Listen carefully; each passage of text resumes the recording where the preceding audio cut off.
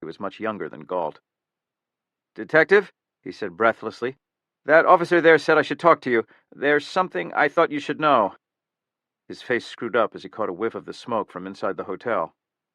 "Go on." "I'm with the power company, Algonquin. Look, my partner, he's in one of our tunnels underneath us," nodding toward Amsterdam College. "I've been trying to reach him, but he's not responding. Only the radios are working fine." Underground, where the electric service was. "I was thinking this Raymond Galt guy. Maybe he was down there and Joey ran into him. You know? I'm worried about him." Sachs called 2 patrolmen to join her. They and the Algonquin worker hurried to the school.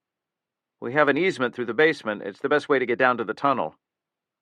So that's how Galt had picked up the volcanic ashtrays, slipping through the exhibit hall of the college. Sachs called Rhyme and explained what had happened, then added, "I'm going tactical, Rhyme. He might be in the tunnel. I'll call you when I know something. You found anything else in the evidence that might help?" "Nothing more, Sachs. I'm going in now."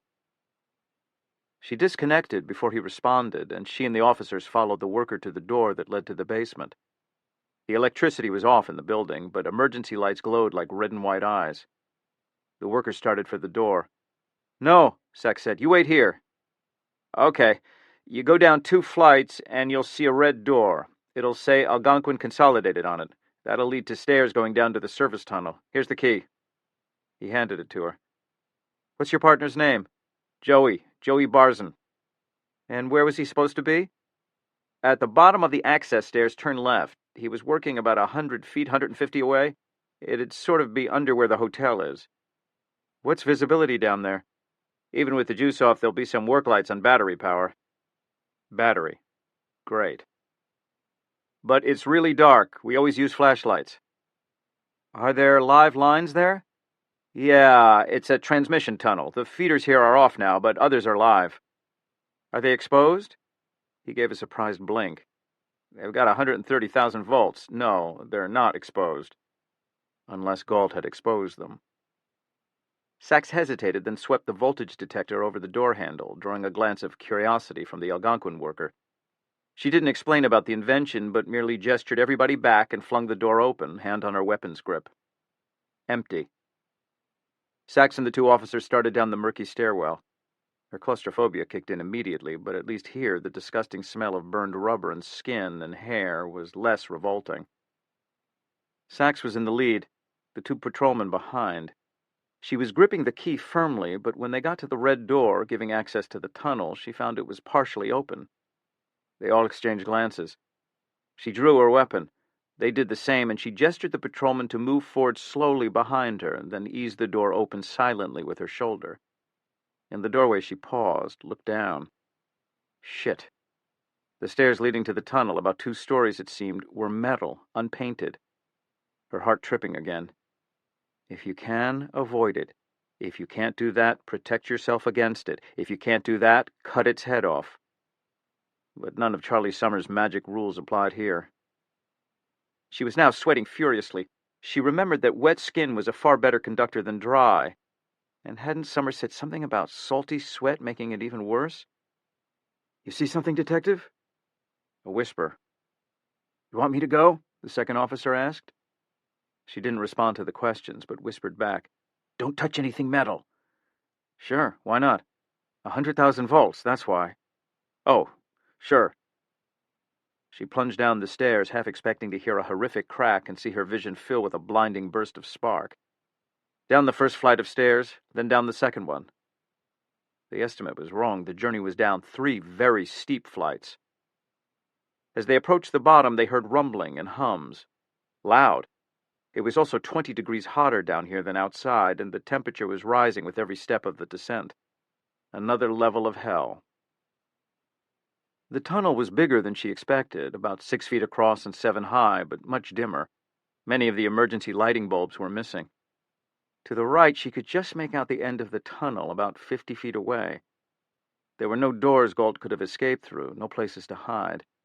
To the left, though, where Joey Barzin was supposed to be, the corridor disappeared in what seemed to be a series of bends. Sachs motioned the other 2 to stay behind her as they moved to the first jog in the tunnel. There they stopped. She didn't believe Galt was still here. He would get as far away as he could, but she was worried about traps. Still, it was a belief, not a certainty that he'd fled.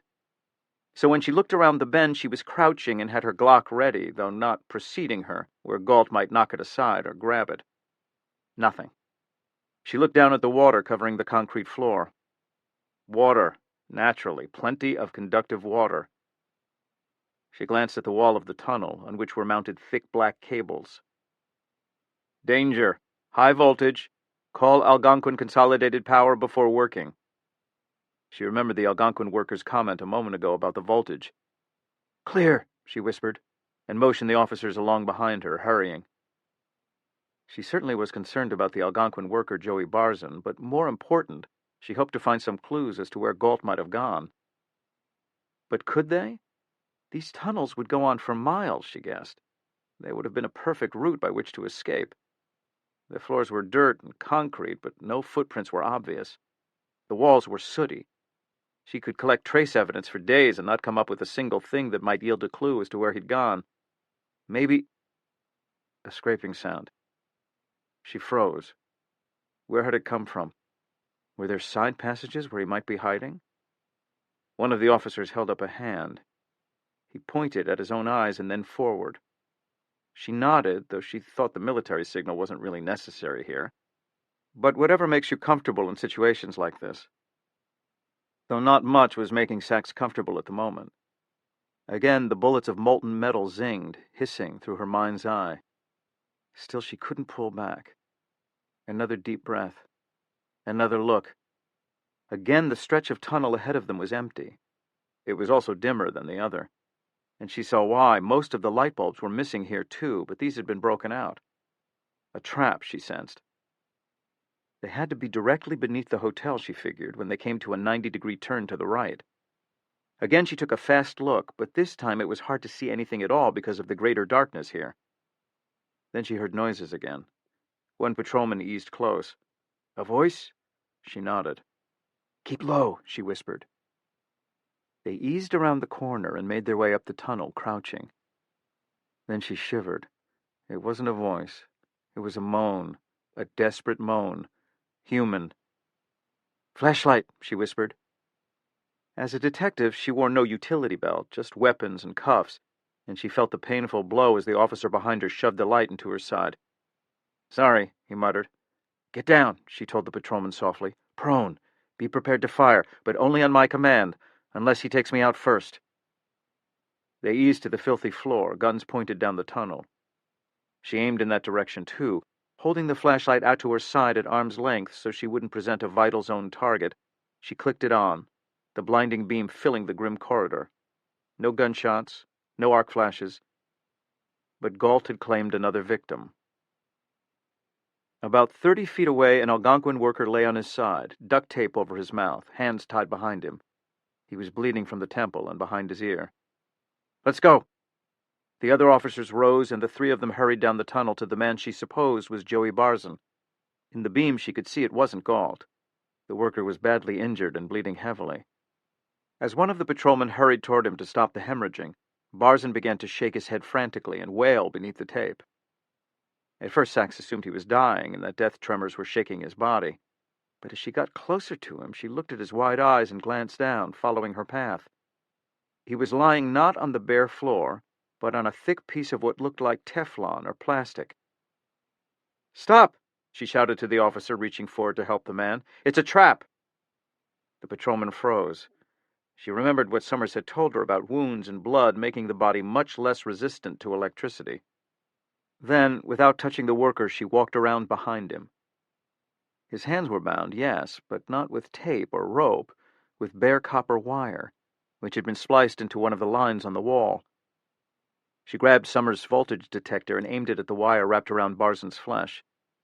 The meter jumped off the scale at 10,000 volts. Had the patrolman touched him, the juice would have streaked through him, through the officer and into the ground, killing them instantly. Sachs stepped back and turned up the volume on her radio to call Nancy Simpson and have her find Bob Cavanaugh and tell the operations director he needed to cut the head off another snake.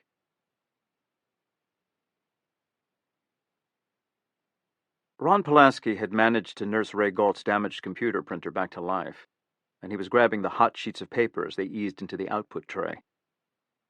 The young officer pored over them desperately, searching for clues as to the man's whereabouts, accomplices, the location of Justice 4, anything that might move them closer to stopping the attacks. Detective Cooper sent him a text explaining that they hadn't successfully stopped Galt at a hotel downtown. They were still searching for the killer in the Wall Street area. Did Pulaski have anything that could help?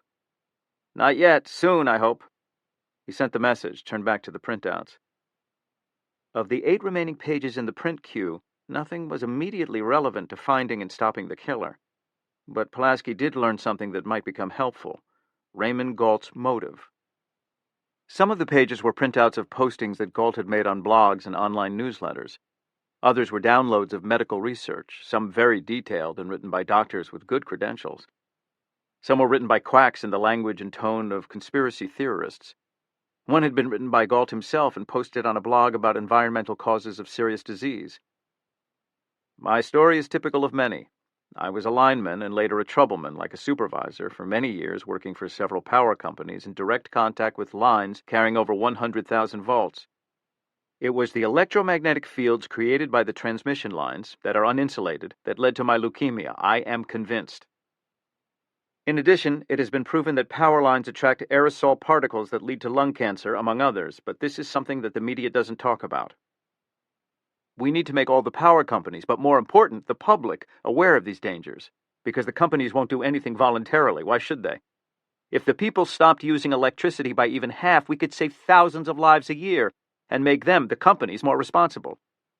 In turn, they would create safer ways to deliver electricity and stop destroying the earth, too. People, you need to take matters into your own hands. Raymond Galt. So that was it. He was ill, he felt, because of companies like Algonquin, and he was fighting back in the time he had left. Pulaski knew the man was a killer, yet he couldn't help but feel a bit of sympathy for him. The officer had found liquor bottles, most of them at least half empty, in one of the cupboards. Sleeping pills, too, and antidepressants. It was no excuse to kill anybody, but dying alone of a terminal disease and the people responsible for your death not caring? Well, Pulaski could understand where the anger came from. He continued through the printouts, but found only more of the same, rants and medical research. Not even emails whose addresses they might trace to see if they could find Galt's friends and clues to his whereabouts. He looked through them once more, thinking about Assistant Special Agent in Charge Tucker McDaniel's weird theory about cloud zone communications, looking for code words and secret messages that might be embedded in the text. Then he decided he'd wasted enough time on that and bundled up the printouts. He spent a few minutes bagging the rest of the evidence, collecting the trace and attaching chain of custody cards. Then he laid the numbers and photographed the entire site. When he was finished, Pulaski looked up the dim hallway to the front door and felt the uneasiness return. He started toward the door, noting again that both the knob and the door itself were metal. What's the problem? He asked himself angrily. You opened it to get inside an hour ago. Leaving on the latex exam gloves, he tentatively reached out and pulled the door open. Then, with relief, he stepped outside. 2 NYPD cops and an FBI agent were nearby. Pulaski nodded a greeting. You here? The agent asked. Pulaski paused in the doorway of the apartment, then stepped farther away from the steel door. About the attack, yeah, I heard he got away. I don't know any details. He killed 5 people. Would have been more, but your partner saved a lot of them. Partner?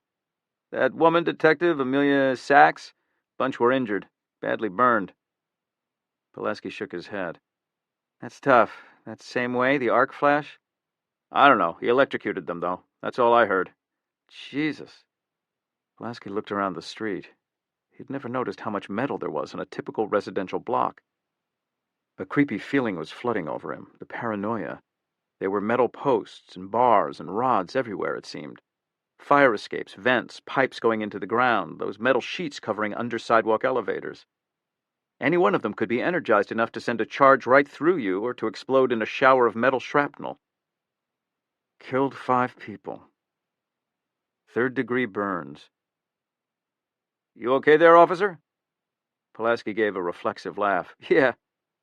He wanted to explain his fear, but of course he didn't. Any leads to Galt? No, he's gone. Well, I gotta get this back to Lincoln Rhyme. Find anything? Yeah, Galt's definitely the one, but I couldn't find anything about where he is now, or what he's got planned next. The FBI agent asked, "Who's going to do surveillance?" He nodded at the apartment. "You want to leave some of your people here?" The implication being that the feds were perfectly happy to come along for the bust, but since Galt wasn't here, and probably wouldn't return, he must have heard on the news that they'd identified him. They didn't want to bother leaving their people on guard detail. "That's not my call," the young officer said. He radioed Lon Salito and told him what he'd found. The lieutenant would arrange for 2 NYPD officers to remain on site, though hidden, until an official undercover surveillance team could be put together, just in case. Pulaski then walked around the corner and into the deserted alleyway behind the building. He popped the trunk and loaded the evidence inside. He slammed it and looked around uneasily. At all the metal, surrounded by metal. God damn it, stop thinking about that. He got into the driver's seat and started to insert the key into the steering column. Then he hesitated. The car had been parked here, up the alley, out of sight of the apartment in case Galt did come back. If the perp was still free, was there a chance he'd returned and rigged some kind of a trap on Pulaski's car? No. Too far-fetched. Pulaski grimaced. He started the car and put it in reverse. His phone buzzed. He glanced at the screen. It was his wife, Jenny. He debated. No, he'd call her later. He slipped the phone away. Glancing out the window, he saw an electrical service panel on the side of a building, 3 large wires running from it. Shivering at the sight, Pulaski gripped the key and turned it. The starter gave that huge grinding sound when the engine's already running. In panic, believing that he was being electrocuted, the young cop grabbed the door handle and yanked it open. His foot slipped off the brake and landed on the accelerator. The Crown Victoria screeched backward, tires skidding. He slammed on the brake, but not before there was a sickening thud and a scream, and he caught a glimpse of a middle-aged man who'd been crossing the alley carting a load of groceries. The pedestrian flew into the wall and collapsed on the cobblestones, blood streaming from his head. Amelia Sachs was taking stock of Joey Barzin. "How you doing?" "Yeah, I guess." She wasn't sure what that meant and didn't think he knew either. She glanced at the EMS medic who was bent over Barzin. They were still in the tunnel beneath the Battery Park Hotel. "Concussion, lost some blood." He turned to his patient, who was sitting unsteadily against the wall. "You'll be all right." Bob Cavanaugh had managed to find the source of the juice and shut down the line that Galt had used for the trap. Sachs had confirmed that the electrical supply was dead, using Summers' current detector, and quickly, really quickly, undone the wire attached to the feeder line. "What happened?" she asked Barzin. "It was Ray Galt. I found him down here. He hit me with a hot stick, knocked me out. When I woke up, he'd wired me to the line. Jesus, that was 60,000 volts, a subway feeder. If you touched me, if I'd rolled a few inches to the side. Jesus." Then he blinked. "I heard the sirens on the street. The smell. What happened?" "Galt ran some wires into the hotel next door." "God, no. Is anybody hurt?" "There are casualties. I don't know the details yet. Where'd Galt go?" "I don't know. I was out. If he didn't leave through the college, he had to go that way through the tunnel." He cast his eyes to the side. "There's plenty of access to the subway tunnels and platforms." Sachs asked, "Did he say anything?" "Not really." "Where was he when you saw him?" "Right there." He pointed about 10 feet away. "You can see where he rigged the line? There's some kind of box in it? I've never seen that before." And he was watching the construction site and the hotel on his computer like it was hooked into a security camera. Sachs rose and looked over the cable, the same Bennington brand as at the bus stop yesterday. No sign of the computer or hot stick, which she recalled Summers telling her about, a fiberglass pole for live wire work. Then Barzin said in a soft voice, "The only reason I'm alive now is that he wanted to use me to kill people, isn't that right? He wanted to stop you from chasing him." "That's right." "That son of a bitch. And he's one of us. Linemen and troublemen stick together. It's like a brotherhood, you know. We have to be. Juice is so dangerous." He was furious at the betrayal. Sachs rolled the man's hands, arms, and legs for trace, and then nodded to the medics. "He can go now."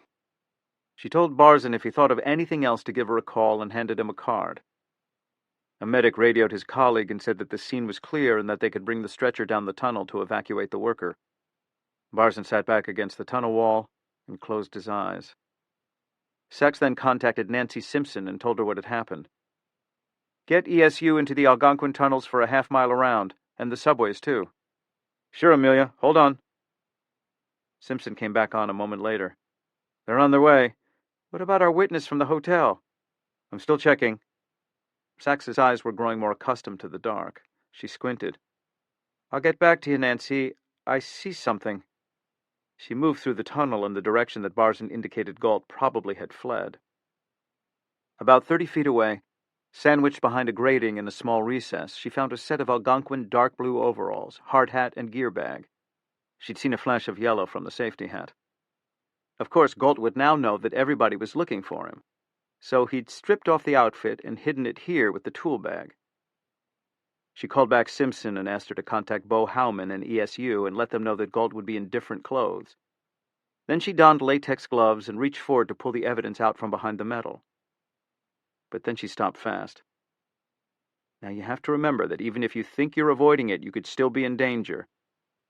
Summers' words resounded in her head. She took the current detector and swept it over the tools. The needle jumped, 603 volts. Gasping, Sachs closed her eyes and felt the strength drain from her legs. She looked more carefully and saw a wire. It ran from the grating underground to the conduit behind which the evidence was stashed. She'd have to touch the pipe to pull the items out. The power was technically off in the tunnel, but maybe this was a case of islanding or backfeed, if she remembered what Summers had told her. "How much amperage does it take to kill you?" 1/10 of 1 amp.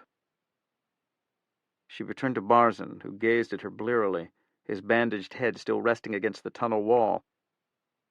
"I need some help. I need to collect some evidence, but there's still power in one of the lines." "What line?"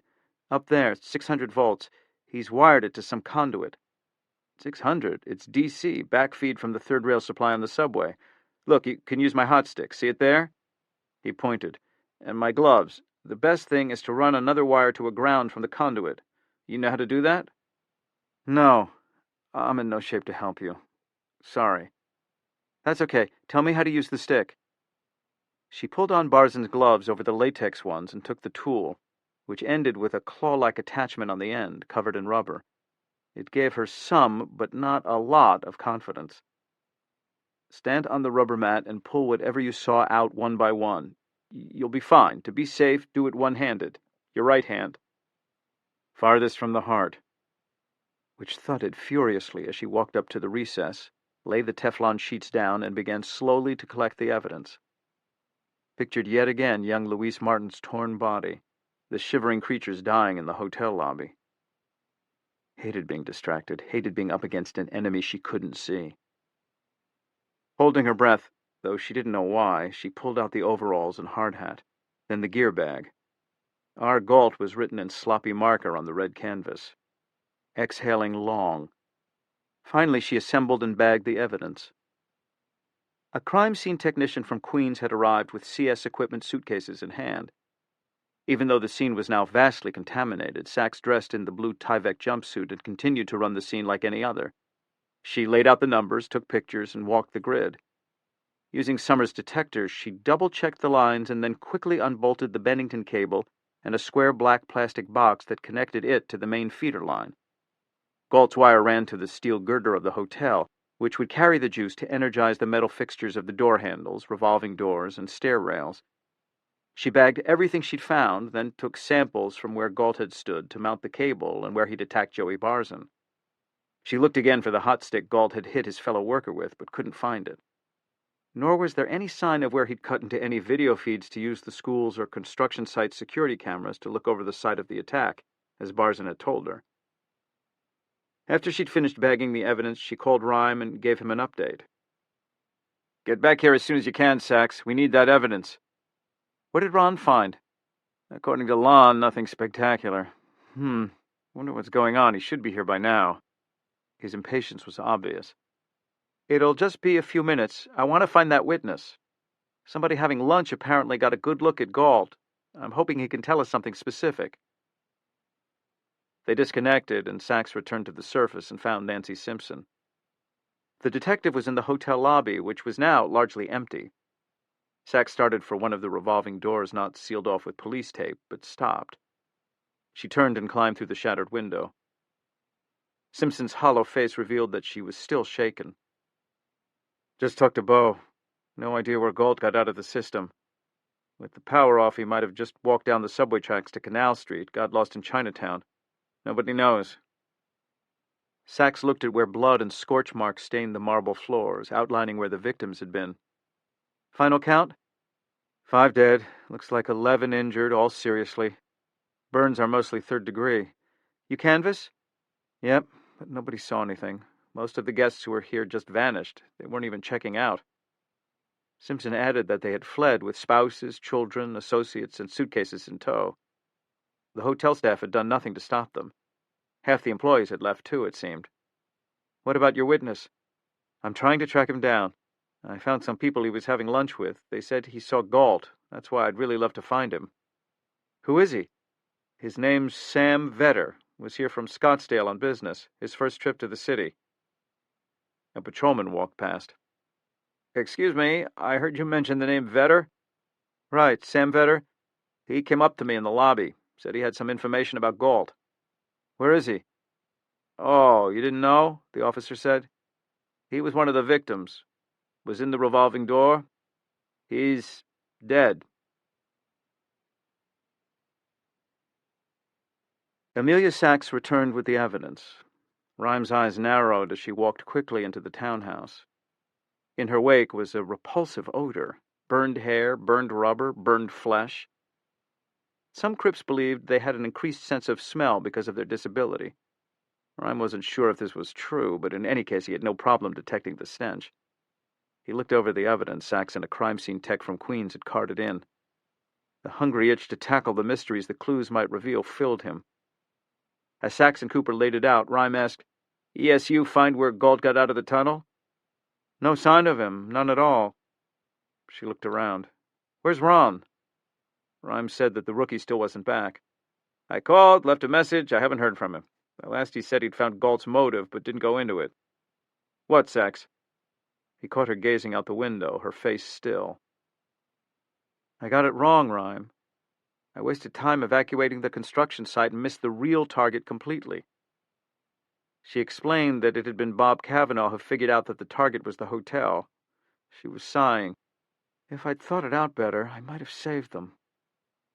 She walked to a whiteboard and with a firm hand wrote Battery Park Hotel at the top, and just below that the names of the deceased victims, apparently a husband and wife, a businessman from Scottsdale, Arizona, a waiter, and an advertising executive from Germany. Could have been a lot more. I heard you took out the windows and got people out that way. Her response was a shrug. Rhyme felt that what if had no part in the policing business. You did the best you could, you played the odds. Though he too was feeling what Sachs was, angry that, despite their race against the clock and their correct deduction about the general locale where the attack would be, not only had they failed to save victims, but they'd missed their chance to collar Galt. But he wasn't upset as she was. However many people were at fault and whatever their degree of blame, Sachs was always hardest on herself. He could have told her that undoubtedly more people would have died if she hadn't been there, and that Galt now knew that he'd been identified and nearly outthought. He might very well stop the attacks altogether and give up. But saying this to her would smack of condescension, and had it been directed at Rhyme himself, he wouldn't even have listened. Besides, the stark truth was, yes, the perp got away because they'd got it wrong. Sachs returned to assembling the evidence on the examining table. Her face was paler than normal. She was a minimalist when it came to makeup, and Rhyme could see that this crime scene too had affected her. The bus incident had spooked her, and some of that was still in her eyes, a patina of ill-ease. But this was a different horror, the residue of the image of the people in the hotel dying in such terrible ways. It was like they were dancing while they died, Rhyme, she described it to him. She'd collected Galt's Algonquin overalls and hard hat, the gear bag containing tools and supplies, another of the heavy-duty cables, identical to the one Galt had used for the arc flash yesterday morning. There were also several bags of trace. Another item, too, in a thick plastic bag, connecting the cable to the main line involved something different from what Galt had used at the Algonquin substation on 57th Street, she explained. He used split bolts, but between the two wires was a plastic box, about the size of a hardcover book. Cooper scanned it for explosives and then opened it up. "Looks homemade, but I have no idea what it is." Sachs said, "Let's talk to Charlie Summers." In 5 minutes, they were on a conference call with the inventor from Algonquin. Sachs described the attack at the hotel. "I didn't know it was that bad," he said in a soft voice. Rhyme said, "Appreciate your advice earlier. How he'd be rigging the current like he did instead of the arc. Didn't help much, though," the man muttered. "Can you look over this box we recovered?" Sachs asked. It was connecting the Algonquin line to the one he ran to the hotel. "Of course." Cooper gave Summers a URL for a secure streaming video and then turned the high-def camera over the guts of the box. "Got it. Let me take a look. Go back to the other side. Interesting, not commercial, made by hand." "That's what it looks like to us," Rhyme said. "I've never seen anything like it, not this compact." "It's switchgear. That's our term for the switches in substations and on transmission systems." "Just shuts a circuit on and off?" "Yep, like a wall switch, except I'd say it could handle 100,000 volts easy. A built-in fan, a solenoid, and a receiver, remote control." So he hooked the wires together without transferring any current. Then when he was safely away, he hit the switch. Andy Jessen said he might try something like that. "Did she? Interesting." Then Summers added, "But I don't think the issue is safety. Any troubleman knows how to splice wires safely. He did this for another reason." Rhyme understood. To time the attack. He'd turn on the juice the moment when most victims were exposed. "I think that's it, yes." Sachs added, "One of the workers who saw him said he was watching the scene on his laptop. It was probably hooked into a nearby security camera. I couldn't find where he cut in, though." "Maybe that's why he hit the switch a few minutes early," Rhyme said. "He had the chance to get the most victims, and he knew Algonquin wasn't going to give in to his demand at that point anyway." Summers sounded impressed when he said, "He's talented. That's a clever piece of work. The switch seems simple, but it was a lot harder to make than you'd think. There's a lot of electromagnetic power and voltage lines that big, and he'd have to shield the electronics. He's smart, which I guess is bad news." "Where could he get the parts? The solenoid, the receiver, the fan?" "In any one of 100 electrical supply stores in the area. 200. Any serial numbers?" Cooper examined them carefully. "No, model numbers, that's all." Then you're out of luck." Rhyme and Sachs thanked Summers, and they hung up. Sachs and Cooper examined Galt's gear kit and the Algonquin overalls and hard hat. No notes or maps, nothing to indicate where he might be hiding out or what his next target might be. That didn't surprise them, since Galt had intentionally ditched the items and would know they'd been discovered. Detective Gretchen Soloff from Crime Scene HQ had collected samplars of Galt's fingerprints from his office and a thumbprint on file from Algonquin Human Resources. Cooper now examined all of the items collected against these prints. He found only Galt's on the collected evidence. Rhyme was frustrated at this. Had they found others, that could have led them to a friend of Galt's or an accomplice or someone in the Justice 4 cell, if it was involved in the attacks. Also, Rhyme noted that the hacksaw and bolt cutter weren't in the bag, but this didn't surprise him. The kit was for smaller hand tools. The wrench, however, was, and it had tool marks that were identical to those on the bolts at the substation on 57th Street. The crime scene team from the arson incident at the substation in Harlem arrived. They had very little. Galt had used a simple Molotov cocktail, a glass bottle filled with gasoline and a cloth rag stuck into the top. It had been thrown against the barred but open window, and the burning gas had flowed inside, igniting rubber and plastic insulation. The bottle was for wine. There were no threads for a screw-top cap, and was manufactured by a glassworks that sold to dozens of wineries, which in turn sold to thousands of retail outlets. The label had been soaked off, untraceable. The gasoline was BP, regular grade, and the cloth was from a T-shirt. None of these items could be traced to a specific location, though a rat-tail file was found in Galt's gear bag, with glass dust that could be associated with the bottle, from scoring it so that it would be certain to break. There was no security camera outside or in the substation. A knock on the door sounded. Tom went to open it, and a moment later Ron Pulaski entered with the evidence he'd gathered at Galt's apartment. several milk crates full of items, the bolt cutter and the hacksaw, along with a pair of boots. Well, at last, Rhyme thought, irritated at the delay, though pleased at the arrival of the evidence. Unsmiling, Pulaski looked at no one as he stacked up the evidence on the table. Then Rhyme noticed that his hand was shaking.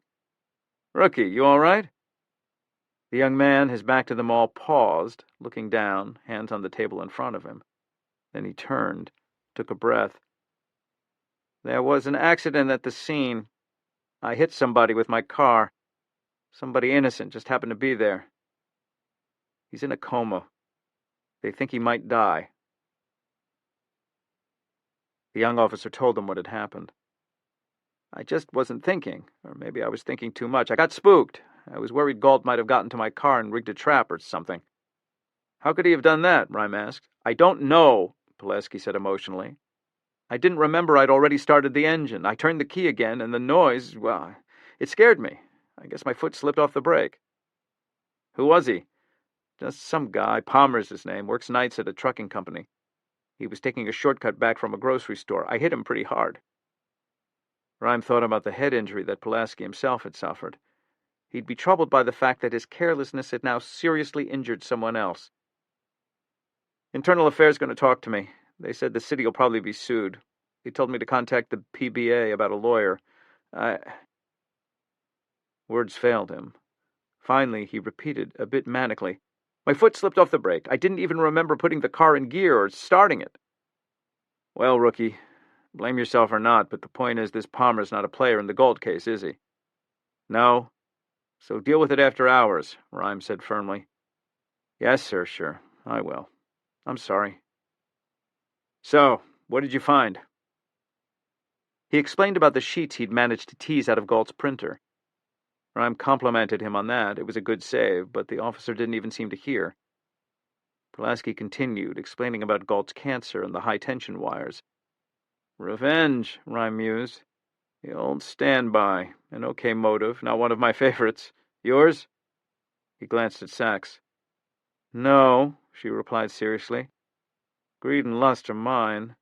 Revenge is usually an antisocial personality disorder thing. But this could be more than revenge, Rhyme. From the demand note, he's on a crusade, saving the people from the evil energy company. A fanatic, and I still think we may find a terrorist connection." Apart from the motive, though, and the evidence tying Galt to the crime scenes, Pulaski had found nothing that suggested his present whereabouts or where he might be going to attack next. This was disappointing, but didn't surprise Rhyme. The attacks were obviously well planned, and Galt was smart. He'd have known from the start that his identity might be learned, and he would have made arrangements for a hideout. Rhyme scrolled through numbers and placed a call.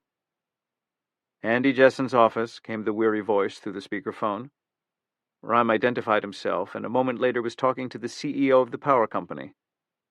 She said, "I just talked to Gary Noble and Agent McDaniel. There are 5 people dead, I heard, and more in the hospital." "That's right." "I'm so sorry. How awful. I've been looking at Ray Galt's employee file. His picture's up in front of me right now. He doesn't look like the kind of person who'd do something like this." "They never do." Rhyme explained, "He's convinced he got cancer from working on the electric lines." "Is that why he's doing this?" "It seems he's crusading. He thinks working on high power lines is a big risk." She sighed. "We've got a half-dozen suits pending on the issue. High-voltage cables give off EMFs, electromagnetic fields. Insulation and walls shield the electrical field, but not the magnetic. There are arguments that can cause leukemia." Reading over the pages from Galt's printer, now scanned and up on the monitor in front of him, Rhyme said, "He also talks about the lines attracting airborne particles that can cause lung cancer. None of that's ever been proven. I dispute it. I dispute the leukemia thing, too." "Well, Galt doesn't." "And what does he want us to do?" "I guess we won't know that until we get another demand note, or he contacts you some other way." "I'll make a statement. Ask him to give himself up." It couldn't hurt. Though Rhyme was thinking that Galt had come too far simply to make a point and surrender. He had more retribution in mind, they had to assume. 75 feet of cable and a dozen split bolts. So far he'd used about 30 feet of the stolen wire. As he disconnected, Rhyme noticed that Pulaski was on the phone, head down. The officer looked up and met his boss's eyes. He ended his call quickly and guiltily and walked over to the evidence table. He started to reach for one of the tools he'd collected and then froze, realizing he didn't have latex gloves on. He pulled on a pair, cleaned the rubber fingers and palm with the dog hair roller. Then he picked up the bolt cutter. A comparison of the tool marks showed that both it and the hacksaw were the same tools used to create the trap at the bus stop, and the boots were the same brand and size too. But that just confirmed what they already knew. Raymond Galt was the perp. They took a look at the paper and the pens the young officer had collected from Galt's apartment. They could determine no source, but the paper and the ink and the Bics were virtually the same as had been used in the demand note. What they discovered next was much more disturbing. Cooper was studying the results from the gas chromatograph mass spectrometer. He said, "Got some trace here, found it in two separate locations, the lace of the boots and the handle of the bolt cutter in Galt's apartment, and then the sleeve of the worker who'd been attacked by Galt in the tunnel downtown, Joey Barzin." "And?" Rhyme asked. "It's a kerosene derivative with minute amounts of phenol and dinonyl naphthyl sulfonic acid added." Rhyme said, "It's standard Jet A fuel. The phenol is an anti-gumming substance and the acid is an anti-static agent." "But there's more," Cooper continued. "Something odd, a form of natural gas. Liquefied, but stable across a wide range of temperatures. And, get this, traces of biodiesel." "Check the fuel database, Mel." A moment later, the tech said, "Got it. It's an alternative aviation fuel that's being tested now, mostly in military fighters. It's cleaner and it cuts down on fossil fuel use. They say it'll be the wave of the future." Alternative energy, Rhyme mused, wondering how this piece of the puzzle fit. But one thing he knew. "Sachs, call Homeland Security and the Department of Defense, FAA too. Tell them our boy may have been checking out fuel depots or air bases." An arc flash was bad enough. Combined with jet propellant, Rhyme couldn't even imagine the devastation. Crime scene: Battery Park Hotel and surroundings. Victims: deceased. Linda Kepler, Oklahoma City, tourist. Morris Kepler, Oklahoma City, tourist. Samuel Vetter, Scottsdale, businessman. Ali Mamrood, New York City, waiter. Gerhard Schiller, Frankfurt, Germany, advertising executive. Remote control switch for turning on current. Components not traceable. Bennington cable and split bolts, identical to first attack. Galt's Algonquin uniform, hard hat and gear bag, with his friction ridge prints. No others. Wrench with tool marks that can be associated with tool marks on bolts at first crime scene. Rat tail file with glass dust that can be associated with glass from bottle found at substation scene in Harlem. Probably working alone. Trace from Algonquin worker Joey Barzin, assault victim of Galt. Alternative jet fuel. Attack at military base? Crime scene, Galt's apartment, 227 Suffolk Street, Lower East Side. Bic soft feel fine point pens, blue ink, associated with ink used in demand letter. Generic 8.5 by 11 white computer paper, associated with demand letter. Generic number 10 size envelope, associated with envelope containing demand letter. Bolt cutter, hacksaw with tool marks matching those at initial scene. Computer printouts. Articles about medical research on cancer linked to high-power electric lines. Blog postings by Galt, Ray, same. Albertson Fenwick Model E20 boots for electrical work, size 11, with treads the same as prints at initial scene. Additional traces of alternative jet fuel. Attack at military base? No obvious leads as to where he might be hiding or location of future attacks. Crime scene, Algonquin Substation MH7, East 119th Street, Harlem. Molotov cocktail. 750 milliliters wine bottle, no source. BP gas used as accelerant. Cotton cloth strips, probably white t-shirt used as fuse, no source determined. Profile. Identified as Raymond Galt, 40, single, living in Manhattan, 227 Suffolk Street. Terrorist connection? Relation to Justice for, unknown. Terror group? Individual named Rahman involved? References to monetary disbursements, personnel movements, and something big. Algonquin security breach in Philadelphia might be related. SIGINT hits code word reference to weapons, paper, and supplies, guns, explosives. Personnel include man and woman. Galt's involvement unknown. Cancer patient. Presence of vinblastine and prednisone in significant quantities. Traces of etoposide.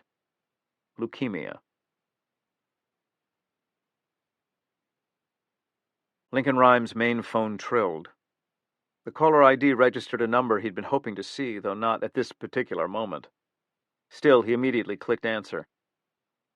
Catherine, what do you have? No time for pleasantries at the moment, but Dance would understand. She was the same way when it came to a case. The DEA guys in Mexico City got the worker to talk, the man who gave the package to Logan just after he slipped into the country. He did take a look at what was inside, like we thought. I'm not sure it's helpful, but here it is. A dark blue booklet with lettering on it. He didn't remember the words. 2 letters C's, he thought. A logo of a company, maybe?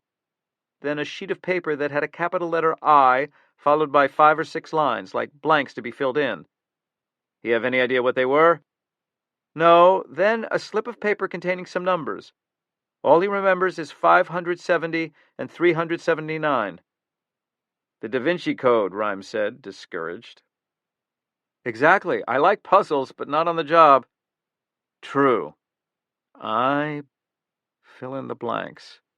And 570 and 379. Dance added, Then he found something else, a circuit board, a small one, for a computer. He didn't know. He was disappointed. He said he would have stolen it if it had been something he could sell more easily. And he'd be dead now if he had. I think he's relieved to be in jail, for that very reason. I've had a talk with Rodolfo. He'd like you to call. Of course. Rhyme thanked Dance and disconnected. He then called the commander, Rodolfo Luna, in Mexico City. Ah, Captain Retired Rhyme. Yes, I just spoke to Agent Dance. The mystery, the numbers. An address? Perhaps it is, but... His fading voice meant, of course, that in a city of 8 million people, one would need more than a few numbers to find a specific location. And maybe related, maybe not. 2 separate meanings. Yes, Rhyme said. Do they have any significance at all regarding the places he's been spotted? No. And these buildings, the tenants, Arturo Diaz and his officers are speaking with them now, explaining the situation. The ones there who are legitimate business people are mystified because they cannot believe they're in danger. The ones who are themselves criminals are mystified because they are better armed than my troops and believe no one would dare attack them. 570 and 379. Phone numbers? Coordinates? Parts of an address? Luna continued. We've reconstructed the route the truck took from the airport to the capital. They were pulled over once, but you may have heard about our traffic police. A fine was paid immediately and no questions were asked. Arturo tells me those officers, who are, by the way, now looking for new jobs, identified your Mr. Watchmaker.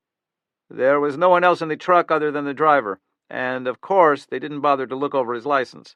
And there was in the back no equipment or contraband that would lead us in one direction or another, so we are left to focus on the buildings he seems to be focusing on, and hope that he isn't sneaking up behind his real victim 5 miles away. Very much what I was going to say. Do you have any thoughts about the circuit board that Logan was given? I am a soldier, Detective Rhyme, not a hacker, and so naturally I thought it was not a piece of computer hardware but a remote detonator for explosives. The booklet was perhaps an instruction manual. Yes, I was thinking that too. He would not want to travel with such a device. It would make sense to acquire it here, and I understand from our news that you have your hands full there. Some terrorist group? We don't know. I wish I could help you. Appreciated, but keep your attention focused on the watchmaker, Commander. Good advice. Luna gave a sound between a growl and a laugh. Cases are so much easier to run when you start with a corpse or 2. I hate it when the bodies are still alive and being elusive. Rhyme smiled at that, and couldn't disagree. At 2:40 p.m., Algonquin Security Chief Bernard Wall was walking along the sidewalk in Queens, coming back from his investigation. That's how he liked to think of it. His investigation about his company. The #1 energy provider in the East, maybe in the entire North American grid. He wanted to help, especially now, since the horrific attack this afternoon at the Battery Park Hotel. Ever since he'd heard that woman, Detective Sachs, mention to Ms. Jessen about the Greek food, he'd been devising a strategy. Micro-investigation was how he thought of what he was doing. Wall had read about it somewhere, or maybe seen it on the Discovery Channel. It was all about looking at the small clues, the small connections. Forget geopolitics and terrorists. Get a single fucking fingerprint or hair and run with it, until you collared the perp, or it turned out to be a dead end and you went in a different direction. So he'd been on a mission of his own, checking out the nearby Greek restaurants in Astoria, Queens. He'd learned Galt enjoyed that cuisine. And just a half hour ago, he'd hit pay dirt. A waitress, Sonia, more than cute, earned a $20 tip by reporting that twice in the past week a man wearing dark slacks and a knit Algonquin consolidated shirt, the sort worn by middle managers, had been in for lunch. The restaurant was Lini's, known for its moussaka and grilled octopus, and, more significant, homemade tara masalata, bowls of which were brought to everyone who sat down, lunch and dinner, along with wedges of pita bread and lemon. Sonia couldn't swear to it, but when shown a picture of Raymond Galt, she said, Yeah, that looks like him. And the man had been online the entire time on a Sony computer. While he'd only picked at the rest of his food, he'd eaten all his tara masalata, she'd noted. Online the whole time, which meant to Wall that there might be some way to trace what Galt had searched for or who he'd emailed. Wall watched all those crime shows on TV and did some continuing education in security on his own dime. Maybe the police could get the identification number of Galt's computer and find out where he was hiding. Sonia had reported the killer had also made a lot of cell phone calls. That was interesting. Galt was a loner. He was attacking people because he was pissed off about getting cancer from high-tension wires. So, who was he calling? A partner? Why? That was something they could find out, too. Hurrying back to the office now, Wall considered how best to handle this. Of course, he'd have to get word back to the police as fast as he could. His heart was slamming at the thought of being instrumental in catching the killer. Maybe Detective Sachs would be impressed enough to get him a job interview with the NYPD. But hold on, don't be cagey here, he cautioned himself. Just do what's best and deal with the future in the future. Call everybody, Detective Sachs, Lincoln Rhyme, and the others, FBI Agent McDaniel, and that police lieutenant, Lancelito. And of course, tell Ms. Jessen. He walked quickly, tense and exhilarated, seeing ahead of him the red and gray smokestacks of Algonquin Consolidated, and in front of the building those damn protesters. He enjoyed a brief image of turning a water cannon on them, or even more fun, a taser. The company that made them also had a sort of shotgun taser, which would fire a number of barbs into a crowd for riot control. He was smiling at the thought of them dancing around on the ground when the man got him from behind. Wall gasped and barked a cry. A muzzle of a gun appeared against his right cheek. "Don't turn around," was the whisper. The gun now pressed against his back. The voice told him to walk into an alley between a closed car repair shop and a darkened warehouse. A harsh whisper. "Just do what I say, Bernie, and you won't get hurt." "You know me?" "It's Ray," came the whisper. "Ray Galt?" Wall's heart thudded hard. He wondered if he'd be sick. "Oh, man, look, what do you— Shh! Keep going." They continued into the alley for another 50 feet or so and turned a corner into a dim recess. "Lie down face first, arms out at your sides." Wall hesitated, thinking for some ridiculous reason about the suit he'd proudly put on that morning, an expensive one. "Always look better than your job title," his father had told him. The .45 nudged his back. He dropped like a stone into the greasy dirt. "I don't go to Lini's anymore, Bernie. You think I'm stupid?" Which told him that Galt had been tailing him for a while. And I hadn't even noticed. Oh, some fucking cop I'd be. Jesus. "And I don't use their broadband. I use a prepaid cell connection." "You killed those people, Ray. They're not dead because of me. They're dead because Algonquin and Andy Jessen killed them. Why didn't she listen to me? Why didn't she do what I asked?" "They wanted to, man. There just wasn't enough time to shut the grid down." "Bullshit." "Ray, listen. Turn yourself in. This is crazy, what you're doing." A bitter laugh. "Crazy? You think I'm crazy?" "I didn't mean that. I'll tell you what's crazy, Bernie. Companies that burn gas and oil and fuck up the planet. and that pump juice through wires that kills our children, just because we like fucking blenders and hair dryers and TVs and microwaves. Don't you think that's what's crazy? No, you're right, Ray. You're right. I'm sorry. I didn't know all the shit you'd been through. I feel bad for you. You mean it, Bernie? Do you really mean it, or are you just trying to save your ass? A pause. A little bit of both, Ray. To Bernard Wall's surprise, the killer gave a laugh. That's an honest answer. Maybe one of the only honest answers that's ever come out of somebody who works for Algonquin. Look, Ray, I'm just doing my job.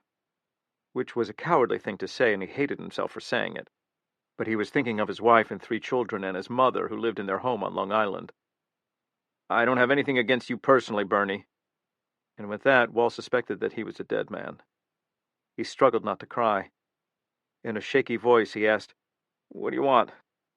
I need you to tell me something. The security code for Andy Jesson's townhouse? What garage she parked her car in? Wall didn't know either of those. But the killer's request was something very different.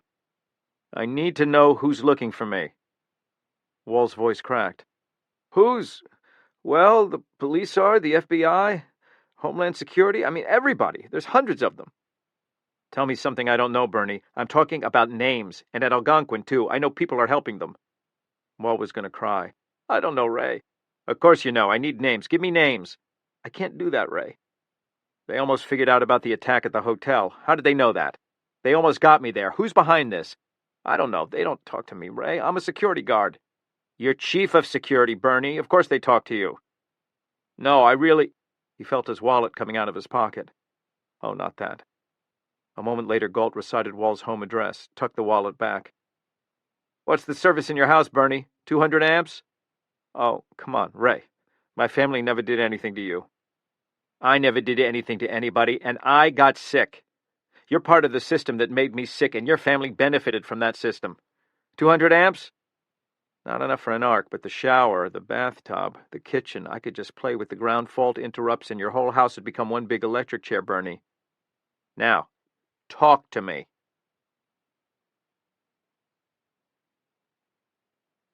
Fred Del Rey was walking down a street in the East Village, past a row of gardenias, past a gourmet coffee shop, past a clothing store. My, was that $325 for a shirt? Without a suit, tie, and a pair of shoes attached? He continued past storefronts in which sat complicated espresso machines and overpriced art, and the sorts of glittery shoes that a girl would lose at 4 a.m. en route from one hazy downtown club to another, thinking how the village had changed in the years since he started being an agent. Change. Used to be a carnival, used to be crazy, used to be gaudy and loud, laughter and madness, lovers entwined or shrieking or floating sullenly down the busy sidewalks. All the time, 24 hours.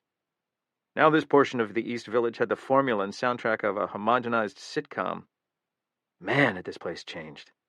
And it wasn't just the money, not just the preoccupied eyes of the professionals who lived here now, cardboard coffee cups replacing chipped porcelain. No, that wasn't what Del Rey kept seeing. What he saw was everybody on fucking cell phones, talking, texting. And Jesus, our Savior in heaven, here were 2 tourists right in front of him using GPS to find a restaurant. In the East fucking Village! Cloud zone. Everywhere, more evidence that the world, even this world, Del Rey's world, was now Tucker McDaniel's. Back in the day, Del Rey would play dress-up here, looking homeless, pimp, dealer. He was good at pimp, loved the colored shirts, purple and green. Not because he worked vice, which wasn't a federal crime, but because he knew how to fit. The chameleon. He fit in places like this. And that meant people talked to him, but now, hell, there were more people on phones than there weren't.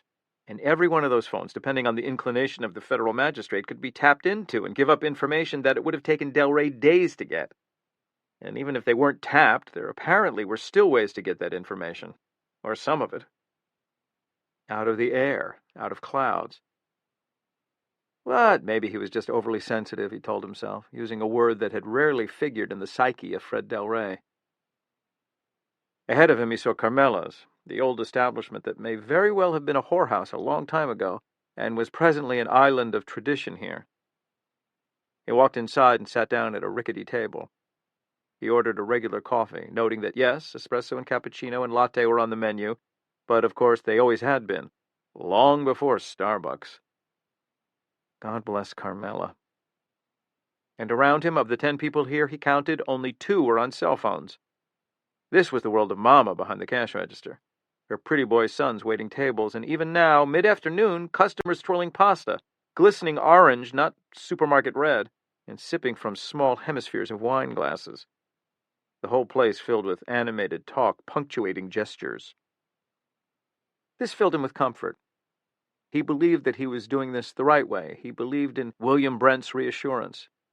He was about to receive some value, something, for the dubious $100,000. Only a tenuous lead, but it would be enough. That was something else about Street Delray. He'd been able to weave cloth from the tiny threads his CIs delivered, usually they themselves oblivious to the value of what they'd found. A single hard fact that would lead to Galt, or to the site of the next attack, or to the elusive Justice 4. And he was well aware that fact, that find, that save, they'd vindicate him too. Delray, the old-school street agent, far, far from the cloud zone. Delray sipped the coffee and snuck a glance at his watch. Exactly 3 p.m. He had never known William Brent to be late, even by 60 seconds. Not efficient, the CI had said, of being either early or tardy. 45 minutes later, without as much as a phone call from Brent, a grim-faced Fred Delray checked his messages once more on the cold phone. Nothing. He tried Brent's for the 6th time, still straight to the robotic voice telling him to leave a message. Delray gave it 10 minutes longer, tried once more, then called in a big favor from a buddy of his at one of the mobile providers and learned that the battery had been removed from Brent's phone. The only reason to do that was to prevent tracing, of course. A young couple approached and asked if Delray was using the other chair at his table. The responsive glance must have been pretty intimidating because they retreated instantly, and the boyfriend didn't even try for a moment of chivalric bravado. Brent's gone. I've been robbed, and he's gone. Replaying the man's confidence, his reassurance. Guarantee my ass. $100,000. He should have known that something was going on when Brent had insisted on that huge sum, considering the shabby suit and threadbare argyle socks. Delray wondered whether the man had decided to settle in the Caribbean or South America on his windfall.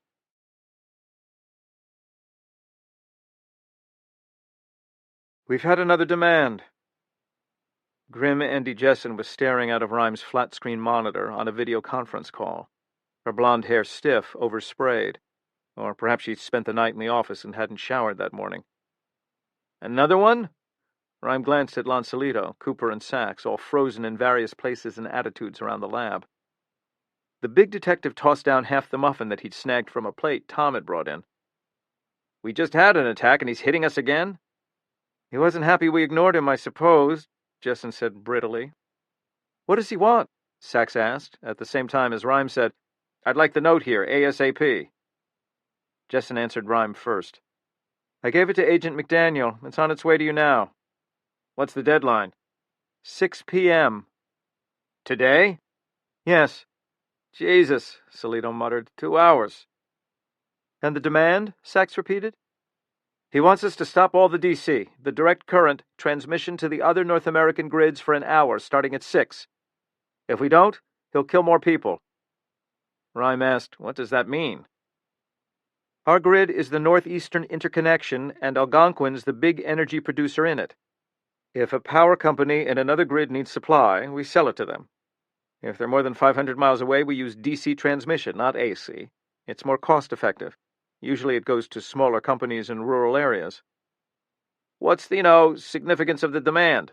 Salito asked. I don't know why he's asking. It doesn't make any sense to me. Maybe his point is reducing cancer risk to people near the transmission lines. But I'd guess fewer than 1,000 people in North America live near DC lines. Rhyme said, Galt isn't necessarily behaving rationally. True. Can you do it? Meet his demand? No, we can't. It's impossible. It's just like before with the grid in New York City, except worse. It would cut out service to thousands of small towns around the country. And there are direct feeds into military bases and research facilities. Homeland Security's saying to shut it down would be a national security risk. The Defense Department concurs. Rhyme added, and presumably you'd be losing millions of dollars. A pause. Yes, we would. We'd be in breach of hundreds of contracts. It would be a disaster for the company. But anyway, the argument about complying is moot. We physically couldn't do this in the time he's given us. You don't just flip a wall switch with 700,000 volts. All right, Rhyme said. How did you get the note? Galt gave it to one of our employees. Rhyme and Sachs exchanged glances. Jessen continued, explaining that Galt accosted Security Chief Bernard Wall as the man was returning from lunch. Is Wall there with you? Sachs asked. Hold on a minute, Jessen said. He was being debriefed by the FBI. Let me see. Salito whispered. They didn't fucking bother to even tell us they were talking to him, the Phoebes. It had to come from her? A moment later, solid-shouldered Bernard Wall appeared on the screen and sat down next to Andy Jessen. His round black scalp glistened. Hello, Sachs said. The handsome face nodded. Are you all right? Yes, Detective. He wasn't all right, though. Rhyme could see. His eyes were hollow. They were avoiding the webcam. Tell us what happened. I was coming back from lunch, and Galt came up behind me with a gun and took me to an alleyway. Then he shoved the letter into my pocket and said, get it to Ms. Jessen right away. Then he was gone. That's all? A hesitation. Pretty much, yes, ma'am. Did he say anything that might lead us to where he's hiding out or where the next target might be? No, mostly he just rambled about electricity causing cancer and being dangerous and how nobody cares. Rhyme was curious about something. Mr. Wall, did you see the weapon, or was he bluffing? Another hesitation. Then the security man said, I caught a look, 45, 1911, the old Army model. Did he grab you? We could get some trace evidence off your clothes. No, only his gun. Where'd this happen? Somewhere in an alley near B&R Auto Repair. I don't really remember, sir. I was pretty shaken up. Sachs asked, And that was it? He didn't ask anything about the investigation? No, ma'am, he didn't. I think all he cared about was getting the letter to Ms. Jessen right away. He couldn't think of another way to do it except to stop an employee. Rhyme had no more questions for him. He glanced at Salito, who shook his head. They thanked him, and Wall moved off camera. Jessen looked up, nodding at somebody who'd come into the doorway, then back to the camera for the video conference. Gary Noble and I are meeting with the mayor. Then I'm doing a press conference. I'll make that personal appeal to Galt. Do you think that'll work? No, Rhyme didn't think it would work, but he said, Anything you can do, even if it just buys us some time. After they disconnected the call, Salito asked, What wasn't Walt telling us? He got scared. Galt threatened him. He probably gave up some information. I'm not too worried. He was out of the loop pretty much. But whatever he spilled, frankly, we can't worry about that now. At that moment, the doorbell rang. It was Tucker McDaniel and the kid. Rhyme was surprised. The FBI agent would have known there was a pending press conference, and yet here he was, not leveraging his way onto the podium. He'd yielded to Homeland Security so he could bring evidence to Rhyme in person. The ASAC stock rose slightly once more. After being briefed about Galt and his motive, the agent asked Pulaski, And in his apartment you found no reference to Justice 4 or Raman, terrorist cells? No, nothing. The agent looked disappointed, but said, Still, that doesn't contradict a symbiosis construct. Which is? Rhyme asked. A traditional terror operation using a front man with mutually aligned goals.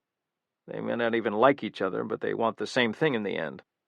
An important aspect is that the professional terror cell keeps themselves completely isolated from the primary negative actor, and all communication is...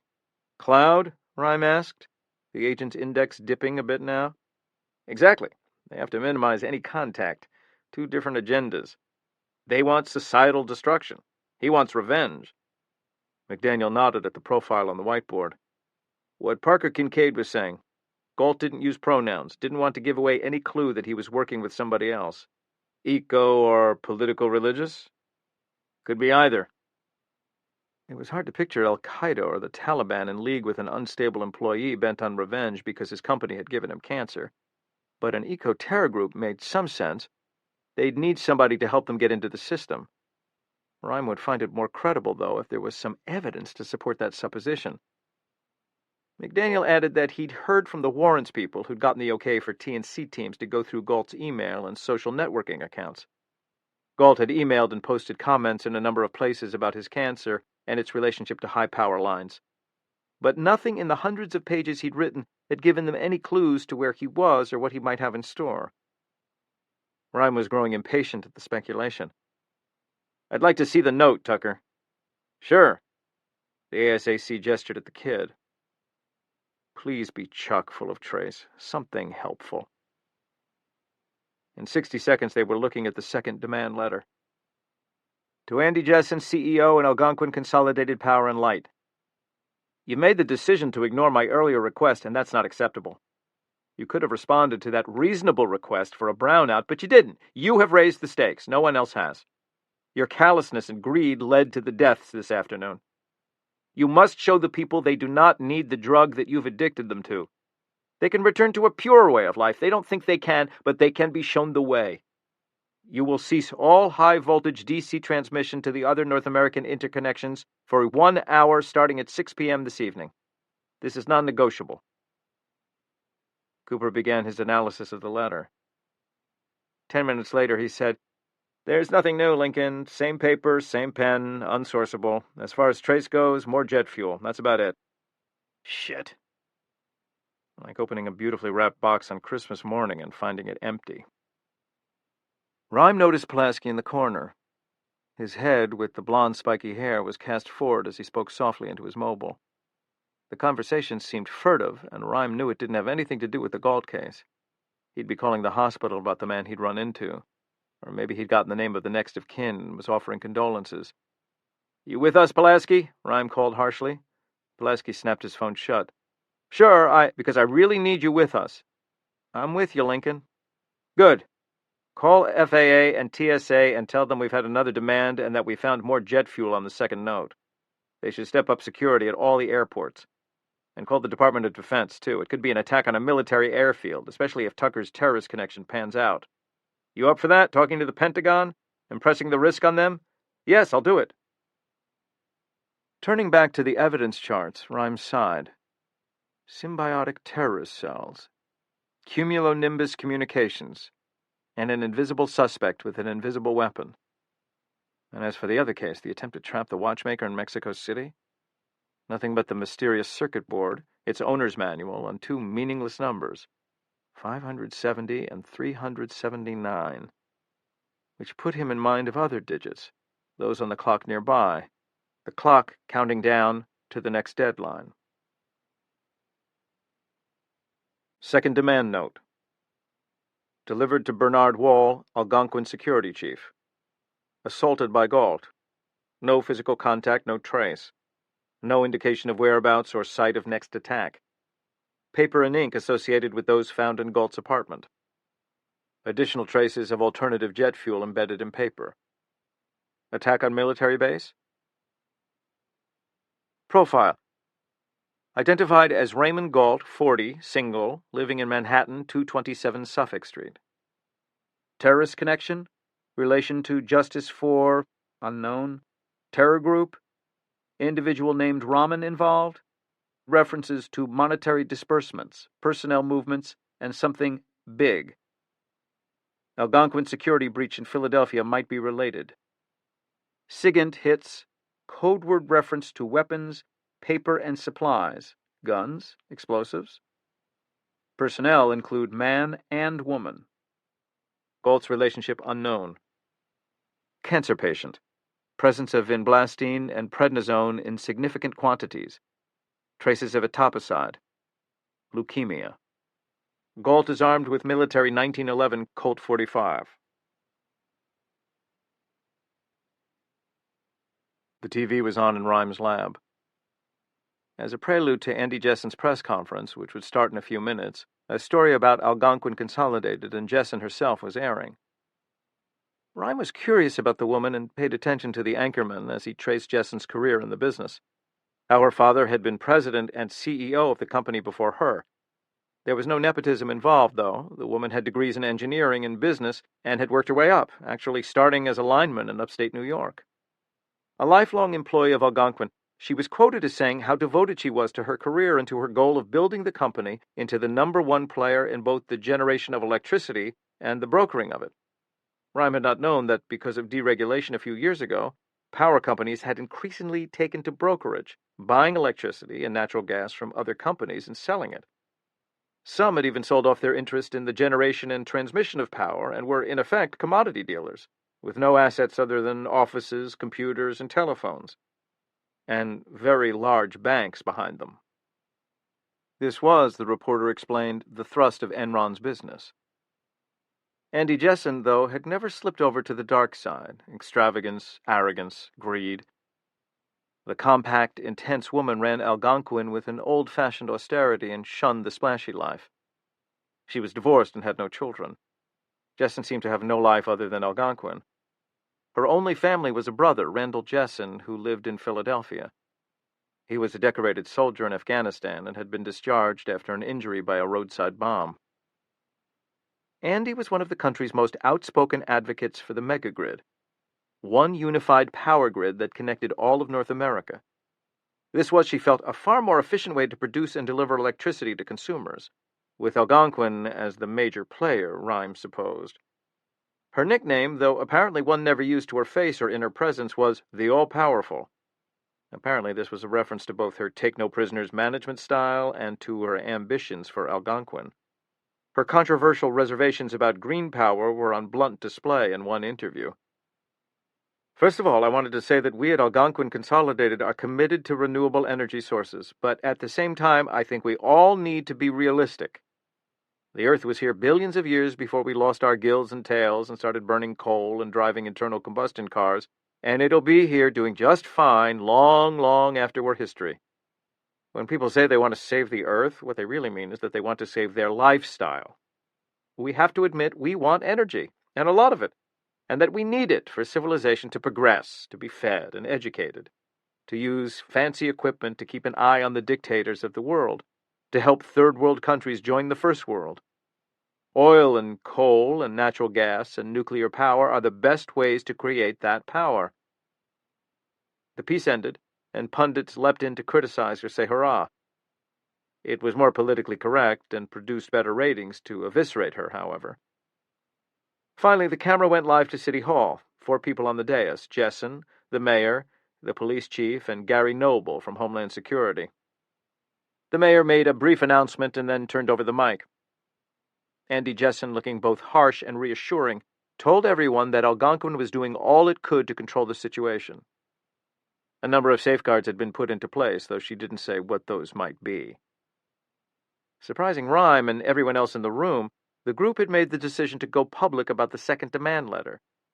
He supposed that the reasoning was if they were unsuccessful in stopping Galt and somebody else died in another attack, the public relations and perhaps legal consequences to Algonquin would have been disastrous. The reporters leapt on this instantly and pelted her with questions. Jessen coolly silenced them and explained that it was impossible to meet the extortionist's requirements. A reduction in the amount of power he wanted would result in hundreds of millions of dollars in damages, and very likely many more deaths. She added that it would be a national security risk because the demands would hamper military and other governmental operations. Algonquin is a major player in our nation's defense, and we will not do anything to jeopardize that. Slick, thought Rhyme. She's turning the whole thing around. Finally, she ended with a personal statement to Galt to turn himself in. He'd be treated fairly. Don't let your family or anyone else suffer because of the tragedy that's happened to you. We'll do whatever we can to ease your suffering, but please, do the right thing, and turn yourself in. She took no questions, and was off the dais seconds after she finished speaking, her high heels clattering loudly. Rhyme noticed that while her sympathy was heartfelt, she never once admitted that the company had done anything wrong, or that high-voltage lines might in fact have led to Galt's or anyone else's cancer. Then the police chief took over and tried his best to offer concrete reassurance.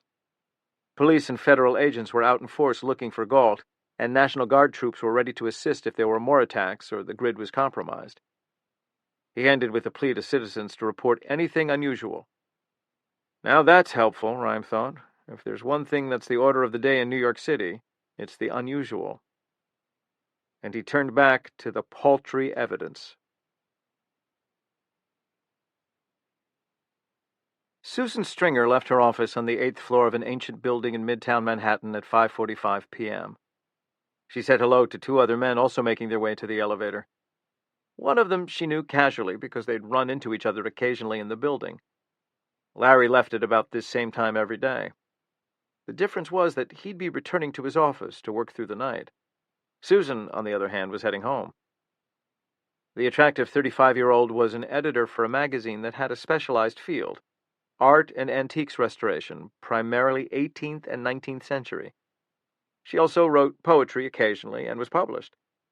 These passions gave her only a modest income, but if she ever had any doubts about the wisdom of sticking to her career, all she had to do was listen to a conversation like the one Larry and his friend were having at the moment, and she knew she could never go into that side of business: law, finance, banking, accounting. The two men wore very expensive suits, nice watches, and elegant shoes, but there was a harried quality about them, edgy. It didn't seem they liked their jobs much. The friend was complaining about his boss breathing down his neck. Larry was complaining about an audit that was in the fucking tank. Stress, unhappiness, and that language, too. Susan was pleased she didn't have to deal with that. Her life was the Rococo and neoclassical designs of craftsmen, from Chippendale to George Hepplewhite to Sheraton. Practical beauty, she phrased their creations. "You look wasted," the friend said to Larry. He did, Susan agreed. "I am. Rare of a trip." "When'd you get back?" "Tuesday." "You were senior auditor?" Larry nodded. "The books were a nightmare. 12-hour days. The only time I could get out on the golf course was Sunday, and the temperature hit 116. Ouch! I've got to go back. Monday. I just don't know where the hell the money's going. Something's fishy. Weather that hot, maybe it's evaporating." "Funny," Larry muttered in an unfunny way. The men continued their banter about financial statements and disappearing money, but Susan tuned them out. She saw another man approach, wearing a workman's brown overalls and a hat, as well as glasses. Eyes down, he carried a tool kit and a large watering can, though he must have been working in a different office since there were no decorative plants in the hallway here, and none in her office. Her publisher wouldn't pay for any flora, and he sure wouldn't pay for a person to water them. The elevator car came, and the two businessmen let her precede them inside, and she reflected that at least some semblance of chivalry remained in the 21st century. The workman entered too and hit the button for the floor 2 down, but unlike the others, he rudely pushed past her to get to the back of the car. They started to descend. A moment later, Larry glanced down and said, "Hey, Mr. Watchett, you're leaking there." Susan looked back. The workman had accidentally tilted the can, and a stream of water was pouring onto the stainless steel floor of the car. "Oh, sorry," the man mumbled unapologetically. The whole floor was soaked, Susan noted. The door opened, and the worker got out. Another man entered. Larry's friend said in a loud voice, "Careful, that guy just spilled some water in here. Didn't even bother to clean it up." But whether the culprit had heard or not, Susan couldn't say. Even if he had, she doubted he cared.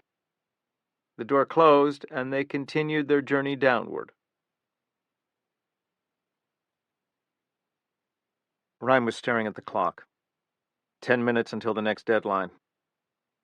The last hour or so had involved coordinated searches throughout the city by the police and FBI, and in the townhouse here, a frantic analysis of the evidence once more.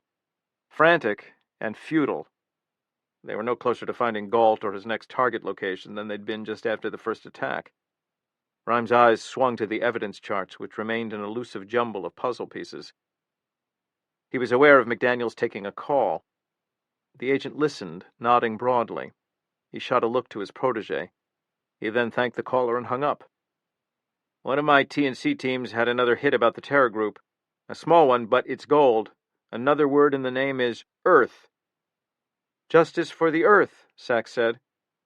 "Could be more to it, but we know those words for certain. Justice for and Earth." "At least we know it's eco-terror," Solito muttered. "No hits on any database?" Rhyme wondered aloud. "No, but remember, this is all cloud zone, and there was another hit. Rahman's second in command seems to be somebody named Johnston." "Anglo." But how does this help? Rhyme wondered angrily to himself. How does any of this help us find the site of the attack, which is going to happen in just a few minutes? And what the hell kind of weapon has he devised this time? Another arc flash? Another deadly circuit in a public place? Rhyme's eyes were riveted on the evidence whiteboards. McDaniel said to the kid, "Get me Delray." A moment later, the agent's voice came through the speaker. "Yes, who's this? Who's there?" "Fred, it's Tucker. I'm here with Lincoln Rhyme and some other people from the NYPD. "And Rhymes?" "Yes." "How you doing, Lincoln?" "Been better." "Yeah, true about all of us." McDaniel said, "Fred, you heard about the new demand and deadline. Your assistant called me. She told me about the motive, too, Galt's cancer. We've got confirmation that it's probably a terror group, eco-terror. How does that play with Galt? Symbiosis?" "What?" "A symbiotic construct. It was in my memo. They're working together. The group's called Justice for the Earth, and Rahman's second in command is named Johnston." Delray asked, "Sounds like they have different agendas. How'd they hook up, Galt and Rahman?" "I don't know, Fred. That's not the point. Maybe they contacted him, read his postings about the cancer. It was all over the internet." "Oh. Now the deadline's coming up at any minute. Has your CI found anything?" A pause. "No, Tucker, nothing." "The debriefing, you said it was at 3. Another hesitation. "That's right, but he doesn't have anything concrete yet. He's going a little farther underground." "The whole fucking world's underground," the FBI agent snapped, surprising Rhyme. He couldn't imagine an expletive issuing from the man's smooth lips. "So call your guy up and get him the information about Justice for the Earth and the new player, Johnston." "I'll do it."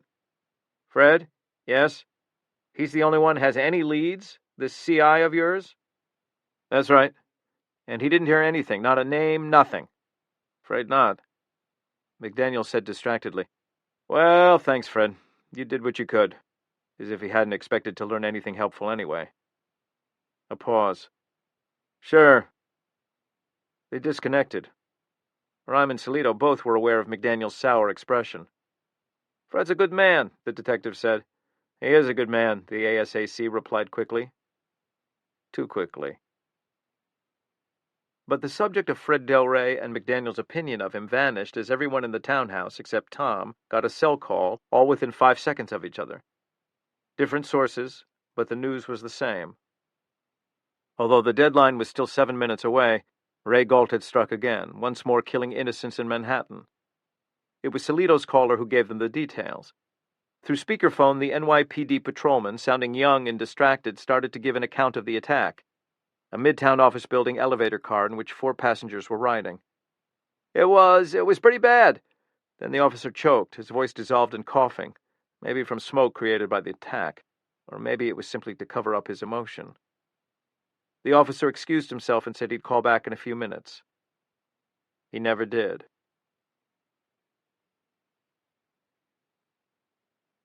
That smell again. Could Amelia Sachs ever escape it? And even if she scrubbed and threw her clothes out, could she ever forget it?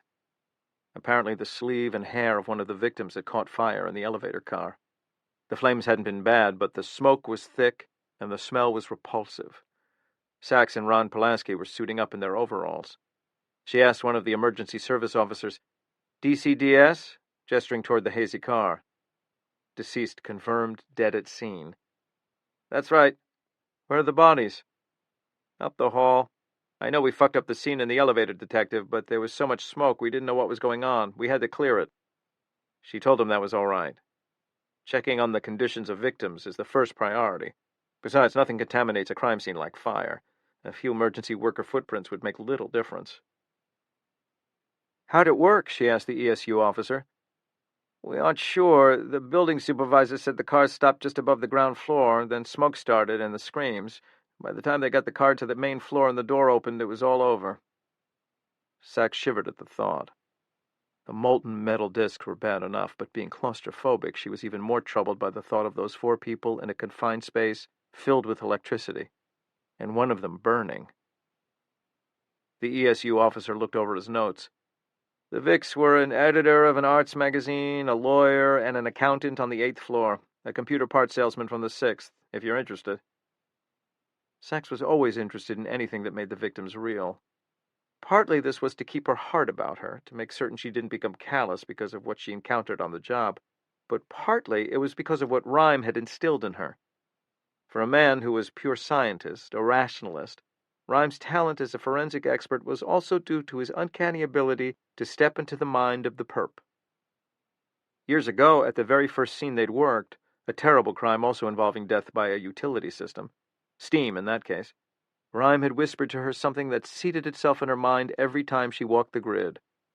"I want you to be him," he told her, speaking of the perp. "Just get into his head. You've been thinking the way we think. I want you to think the way he does." Rhyme had told her that while he believed forensic science could be taught, this empathy was an innate talent. And Sachs believed the best way to maintain this connection, this wire, she thought now, between your heart and your skill, was never to forget the victims. "Ready?" she asked Pulaski. "I guess." "We're going to do the grid rhyme," she said into the microphone. "Okay, but do it without me, Sachs." She was alarmed. Despite his protests to the contrary, Rhyme hadn't been well. She could tell easily, but it turned out there was another reason he was signing off. "I want you to walk the grid with that guy from Algonquin." "Summers?" "Right." "Why?" "For one thing, I like his mind. He thinks broadly. Maybe it's his inventor's side, I don't know. But beyond that, something's not right, Sachs. I can't explain it. I feel we're missing something. Galt had to have planned this out for a month at least, but now it looks like he's accelerating the attacks, 2 in one day. I can't figure that out." "Maybe," she suggested, "it's because we've gotten onto him faster than he hoped." "Could be. I don't know. But if that's the case, it also means he'd love to take us out, too." "True. So I want a fresh perspective. I've already called Charlie, and he's willing to help. Does he always eat when he talks on the phone?" "He likes junk food." "Well, when you're on the grid, make sure he's got something that doesn't crunch. Communications will patch you in whenever you're ready. Just get back here ASAP with whatever you find. For all we know, Galt's rigging another attack right now." They disconnected. She glanced at Ron Pulaski, who was still clearly troubled. "I need you with us, rookie." She called him over. "Ron, the major scene's downstairs where he probably rigged the wires in that device of his." She tapped her radio. "I'll be online with Charlie Summers. I need you to run the elevator." Another pause. "And process the bodies, too. There probably won't be much trace. His MO is he doesn't have any direct contact with the Vics, but it needs to be done. Are you okay with that?" The young officer nodded. "Anything you need, Amelia," sounding painfully sincere. He was making amends for the accident at Galt's apartment, she guessed. "Let's get to it. And Vicks." "What?" "In the kit, Vicks Vapor Rub. Put some underneath your nose for the smell." In 5 minutes she was online with Charlie Summers, grateful that he was helping her in running the scene, to give technical support, which he defined in his irreverent way as helping to save her ass. Sachs clicked on her helmet light and started down the stairs into the basement of the building, describing to Charlie Summers exactly what she saw in the dank, filthy area at the base of the elevator shaft. She was linked to him only through audio, not video, as she usually was with Rhyme. The building had been cleared by ESU, but she was very aware of what Rhyme had told her earlier, that Galt could easily have decided to start targeting his pursuers. She looked around for a moment, taking only a few detours to shine the light on shadows that had a vaguely human form. They turned out to be only shadows that had a vaguely human form. He asked, "You see anything bolted to the railings the elevator rides on?"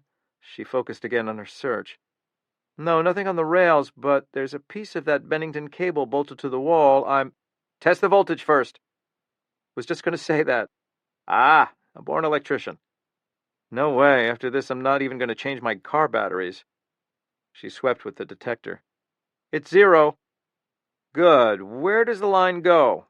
"On one end to a bus bar that's dangling in the shaft. It's resting against the bottom of the elevator car. It's scorched where it's made contact.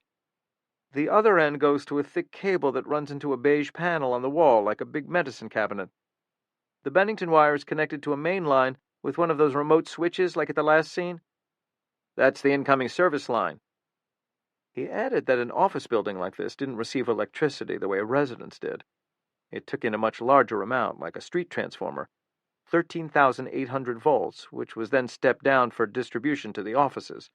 It was a spot network. "So the car would descend and hit the hot bus bar. But there has to be another switch somewhere, one that controls the power to the elevator. He needed to stop the car just before it got to the lobby, so the victims inside would hit the call button. Then the passenger's hand on the panel and his feet on the floor completed the circuit and electrocuted him, in anybody who touched him or he was brushing up against. Sachs looked around and found the other device. She told Summers this. He explained exactly how to dismantle the cables and what to look for. Before she removed any evidence, though, Sachs laid the numbers and photographed the scene. Then she thanked Summers and told him that was all she needed for now. They disconnected, and she walked the grid, including the entrance and exit routes, which turned out to be, in all likelihood, a door nearby that led to the alley. It had a flimsy lock and had recently been jimmied open. She took pictures of this, too. She was about to go upstairs and join Pulaski when she paused. 4 victims here in the elevator. Sam Vetter and 4 others dead at the hotel, a number in the hospital. And fear throughout the city, fear of this invisible killer. In her imagination, she heard Rhyme say, "You have to become him." Sachs rested the evidence by the stairs and returned to the base of the elevator shaft. "I'm him. I'm Raymond Galt." Sachs had trouble summoning the fanatic, the crusader, since that emotion didn't jibe in her mind with the extreme calculation that the man had shown so far. Anybody else would have just taken a shot at Andy Jessen or firebombed the Queen's plant. But Galt was going to these precise, elaborate lengths to use a very complicated weapon to kill. What did it mean? I'm him. I'm Galt. Then her mind went still and up bubbled the answer. I don't care about motive. I don't care why I'm doing this. None of that matters. All that's important is to focus on technique, like focusing on making the most perfect splice, or switch, or connection I can to cause the most harm. That's the center of my universe. I've become addicted to the process, addicted to the juice. And with that thought came another. It's all about angles. I have to get the bus bar in just the right position to kiss the floor of the elevator car when it's near the lobby, but not yet there. Which means I have to watch the elevator in operation from all different perspectives down here to make sure the counterweight, the gears, the motor, the cables of the elevator don't knock aside the bus bar or otherwise interfere with the wire. I have to study the shaft from all angles. I have to. On her hands and knees, Sachs made a circuit of the filthy basement all around the base of the shaft, anywhere that Galt could have seen the cable and bar and contacts. She found no footprints, no fingerprints, but she did find places where the ground had been recently disturbed, and it was not unreasonable to think that he'd crouched there to examine his deadly handiwork. She took samples from 10 locations and deposited them into separate evidence bags, marking them according to positions of the compass. 10 degrees away northwest, 7 degrees away south. She then gathered all the other evidence and climbed painfully on her arthritic legs to the lobby. Joining Pulaski, Sachs looked into the interior of the elevator. It wasn't badly damaged. There were some smoke marks, accompanied by that terrible smell. She simply couldn't imagine what it would have been like to be riding in that car and suddenly have 13,000 volts race through your body. At least she supposed the Vicks would have felt nothing after the first few seconds. She saw that he'd laid the numbers and taken pictures. You find anything? No, I searched the car, too, but the panel hadn't been opened recently. He rigged everything from downstairs.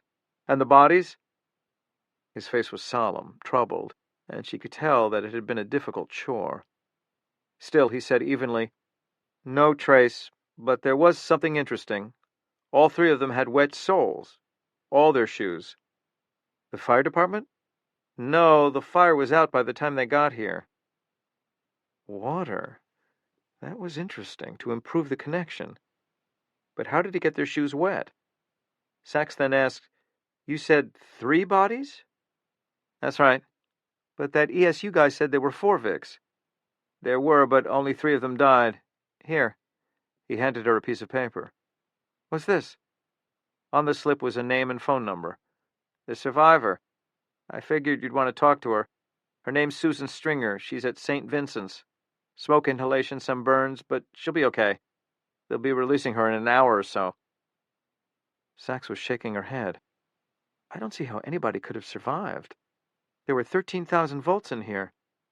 Ron Pulaski replied, Oh, she's disabled. In a wheelchair. Rubber tires, you know. Guess that insulated her. Howdy do, Rhyme asked Sachs, who'd just returned to the lab. Ron, little distracted, but he did a good job, processed the bodies. That was tough. But he found something interesting. Somehow the Vicks all had wet shoes. How'd Galt manage that? I don't know. You think Ron's too shaken up? Not too, but some. But he's young. Happens. That's no excuse. No, it's not. It's an explanation. They're both the same to me, Rhyme muttered. Where is he? The hour was after 8 p.m. He went back to Galt's, thought he might have missed something. Rhyme thought this wasn't a bad idea, though he was confident that the young officer had searched the scene well the first time. He added, Just keep an eye on him. I won't risk anybody's life because he's distracted. Agreed. The two of them and Cooper were here alone in the lab.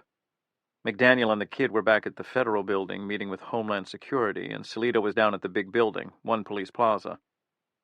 Rhyme wasn't sure whom he was meeting with, but there'd undoubtedly be a long list of people who wanted explanations about why there was no suspect in custody. Cooper and Sachs were laying out the evidence that Sachs had collected at the office building. The tech then examined the cable and other items that were rigged at the base of the elevator shaft. There's one other thing. Sachs probably thought her voice was casual. In fact, it was tripping with meaning to Rhyme. Tough to be in love with somebody. You can read them so well when they're up to something. What? He gave her his inquisitor's gaze. There was a witness. She was in the elevator when the other people died. She hurt bad? Apparently not. Smoke inhalation mostly. That would have been unpleasant. Burning hair. His nostrils flared slightly. Sachs sniffed at her red strands. Her nose wrinkled too. I'm taking a really long shower tonight. What did she have to say? I didn't get a chance to interview her. She's coming over here as soon as she's released. Here? Rhyme asked with surprise. Not only was he skeptical of witnesses in the first place, but there was a security question about letting a stranger into the lab. If a terrorist cell was behind the attacks, they might want to sneak one of their members into the inner sanctum of the investigators. But Sachs laughed, deducing his thoughts. I checked her out, Rhyme. She's clean. No record, no warrants, longtime editor of some furniture magazine. Besides, I thought it wasn't a bad idea. I wouldn't have to spend the time getting to and from the hospital. I can stay here and work the evidence. What else? She hesitated. Another smile. I was explaining too much? Uh-huh. Okay, she's disabled. Is she now? That's still not answering my question. She wants to meet you, Rhyme. You're a celebrity. Rhyme sighed. Fine. Sachs turned to him, eyes narrowed. You're not arguing. Now he laughed. Not in the mood. Let her come over. I'll interview her myself, show you how it's done. Short and sweet. Sachs gave a cautious look. Rhyme then asked, What do you have, Mel? Peering through the eyepiece of a microscope, the tech said, Nothing helpful for sourcing him. Sourcing? Missed that word when I was in verb school, Rhyme said sourly. But I've got one thing, Cooper said, ignoring Rhyme's remark and reading the results from the chromatograph. Traces of substances that the database is saying are ginseng and wolfberry. Chinese herbs, maybe tea, Rhyme announced. A case several years ago had involved a snakehead, a smuggler of illegal aliens, and much of the investigation had centered around Chinatown. A police officer from mainland China, helping in the case, had taught Rhyme about herbalism, thinking it might help his condition. The substances had no effect, of course, but Rhyme had found the subject potentially helpful in investigations. At the moment, he noted the find, but agreed with Cooper that it wasn't much of a lead. There was a time when those substances would have been found only in Asian specialty shops and what Rhyme called woo-woo stores. Now products like that were in every Rite Aid pharmacy and food emporium throughout the city. On the board, if you please, Sachs. As she wrote, he looked over a series of small evidence bags lined up in a row, with her handwriting on the chain of custody cards. They were labeled with directions from the compass. 10 little Indians, Rhyme said, intrigued. What do we have there? I got mad, Rhyme. No, I got fucking furious. Good. I find anger liberating. Why? Because we can't find him. So I took samples of substrate from where he might have been. I crawled around in some pretty lousy places, Rhyme. Hence the smudge. He looked at her forehead. She caught his eye. I'll wash it off later. A smile. Seductive, he believed. He lifted an eyebrow. Well, get searching. Tell me what you find. She pulled on gloves and poured the samples into 10 examining dishes. Donning magnifying goggles, she began sifting through them, using a sterile probe to search the contents of each bag. Dirt, cigarette butts, the bits of paper, the nuts and bolts, the bits of what seemed to be rodent shit, hairs, scraps of cloth, candy and fast food wrappers, grains of concrete, metal and stone, the epidermis of underground New York. Rhyme had learned long ago that in searching for evidence at crime scenes, the key was finding patterns, what repeated itself frequently. Objects in that category could be presumptively eliminated. It was the unique items, those that were out of place, that might be relevant. Outliers, statisticians and sociologists called them. Nearly everything that Sachs had found was repeated in every dish of the samples. But there was only one thing that was in a category of its own. A very tiny band of curved metal, nearly in a circle, about twice the width of a pencil lead. Though there were many other bits of metal, parts of screws and bolts and shavings, nothing resembled this. It was also clean, suggesting it had been left recently. "Where was this, Sachs?" Rising from her hunched-over pose and stretching, she looked at the label on the bag in front of the dish. 20 feet from the shaft, southwest. It's where he would have had a view of all the wiring connections he'd made. It was under a beam. So Galt would have been crouching. The metal bit could have fallen from his cuff or clothing. He asked Sachs to hold it up for him to examine closely. She put magnifying goggles on him, adjusted them, then she took tweezers and picked up the bit, holding it close. "Ah, bluing," he said. "Used on iron, like on guns, treated with sodium hydroxide and nitrite, for corrosion resistance and good tensile properties. It's a spring of some kind. Mel, what's your mechanical parts database like?" "Not as updated as when you were chief, but it's something." Rhyme went online, laboriously typing the passcode. He could use voice recognition, but characters like @sign, percentage, $sign, asterisk, which the department had adopted to improve security, were troublesome to interpret vocally. The NYPD forensic database main screen popped up, and Rhyme started in the miscellaneous metals, springs category. After 10 minutes of scrolling through hundreds of samples, he announced, "It's a hairspring, I think." "What's that?" Cooper asked. Rhyme was grimacing. "I'm afraid it's bad news. If it's his, it means he might be changing his approach to the attacks." "How?" Sachs wondered aloud. "They're used in timers. I'd bet he's worried we're getting close to him, and is going to start using a time device instead of a remote control. When the next attack happens, he could be in a different borough." Rhyme had Sachs bag the spring and mark a chain of custody card. "He's smart," Cooper observed, "but he'll slip up. They always do." "They often do," Rhyme corrected silently. The tech then said, "Got a pretty good print from one of the remote switches." Rhyme hoped it was from somebody else, but no, it was just one of Galt's. He didn't need to be diligent about obscuring his identity now that they'd learned his name. The phone buzzed and Rhyme blinked to see the country code. He answered at once. "Commander Luna." "Captain Rhyme, we have perhaps a development." "Go ahead, please." "An hour ago there was a false fire alarm in a wing of the building Mr. Watchmaker was observing. On that floor is an office of a company that brokers real estate loans in Latin America. The owner is a colorful fellow. Been under investigation a few times. It made me suspicious. I looked into the background of this man, and he had death threats made before." "By whom?"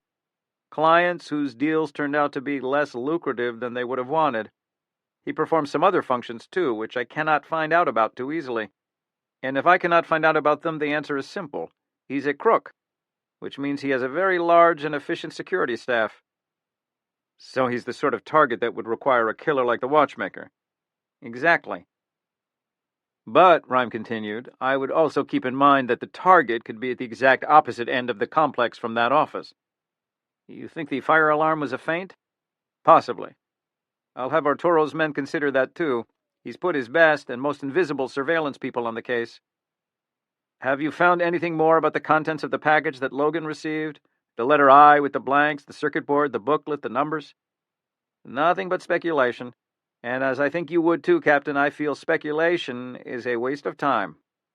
"True, Commander." Rhyme thanked the man again, and they disconnected. He glanced at the clock. The time was 10 p.m. 35 hours since the attack at the substation. Rhyme was in turmoil. On the one hand, he was aware of the terrible pressure to move forward with a case in which the progress was frustratingly slow. On the other, he was exhausted, more tired than he remembered being in a long time. He needed sleep, but he didn't want to admit it to anyone, even Sachs. He was staring at the silent box of the phone, considering what the Mexican police commander had just told him, when he was aware of sweat dotting his forehead. This infuriated him. He wanted to wipe it before anyone noticed, but of course that was a luxury not available to him. He jerked his head from side to side. Finally, the motion dislodged the drop. But it also caught Sax's attention.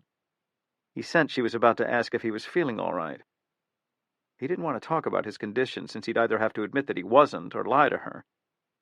He wheeled abruptly to an evidence whiteboard and studied the script intently, without seeing the words at all. Sachs was starting toward him when the doorbell rang. A moment later, there was some motion from the doorway, and Tom entered the room with a visitor. Rhyme easily deduced the person's identity. She was in a wheelchair made by the same company that had produced his. Susan Stringer had a pretty heart-shaped face and a sing-songy voice. Two adjectives stood out: pleasant and sweet. Her eyes were quick, though, and lips taut, even when smiling, as befits somebody who had to maneuver her way through the streets of New York using only the power of her arms. An accessible townhouse on the Upper West Side. That's a rarity. Rhyme gave her a smile in return. He was reserved. He had work to do, and very little of it involved witnesses.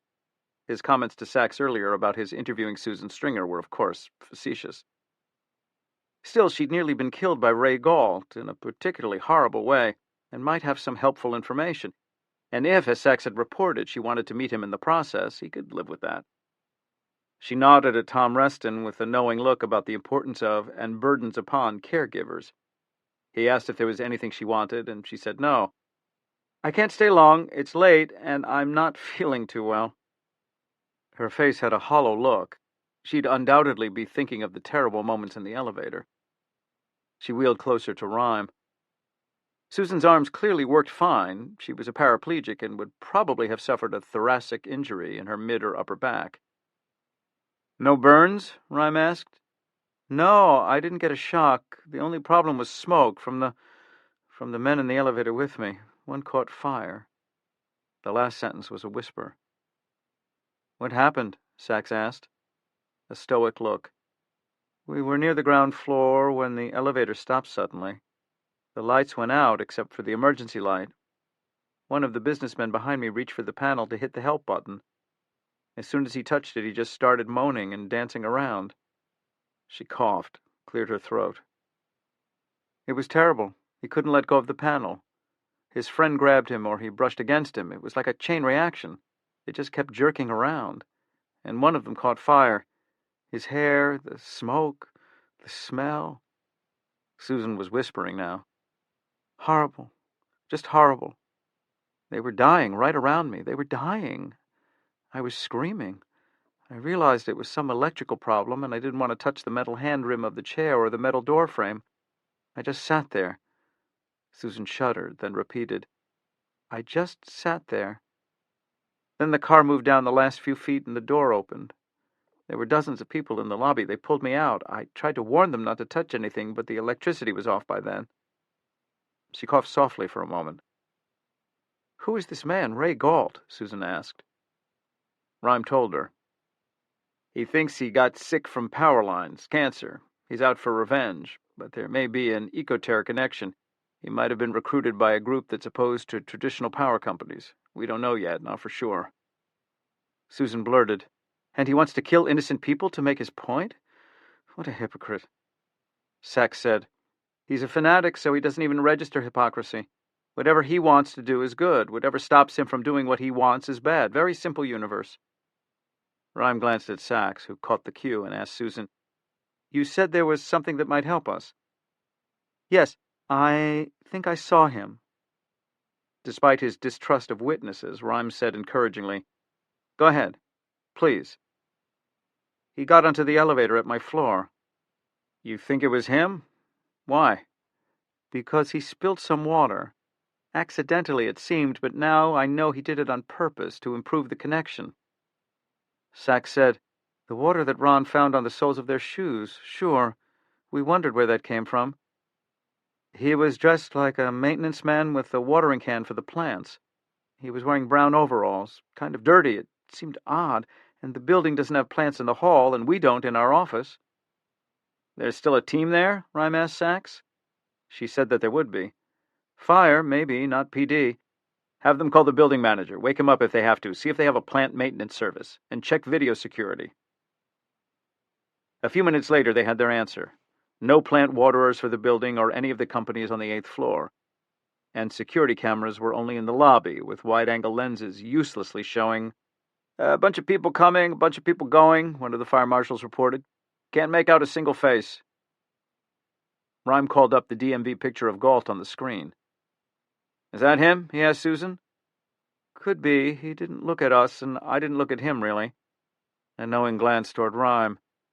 "His face wasn't exactly at eye level." "Anything else you remember about him?" "When he was walking toward the car, and then when he first got in, he kept looking at his watch." "The deadline," Sachs pointed out, then added, "He set it off early, though." "Only a few minutes," Rhyme said. "Maybe he was worried that somebody'd recognize him in the building. He wanted to finish up and get out. And he was probably monitoring Algonquin's electrical transmissions and knew the company wasn't going to shut down the juice by the deadline." Susan continued, "He was wearing gloves, tan gloves. They were leather. Those were at eye level, and I remember them because I was thinking his hands must be sweating. It was hot in the car." "Did the uniform have any writing on it?"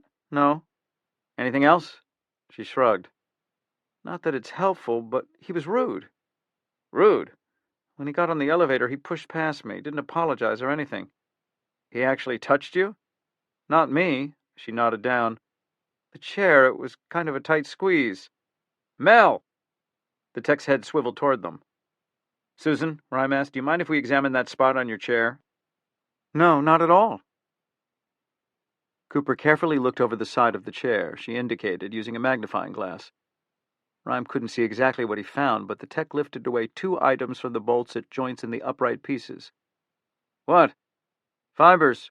One dark green and one brown." Cooper was examining them through the microscope, then turned to a computer database of similar fiber. "Cotton, heavy duty, could be military, army surplus." "Enough to test?" "Plenty." The tech and Sachs ran a portion of each of the samples through the gas chromatograph mass spectrometer. Finally, as Rhyme waited impatiently, she called, "Got the results." A printout eased from the machine, and Cooper looked it over. "More aviation fuel on the green fiber, but something else. On the brown fiber, there's diesel fuel and more of those Chinese herbs." "Diesel?" Rhyme was considering this. "Maybe it's not an airport. Maybe it's a refinery he's after." Cooper said, "That'd be one hell of a target, Lincoln." "It sure would." "Sachs, call Gary Noble. Tell him to step up security in the ports, refineries, and tankers especially." She grabbed the phone. "Mel, add everything we've got so far to the chart." Crime scene, office building at 235 West 54th Street. Victims, deceased. Larry Fishbein, New York City, accountant. Robert Bodine, New York City, attorney. Franklin Tucker, Paramus, New Jersey, salesman. One friction ridge of Raymond Galt. Bennington cable and split bolts, same as the other scenes. 2 handmade remote relay switches. One to shut off power to elevator. One to complete circuit and electrify elevator car. Bolts and smaller wires connecting panel to elevator, not traceable. Victims had water on shoes. Trace, Chinese herbs, ginseng and wolfberry. Hairspring, planning on using timer rather than remote for future attacks. Dark green cotton heavy-duty clothing fiber, containing trace of alternative jet fuel. Attack on military base? Dark brown cotton heavy-duty clothing fiber, containing trace of diesel fuel, containing additional Chinese herbs. Profile. Identified as Raymond Galt, 40, single, living in Manhattan, 227 Suffolk Street. Terrorist connection? Relation to Justice for the Earth? Suspected eco-terror group? No profile in any U.S. or international database. New? Underground? Individual named Raman involved? Also Johnston. References to monetary disbursements, personnel movements, and something big. Algonquin security breach in Philadelphia might be related. SIGINT hits code word reference to weapons, paper, and supplies, guns, explosives. Personnel include man and woman. Galt's relationship unknown. Cancer patient. Presence of vinblastine and prednisone in significant quantities. Traces of etopicide. Leukemia. Galt is armed with military 1911 Colt .45. Masquerading as maintenance man in dark brown overalls. Dark green as well. Wearing tan leather gloves. Cooper organized the evidence and marked chain of custody cards while Sachs was on the phone with Homeland Security about the risk to the ports in New York and New Jersey. Rhyme and Susan Stringer found themselves alone. As he stared at the chart, he was aware that the woman was looking him over closely. Uneasy, he turned toward her, trying to figure out how to get her to leave. She'd come, she'd helped, she'd met the celebrity crip. Time to get on with things. She asked, "You're C4, right?" This meant his injury was at the fourth cervical vertebra, 4 bones down in his spine from the base of the skull. "Yes, though I've got a little motion in my hands, no sensation." Technically, his was a complete injury, meaning that he'd lost all sensory function below the site of the injury. Incomplete patients can have considerable movement. But the human body is quirky, and a few electric impulses escaped over the barricade. The wiring is faulty, but not wholly severed. "You're in good shape," she said, "muscle-wise." Eyes back on the whiteboards, he said absently, "I do range of motion exercises every day and functional electric stimulation to keep the tone up." Rhyme had to admit that he enjoyed the exercise. He explained that he worked out on a treadmill and stationary bike. The equipment moved him, not the other way around, but it still built up muscles and seemed to have been responsible for the recent movement he'd regained in his right hand, whereas after the accident only his left ring finger worked. He was in better shape now than before the injury. He told her this, and he could see from her face that she understood. She flexed. "I'd ask you to arm wrestle, but—" A genuine laugh from Rhyme's throat. Then her face grew solemn, and she glanced around to see if anyone else could hear. When it was clear none could, she turned back, held his eyes, and said, "Lincoln, do you believe in fate?"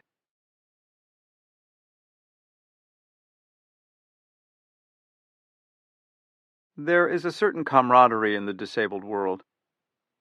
Some patients have the band of brothers attitude. It's us against them. Don't mess with us. Others take a more huggy approach. Hey, you ever need to cry on somebody's shoulder? I'm here for you. We're all in this together, friend. But Lincoln Rhyme didn't have time for either.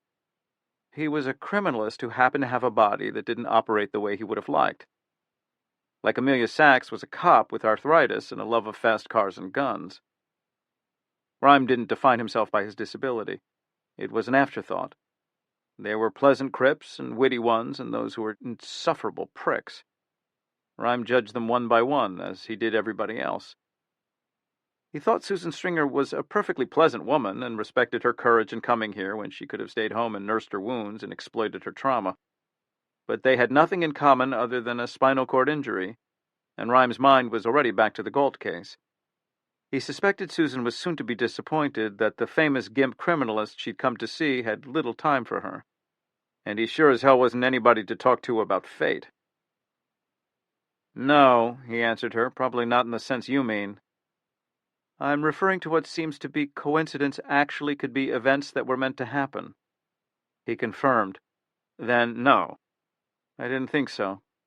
She was smiling. "But the good news for people like you is that there are people like me who do believe in fate. I think there's a reason I was in that elevator and I'm here now." The smile turned into a laugh. "Don't worry, I'm not a stalker." A whisper. "I'm not after a donation or after your body. I'm happily married, and I can see that you and Detective Sachs are together. It's not about that. It's solely about you." He was about to... Well, he wasn't sure what he was about to do. He simply wanted her to leave, but didn't quite know how to engineer it, so he lifted a curious and cautious eyebrow.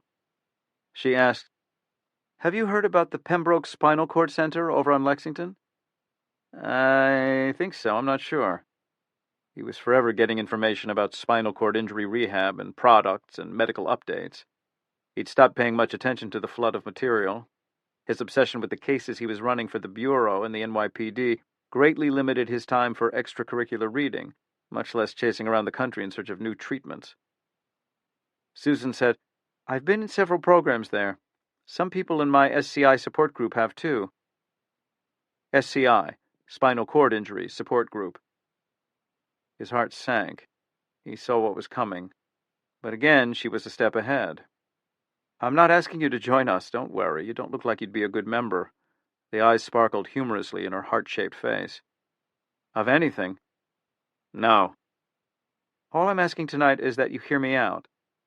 "I can do that." Now, Pembroke is the D-Day of spinal cord treatment. They do everything.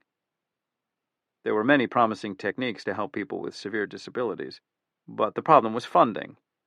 Even though the injuries were severe and the consequences lifelong, the reality was that when compared with other maladies, serious spinal cord problems were relatively rare, which meant that government and corporate research money went elsewhere to procedures and medicines that would help more people.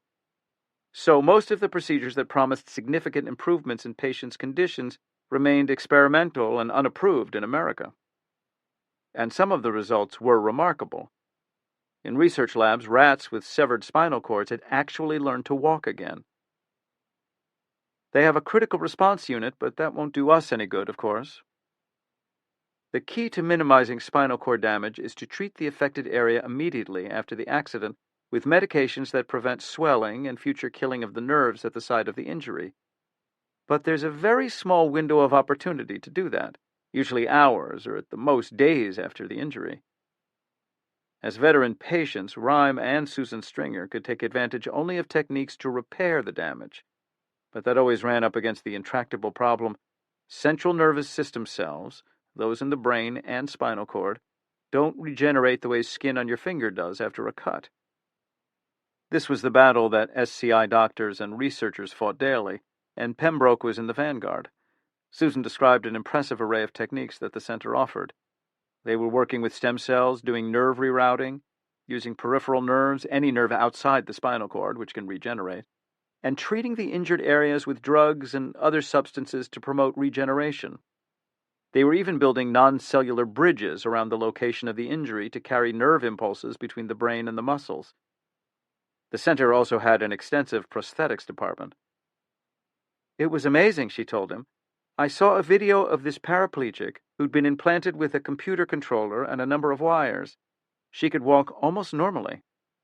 Rhyme was staring at the length of the Bennington cable that Galt had used in the first attack. Wires. She described something called the freehand system, and others like it, that involved implanting stimulators and electrodes in the arms. By shrugging your shoulders or moving your neck in a certain way, you could trigger coordinated movements of the arm and hands. Some quads, she explained, could even feed themselves. None of that bullshit quackery you see, doctors preying on the desperate. Susan angrily mentioned a doctor in China who'd pocket $20,000 to drill holes in patients' heads and spines to implant tissue from embryos, with, of course, no discernible effect, other than exposing the patient to risk of death, further injury, and bankruptcy. The people on the staff at Pembroke, she explained, were all from the top medical schools from around the world, and the claims were realistic, that is, modest. A quad like Rhyme could improve his lung functioning, perhaps get the other digits to work, and, most important, get back control of bowel and bladder. This would greatly help in reducing the risk of dysreflexia attacks, that skyrocketing of the blood pressure that could lead to stroke, that could render him even more disabled than he was, or kill him. "It's helped me a lot. I think in a few years I'll be able to walk again." Rhyme was nodding. He could think of nothing to say. "I don't work for them. I'm not a disability rights advocate. I'm an editor who happens to be a paraplegic." This echo made Rhyme offer a faint smile. She continued, "But when Detective Sachs said she was working with you, I thought, fate. I was meant to come tell you about Pembroke. They can help you." "I appreciate it." I've read about you, of course. You've done a lot of good for the city. Maybe it's time you did some good for yourself. Well, it's complicated. He had no idea what that meant, much less why he'd said it. I know, you're worried about the risk, and you should be. True, surgery would be riskier for him as a C4 than for her. He was prone to blood pressure, respiratory, and infection complications.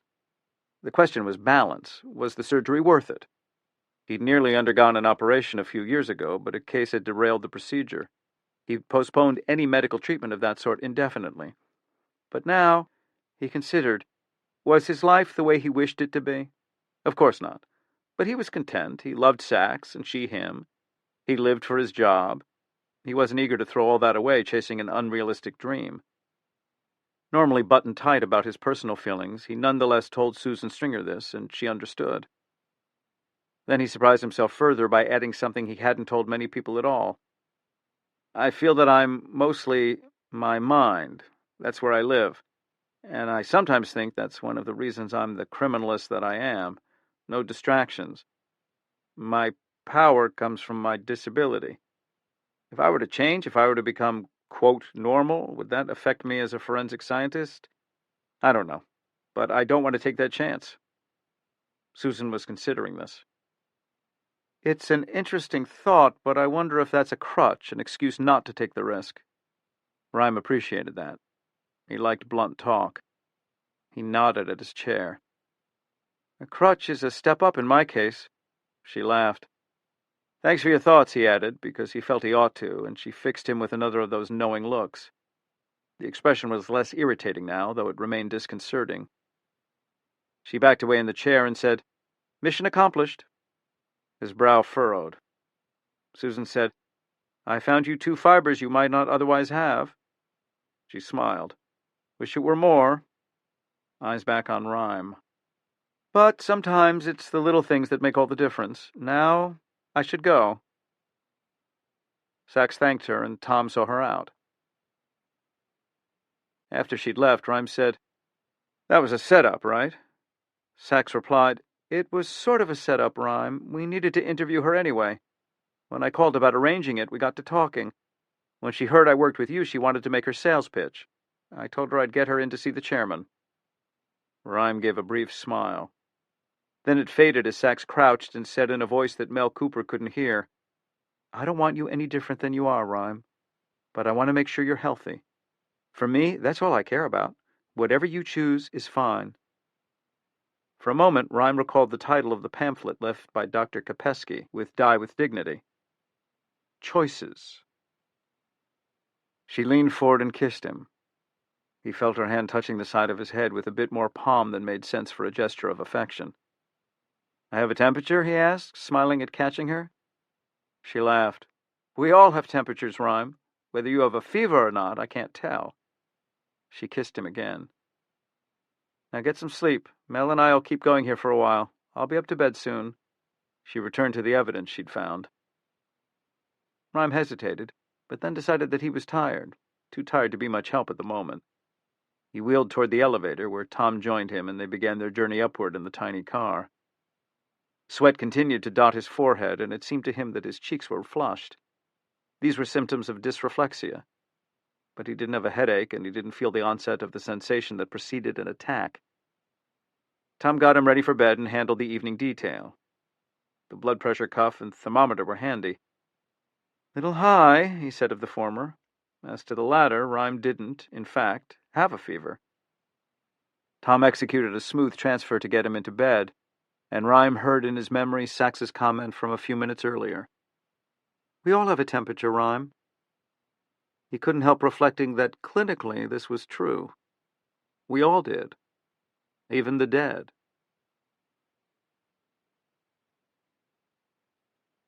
He awoke fast from a dream. He tried to recall it. He couldn't remember enough to know whether it had been bad or simply odd. It was certainly intense, though. The likelihood, however, was that it was bad, since he was sweating furiously, as if he were walking through the turbine room at Algonquin Consolidated. The time was just before midnight, the faint light of the clock alarm reported. He'd been asleep for a short time, and he was groggy. It took a moment to orient himself. He'd ditched the uniform and hard hat and gear bag after the attack at the hotel, but he'd kept one of his accoutrements, which was now dangling from a chair nearby, the ID badge. In the dim, reflected light, he stared at it now, his sullen picture, the impersonal typeface of R. Galt, and above that, in somewhat more friendly lettering, Algonquin Consolidated Power, energizing your life. Considering what he'd been up to for the past several days, he appreciated the irony of that slogan. He lay back and stared at the shabby ceiling in the East Village weekly rental, which he'd taken a month ago under a pseudonym, knowing the police would find the apartment sooner or later. Sooner, as it turned out. He kicked the sheets off. His flesh was damp with sweat. Thinking about the conductivity of the human body, the resistance of our slippery internal organs can be as low as 85 ohms, making them extremely susceptible to current. Wet skin, 1,000 or less, but dry skin has a resistance of 100,000 ohms or more. That's so high that significant amounts of voltage are needed to push that current through the body, usually 2,000 volts. Sweat makes the job a lot easier. His skin cooled as it dried, and his resistance climbed. His mind leapt from thought to thought. The plans for tomorrow, what voltages to use, how to rig the lines. He thought about the people he was working with, and he thought about the people pursuing him. That woman detective, Sachs, the younger one, Pulaski, and, of course, Lincoln Rhyme. Then he was meditating on something else entirely. Two men in the 1950s, the chemists Stanley Miller and Harold Urey at the University of Chicago. They devised a very interesting experiment. In their lab, they created their version of the primordial soup and atmosphere that had covered the Earth billions of years ago. Into this mix of hydrogen, ammonia, and methane, they fired sparks mimicking the lightning that blanketed the Earth back then. And what happened? A few days later, they found something thrilling. In the test tubes were traces of amino acids, the so-called building blocks of life. They had discovered evidence suggesting that life had begun on Earth all because of a spark of electricity. As the clock approached midnight, he composed his next demand letter to Algonquin and the city of New York. Then, with sleep enfolding him, he thought again about juice, and the irony that what had, in a millisecond burst of lightning, created life so many, many years ago, would tomorrow take it away, just as fast.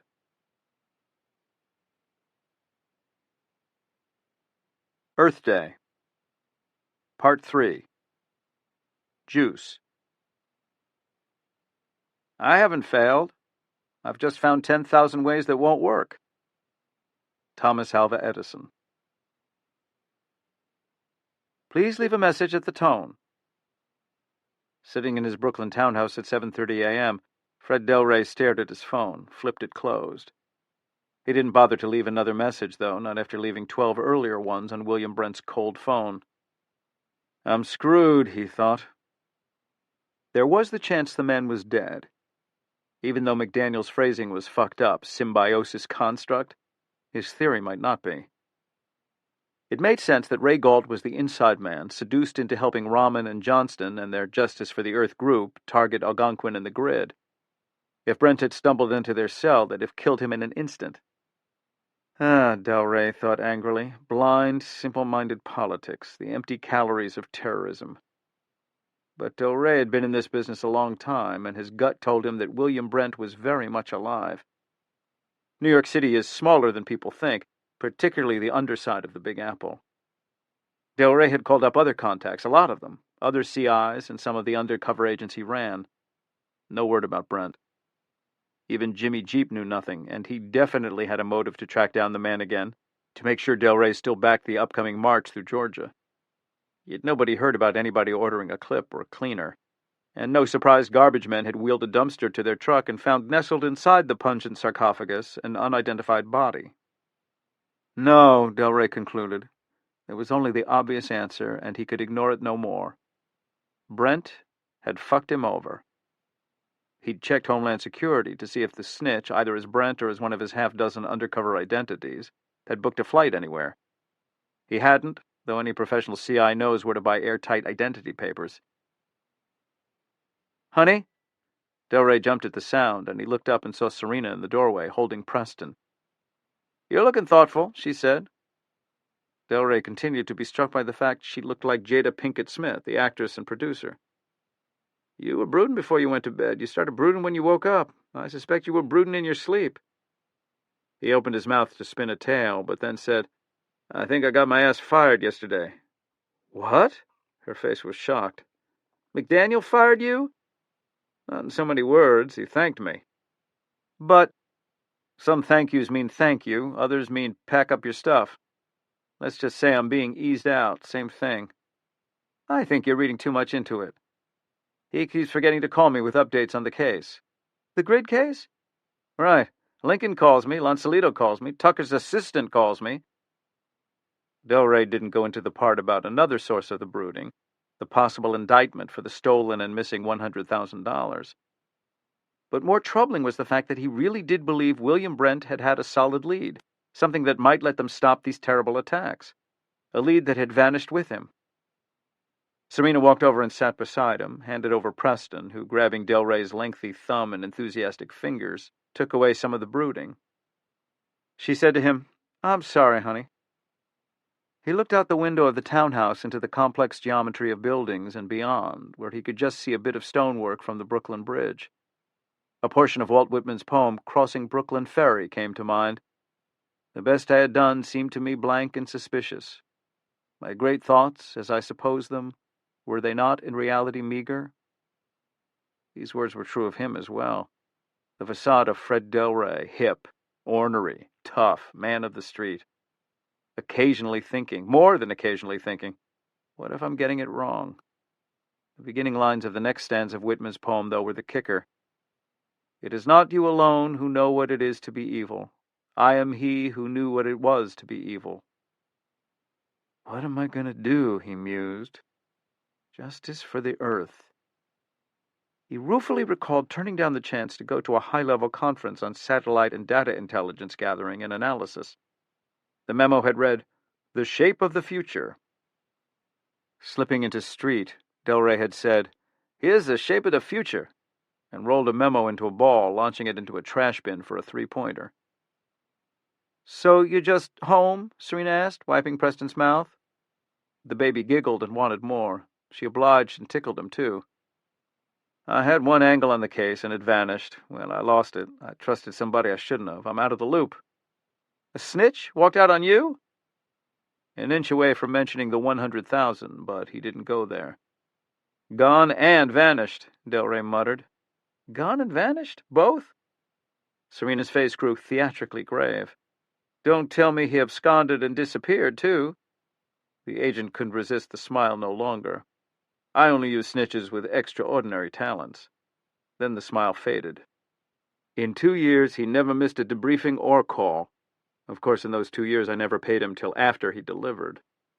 Serena asked, "So what are you going to do?" He answered honestly, "I don't know." "Then you can do me a favor, I suppose." "What?" "You know all that stuff in the basement that you've been meaning to organize?" Fred Delray's first reaction was to say, "You've got to be kidding." But then he considered the leads he had in the Galt case, which were none, and hefting the baby on his hip, rose and followed her downstairs. Ron Pulaski could still hear the sound. The thud, and then the crack. Oh, the crack. He hated that. Thinking back to his first time working for Lincoln and Amelia, how he'd gotten careless and had been smacked in the head with a bat or club. He knew about the incident, though he couldn't remember a single thing about it. Careless. He'd turned the corner without checking on the whereabouts of the suspect, and the man had clocked him good. The injury had made him scared, made him confused, made him disoriented. He did the best he could. Oh, he tried hard, though the trauma kept coming back. And even worse, it was one thing to get lazy and walk around a corner when he should have been careful, but it was something very different to make a mistake and hurt somebody else. Pulaski now parked his squad car in front of the hospital. A different vehicle. The other one had been impounded for evidence. If he was asked, he was going to say he was here to take a statement from somebody who'd been in the neighborhood of the man committing the terrorist attacks on the grid. "I'm trying to ascertain the perpetrator's whereabouts." That was the sort of thing he and his twin brother, also a cop, would say to each other, and they'd laugh their asses off. Only it wasn't funny now, because he knew the guy he'd run over, whose body had thudded and whose head had cracked, was just a passerby. As he walked inside the chaotic hospital, a wave of panic hit him. What if he had killed the guy? Vehicular manslaughter, he supposed the charge could be, or criminally negligent homicide. This could be the end of his career. And even if he didn't get indicted, even if the Attorney General didn't go anywhere with the case, he could still be sued by the guy's family. What if the man ended up like Lincoln Rhyme, paralyzed? Did the police department have insurance for this sort of thing? His own coverage sure wouldn't pay for anything like lifelong care. Could the Vics sue Pulaski and take away everything? He and Jenny would be working for the rest of their lives just to pay off the judgment. The kids might never go to college. The tiny fund they'd already started would disappear like smoke. "I'm here to see Stanley Palmer," he told the attendant, sitting behind a desk. "Auto accident yesterday?" "Sure, officer. He's in 402. Being in uniform, he walked freely through several doors until he found the room. He paused outside to gather his courage. What if Palmer's entire family was there? Wife and children. He tried to think of something to say, but all he heard was thud, then crack. Ron Pulaski took a deep breath and stepped into the room. Palmer was alone. He lay unconscious, hooked to all sorts of intimidating wires and tubes, electronic equipment as complicated as the things in Lincoln Rhyme's lab. Rhyme. How he'd let down his boss.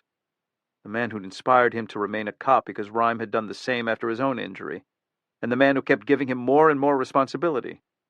Lincoln Rhyme believed in him, and look what I've done now.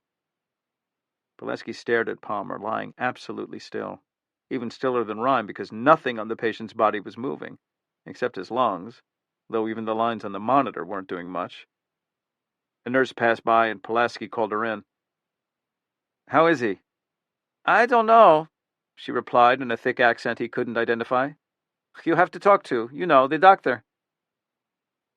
After staring at Palmer's still form for some time, Pulaski looked up to see a middle-aged man of indeterminate race in blue scrubs. M.D. was embroidered after his name.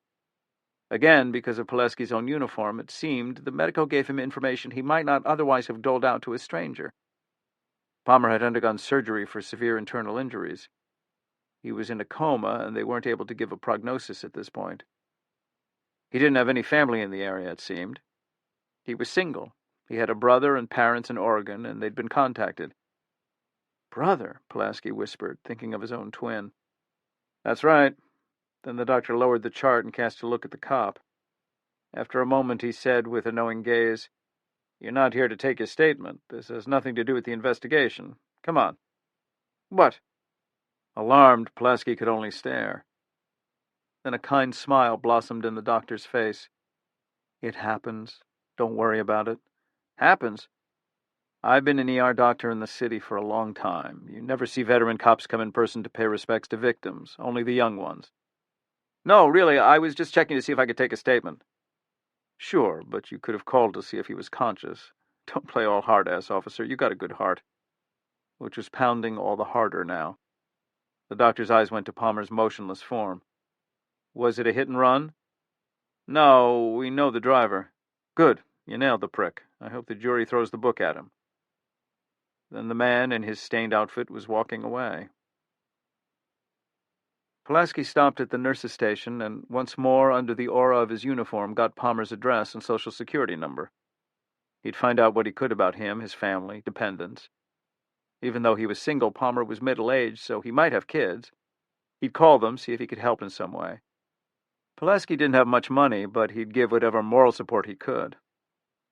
Mostly the young officer just wanted to unburden his soul for the pain he'd caused. The nurse excused herself and turned away, answering an incoming call. Pulaski turned too, even more quickly, and before he left the nurse's station, he pulled on sunglasses so nobody could see the tears. At a little after 9 a.m., Rhyme asked Mel Cooper to click on the TV in the lab, though he kept the sound down.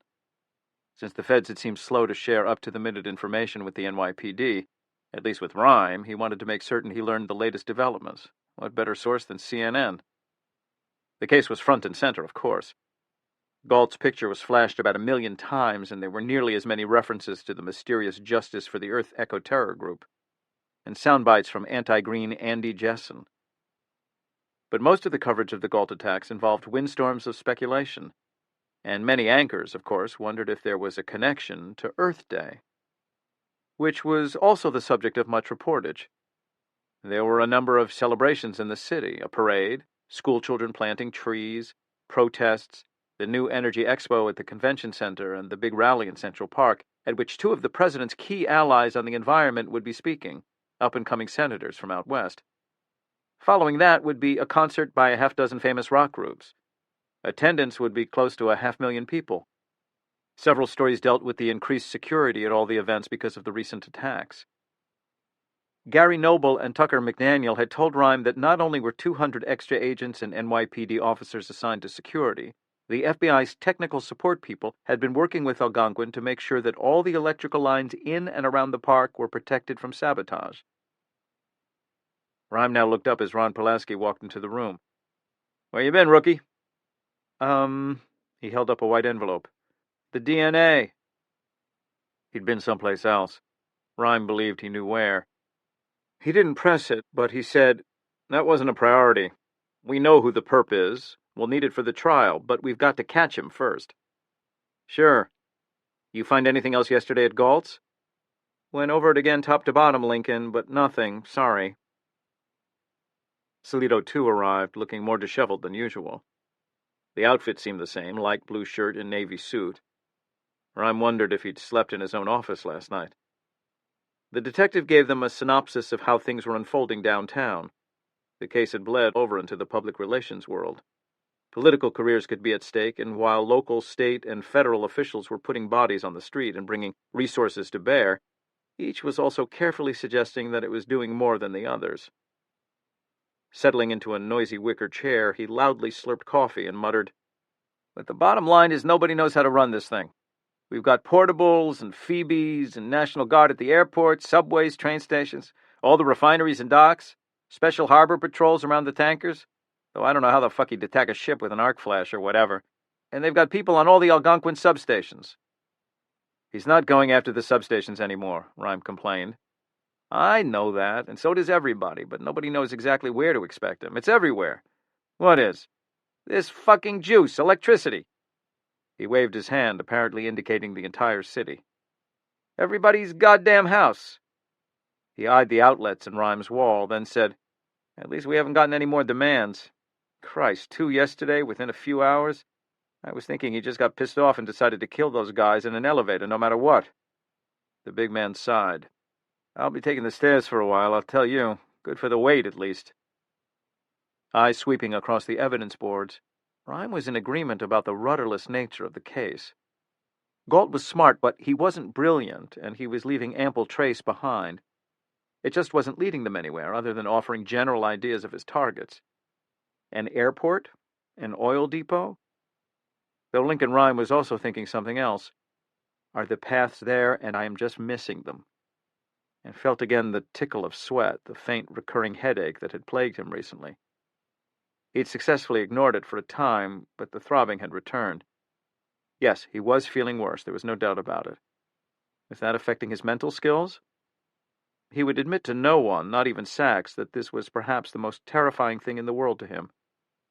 As he told Susan Stringer last night, his mind was all he had. He found his eyes drawn to the den across the hall, the table where Dr. Arlen Kopesky's Die with Dignity brochure rested. Choices. He then tipped the thought away.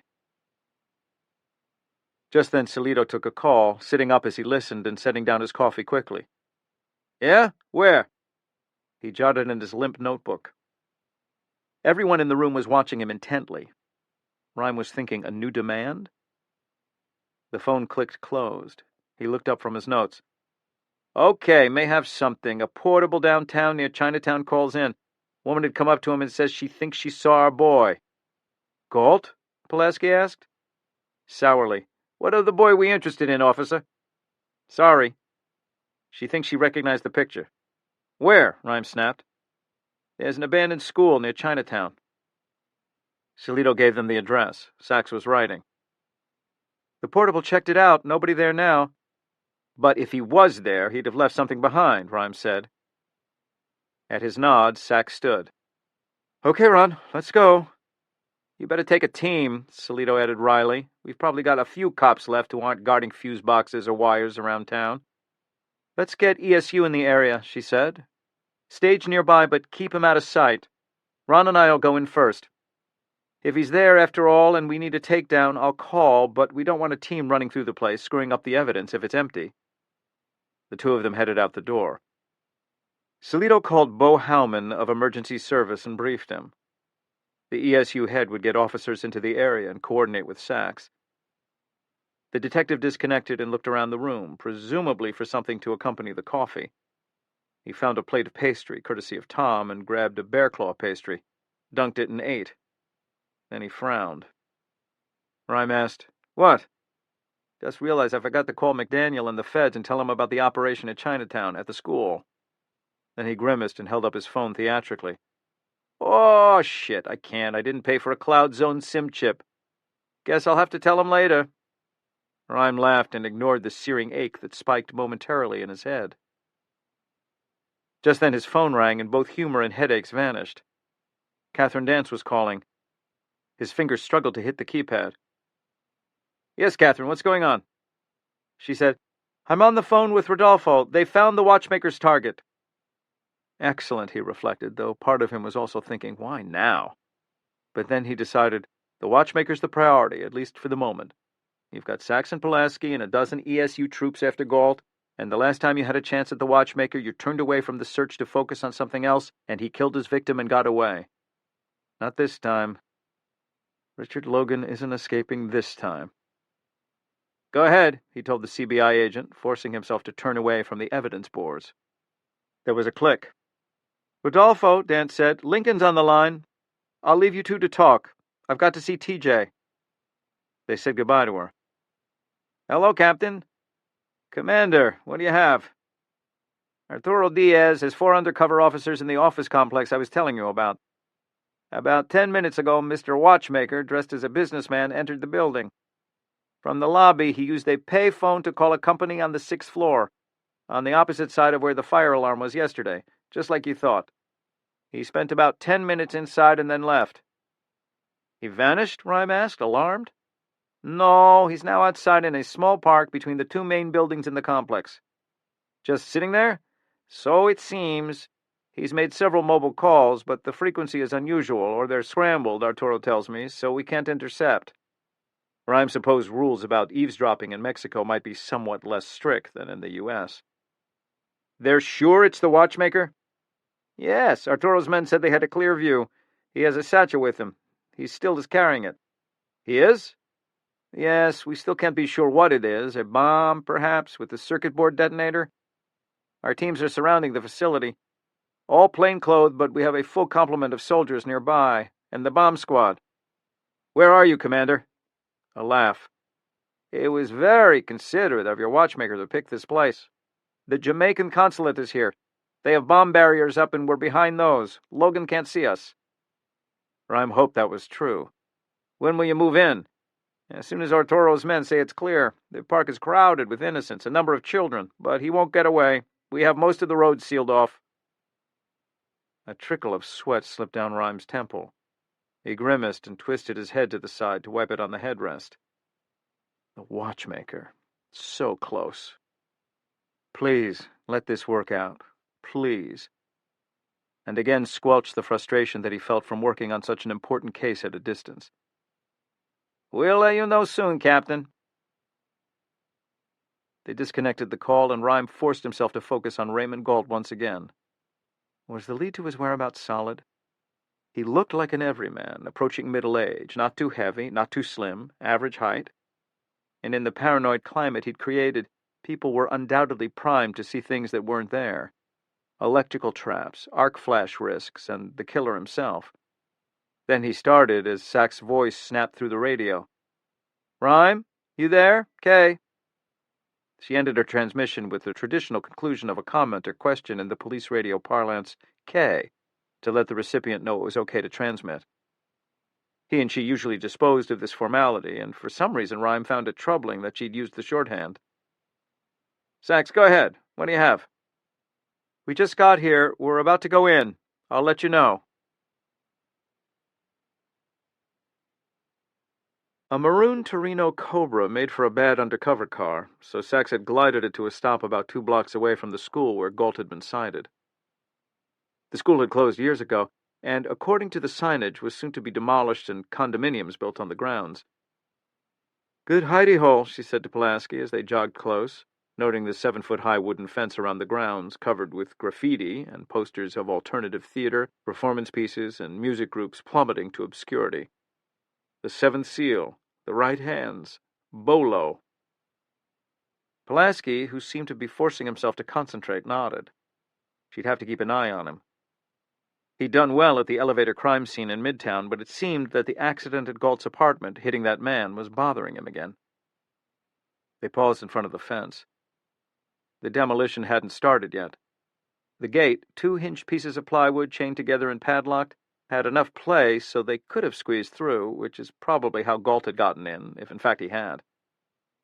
Sachs stood to the side of the gap and peered in. The school was largely intact, though it seemed that a portion of the roof had fallen in. Most of the glass had been stoned out of the windows, but you could see virtually nothing inside.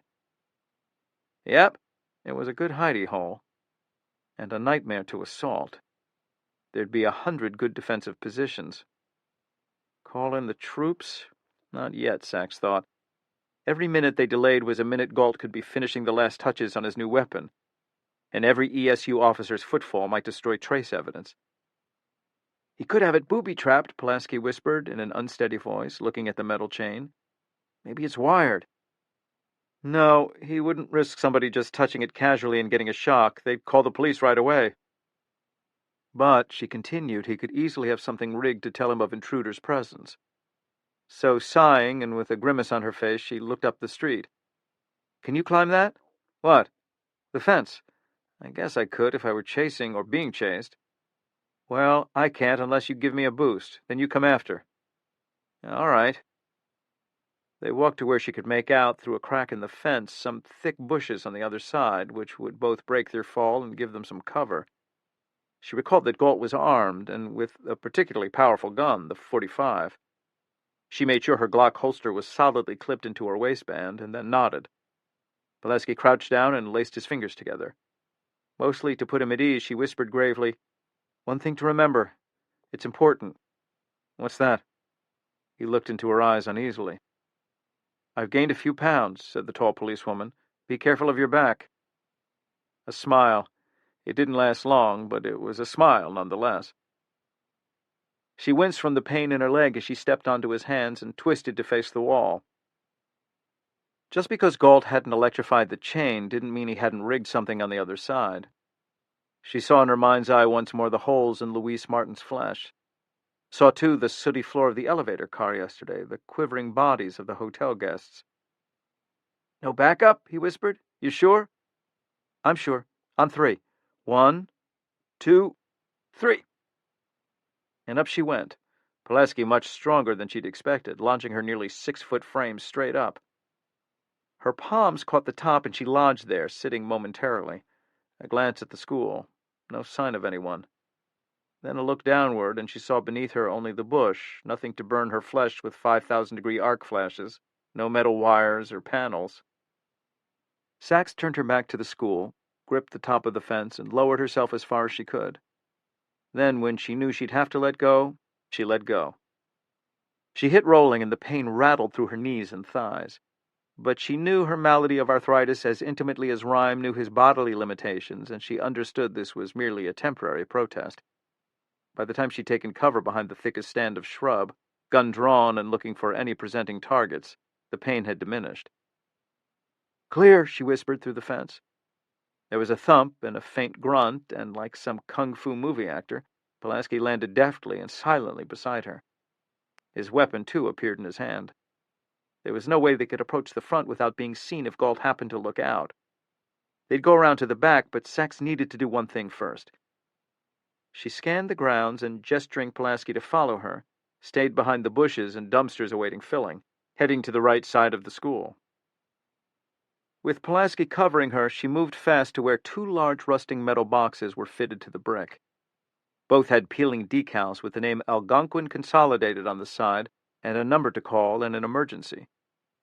She took from her pocket Summers' current detector, turned it on, and swept the unit over the boxes. The display showed 0. Not surprising, since the place had been deserted for years, it seemed, but she was happy to see the confirmation. "Look," Pulaski whispered, touching her arm. Sachs gazed at where he was pointing, through a greasy window. It was dim and hard to make out anything inside clearly, but after a moment she could see the faint movement of a flashlight, she believed, slowly scanning. Possibly, the shadows were deceptive, she was looking at a man poring over a document. A map? A diagram of an electrical system he was going to turn into a deadly trap? "He is here," Pulaski whispered excitedly. She pulled the headset on and called Bo Howman, the ESU head. "What do you have, Detective?" "Kay." "There's somebody here. I can't tell if it's Galt or not. He's in the middle part of the main building. Ron and I are going to flank him. What's your ETA?" "Kay." 9 minutes. Silent roll-up. Kay." "Good. We'll be in the back. Call me when you're ready for the takedown. We'll come in from behind." "Roger. Out." She then called Rhyme and told him that they might have the perp. They'd go in as soon as ESU was on site. "Look out for traps," Rhyme urged. "There's no power. It's safe." She disconnected the transmission and glanced at Pulaski. "Ready?" He nodded. Crouching, she moved quickly toward the back of the school, gripping her weapon tightly and thinking, "Okay, Galt, haven't got your juice to protect you here. You've got a gun, I've got a gun. Now we're on my turf." As he disconnected from Sachs, Rhyme felt another tickle of sweat. He finally had to resort to calling Tom and asking him to wipe it off. This was perhaps the hardest for Rhyme. Relying on somebody for the big tasks wasn't so bad. The range of motion exercises, bowel and bladder, the sitting transfer maneuver to get him into the wheelchair or bed, the feeding. It was the tiny needs that were the most infuriating and embarrassing. Flicking away an insect, picking fuzz off your slacks, wiping away a rivulet of sweat. The aide appeared and easily took care of the problem without a thought. "Thank you," the criminalist said. Tom hesitated at the unexpected show of gratitude. Rhyme turned back to the evidence boards, but in fact he wasn't thinking much of Galt. It was possible that Sachs and the ESU team were about to collar the crazed employee at the school in Chinatown. No, what was occupying his overheated mind exclusively was the watchmaker in Mexico City. God damn it, why wasn't Luna or Catherine Dance or somebody calling to give him a blow-by-blow description of the takedown? Maybe the watchmaker had already planted the bomb in the office building and was using his own presence as a diversion.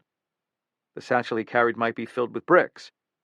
Why exactly was he hanging out in the office park like some goddamn tourist trying to figure out where to get a margarita? And could it be a different office altogether he was targeting? Then Rhyme said, "Mel, I want to see where the takedown's happening. Google Earth, or whatever it's called. Pull it up for me. Mexico City?" "Sure. Avenue Bosque de Reforma. How often do they update the images?" "I don't know. Probably every few months. It's not real time, though, I don't imagine." "I don't care about that." A few minutes later, they were looking at a satellite image of the area. A curving road, Avenue Bosque de Reforma, with the office building separated by the park where the watchmaker was sitting at the moment. Across the street was the Jamaican consulate, protected by a series of concrete barriers, the bomb blast shields, and a gate. Rodolfo Luna and his team would be on the other side of those. Behind them were official vehicles parked in front of the embassy itself. He gasped as he stared at the barriers. To the left was a blast shield running perpendicular to the road. To the right were 6 others, parallel to it. Avenue Bosque de Reforma. This was the letter I and the blank spaces from the package delivered to the watchmaker at Mexico City Airport. Gold letters. Little blue booklet. The mysterious numbers.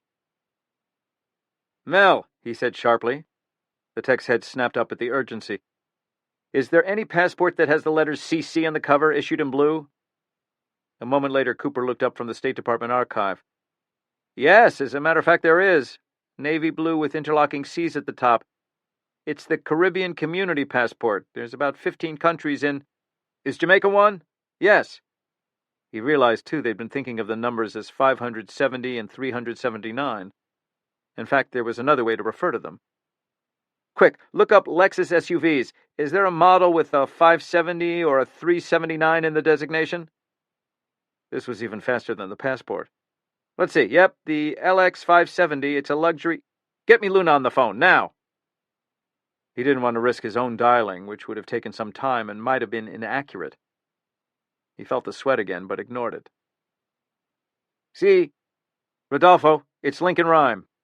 Ah, Captain. Listen to me. You are the target. The office building's a diversion. The package delivered to Logan, the rectangular images on the drawing, it was a diagram of the grounds of the Jamaican embassy, where you are right now. The rectangles are the blast barriers, and you drive a Lexus LX 570. Yes, you mean that was the 570? I think so, and the watchmaker was given a Jamaican passport to get into the compound. Is there a car parked nearby with 379 in the license plate? Why, yes, it's a Mercedes with diplomatic plates. Clear the area, now. That's where the bomb is, the Mercedes. He heard shouting in Spanish, the sound of footfalls, hard breathing. Then a stunning explosion. Rhyme blinked at the startling noise that rattled the speakers of the phone. Commander, are you there?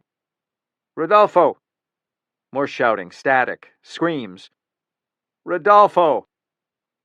After a long moment, Captain Rhyme, hello? The man was shouting, probably because he'd been partially deafened by the blast. Commander, are you all right? Hello? A hissing noise, moans, gasping, shouts. Sirens and more shouting. Cooper asked, should we call? And then, Kay, are you there, Captain? Yes, are you hurt, Rodolfo? No, no bad injuries. Some cuts, stunned, you know.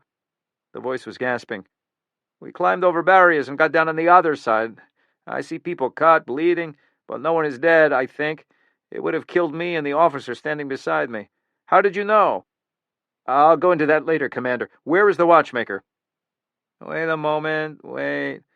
All right. At the explosion, he fled. Arturo's men were distracted by the blast, as he planned, of course. Arturo said a car drove into the park and he got inside. They're moving south now. We have officers following him. Thank you, Captain Rhyme. I cannot thank you enough, but now I must go. I will call as soon as we learn something. Inhaling deeply, ignoring the headache and the sweat. Okay, Logan, Rhyme was thinking. We've stopped you. We've ruined your plan, but we still don't have you. Not yet. Please, Rodolfo, keep after him. As he was thinking this, his eyes strayed over the evidence charts in the Galt case. Maybe this would be the conclusion of both of the operations.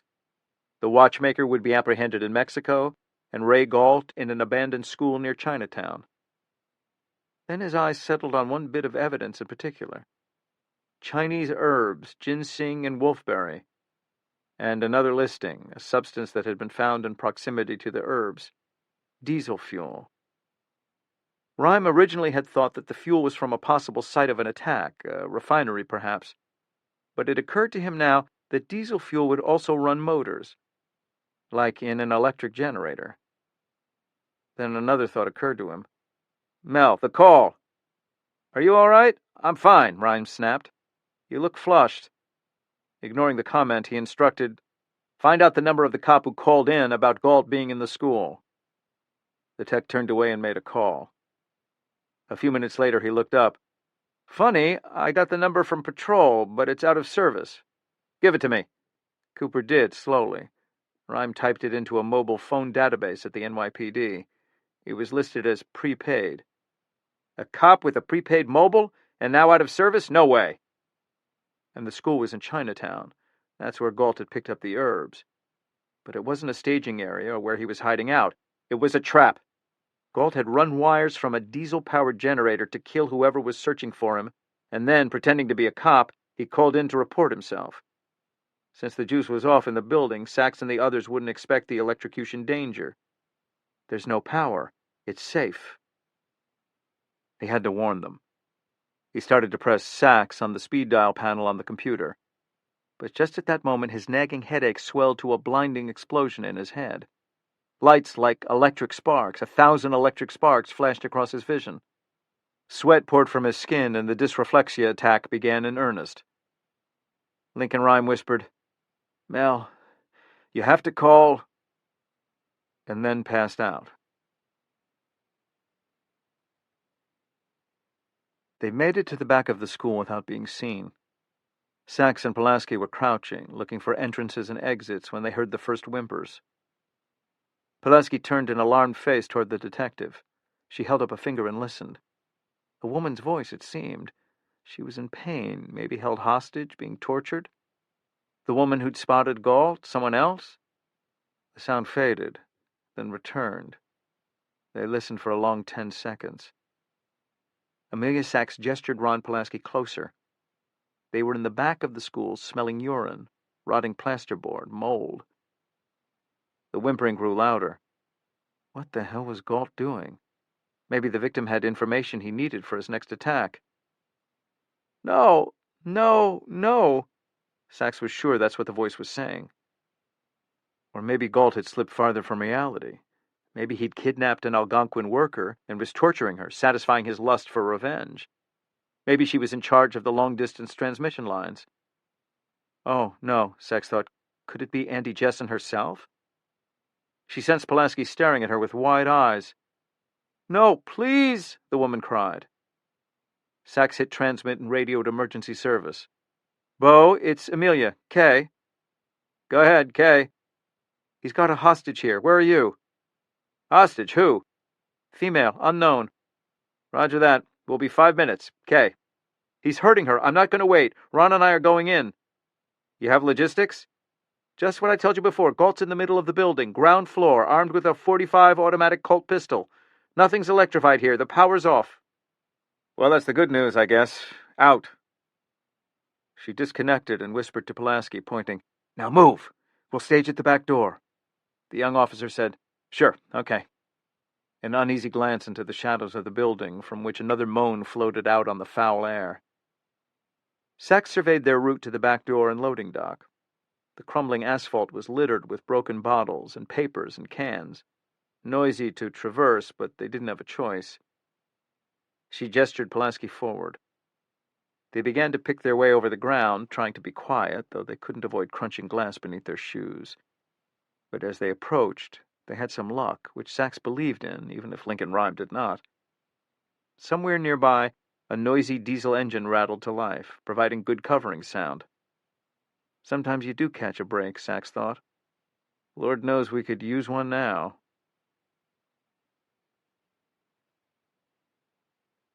He wasn't going to lose Rhyme. Tom Reston had his boss out of the storm arrow chair and into a near-standing position, pinned against the wall.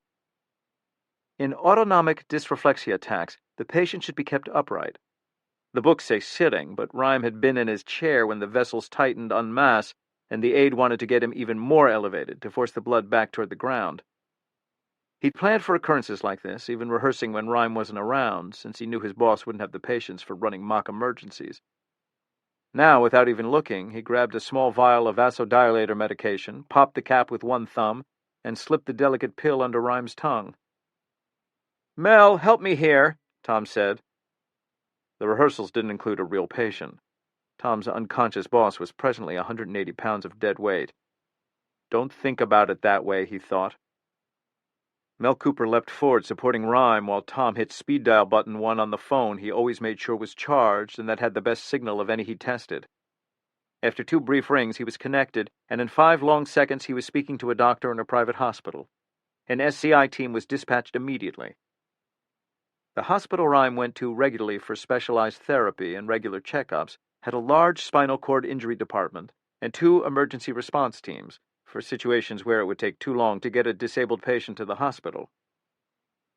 Rhyme had had a dozen or so attacks over the years, but this was the worst Tom had ever seen. He couldn't support Rhyme and take his blood pressure simultaneously, but he knew it was dangerously high. His face was flushed, he was sweating. Tom could only imagine the pain of the excruciating headache as the body, tricked by the quadriplegia into believing it needed more blood and quickly, pumped hard and constricted the vessels. The condition could cause death, and, more troubling to Rhyme, a stroke, which could mean even more paralysis. In which case Rhyme might very well dust off his long-laid-to-rest idea of assisted suicide, which that damn Arlen Kopesky had brought up again. "What can I do?" Cooper whispered, the normally placid face dark with worry, slick with sweat. "We'll just keep him upright." Tom examined Rhyme's eyes. Blank. The aide snagged a second vial and administered another dose of clonidine. No response. Tom stood helpless, both he and Cooper silent. He thought of the past years with Rhyme. They'd fought, sometimes bitterly, but Tom had been a caregiver all his working life and knew not to take the anger personally. Knew not to take it at all. He gave as much as he got. He had been fired by Rhyme and had quit in nearly equal measure. But he'd never believed the separation between the two of them would last more than a day, and it never had. Looking at Rhyme, wondering where the hell the medics were, he was considering, was this my fault? Dysreflexia is frequently caused by the irritation that comes from a full bladder or bowel. Since Rhyme didn't know when he needed to relieve himself, Tom noted the intake of food and liquid and judged the intervals. Had he gotten it wrong?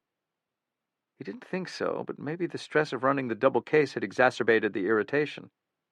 He should have checked more often. I should have exercised better judgment. I should have been firmer. To lose Rhyme would be to lose the finest criminalist in the city, if not the world, and to lose countless victims because their killers would go undetected. To lose Rhyme would be to lose one of his closest friends. Yet he remained calm. Caregivers learn this early. Hard and fast decisions can't be made in panic. Then the color of Rhyme's face stabilized, and they got him into the wheelchair again. They couldn't have kept him up much longer anyway. "Lincoln, can you hear me?" No response. Then a moment later the man's head lolled, and he whispered something. "Lincoln, you're going to be all right. Dr. Metz is sending a team." Another whisper. "It's all right, Lincoln. You'll be all right." In a faint voice, Rhyme said, "You have to tell her." Lincoln, "Stay still." "Sachs." Cooper said, "She's at the scene, the school where you sent her. She's not back yet." "You have to tell Sachs." The voice faded. "I will, Lincoln. I'll tell her as soon as she calls in," Tom said. Cooper added, "You don't want to disturb her now. She's moving in on Galt." "Tell her." Rhyme's eyes rolled back in his head, and he went out again. Tom angrily looked out the window, as if that would speed the arrival of the ambulance. But all he saw were people strolling by on healthy legs, people jogging, people bicycling through the park, none of them with an apparent care in the world. Ron Pulaski glanced at Sachs, who was peeking through a window at the back of the school. She held up a finger, squinting and jockeying for position to try to get a better look at where Galt was. The whimpering was hard to hear from this vantage point, since that diesel truck or engine was close, just on the other side of the fence. Then came a louder moan. Sachs turned back and nodded at the door, whispering, "We're going to get her. I want crossfire coverage. Somebody up, somebody down. You want to go through here or up the fire escape?" Pulaski glanced to their right, where a rusty metal ladder led up to a platform and an open window. He knew there was no chance they were electrified. Amelia had checked, but he really didn't want to go that way. Then he thought about his mistake at Galt's apartment, about Stanley Palmer, the man who might die, who, even if he lived, might never be the same again. He said, "I'll go up." "You sure?" "Yes." "Remember, we want him alive if at all possible. If he set another trap, it might have a timer on it, and we'll need him to tell us where it is and when it's going to activate." Pulaski nodded. Crouching, he made his way over the filthy asphalt, strewn with all sorts of garbage. "Concentrate," he told himself. "You've got a job to do. You're not going to get spooked again. You're not going to make a mistake." As he moved silently, he found he was, in fact, a lot less spooked than before. And then he wasn't spooked at all. Ron Pulaski was angry. Galt had gotten sick. Well, sorry. Well, too goddamn bad. Hell, Pulaski had had his head trauma, and he didn't blame anybody for it. Just like Lincoln Rhyme didn't sit around and mope. And Galt might very well be fine, all the new cancer treatments and techniques and everything. But here, this whiny little shit was taking out his unhappiness on the innocent. And Jesus Lord, what was he doing to that woman inside? She must have had information Galt needed. Or maybe she was a doctor who'd missed a diagnosis or something, and he was getting revenge on her, too. At this thought, he moved a little more quickly. He glanced back and saw Sachs waiting beside a half-open door, Glock drawn and pointed down, extended in a combat grip. The anger growing, Pulaski came to a solid brick wall where he couldn't be seen. He sped up further, heading toward the fire escape ladder. It was old, and most of the paint had worn off, replaced by rust. He paused at the puddle of standing water surrounding the concrete around the base of the ladder. Water, electricity. But there was no electricity, and anyway, there was no way to avoid the water. He sloshed through it. 10 feet away. Looking up, picking the best window to go through. Hoping the stairs and platform wouldn't clank. Galt couldn't be more than 40 feet from them. Still, the sound of the diesel engine would cover up most squeaks. 5 feet. Pulaski examined his heart and found its beat steady. He was going to make Lincoln Rhyme proud of him again. Hell, he was going to collar this sick bastard himself. He reached for the ladder. And the next thing he knew, he heard a snap and every muscle in his body contracted at once. In his mind, he was looking at all the light of heaven before his vision dissolved to yellow, then black. Standing together behind the school, Amelia Sachs and Lon Solito watched the place being swept by ESU. "A trap," the lieutenant said. "Right," she replied grimly. "Galt hooked up a big generator in a shed behind the school. He started it and then left. It was connected to the metal doors and the fire escape." "The fire escape, that's the way Pulaski was going." She nodded. "Poor kid, he—" An ESU officer, a tall African-American, interrupted them. "We've finished the sweep, Detective. Lieutenant, it's clean, the whole place. We didn't touch anything inside like you asked." "A digital recorder?" she asked. "That's what I'm betting he used." "That's right, Detective. Sounded like a scene from a TV show or something, and a flashlight hanging by a cord, so it looked like somebody was holding it. No hostage, no Galt, nobody at all." "I'll run the scenes in a minute." The officer asked, "There was no portable called it in?" "Right," Solito muttered. "It was Galt. Probably on a prepaid mobile, I bet. I'll check it." "And he just did this? Away with the school. To kill some of us?" "That's right," Sachs said somberly. The ESU officer grimaced and headed off to gather his team. Sachs had immediately called Rhyme to give him the news about the school and about Ron Pulaski. But curiously, the phone went right to voicemail. Maybe something had heated up in the case or in the watchmaker situation in Mexico. A medic was walking toward her, head down, picking his way through the trash. The yard behind the school looked like a beach after a garbage spill. Sachs walked forward to meet him. "You free now, Detective?" he asked her. "Sure." She followed him around to the side of the building where the ambulances waited. There, sitting on a concrete stoop, was Ron Pulaski, head in his hands. She paused, took a deep breath, and walked up to him. "I'm sorry, Ron." He was massaging his arm, flexing his fingers. "No, ma'am." He blinked at his own formality, grinned. "I should say thank you. If there'd been any other way, I would have done it, but I couldn't shout. I assumed Galt was still inside and had his weapon." "I figured."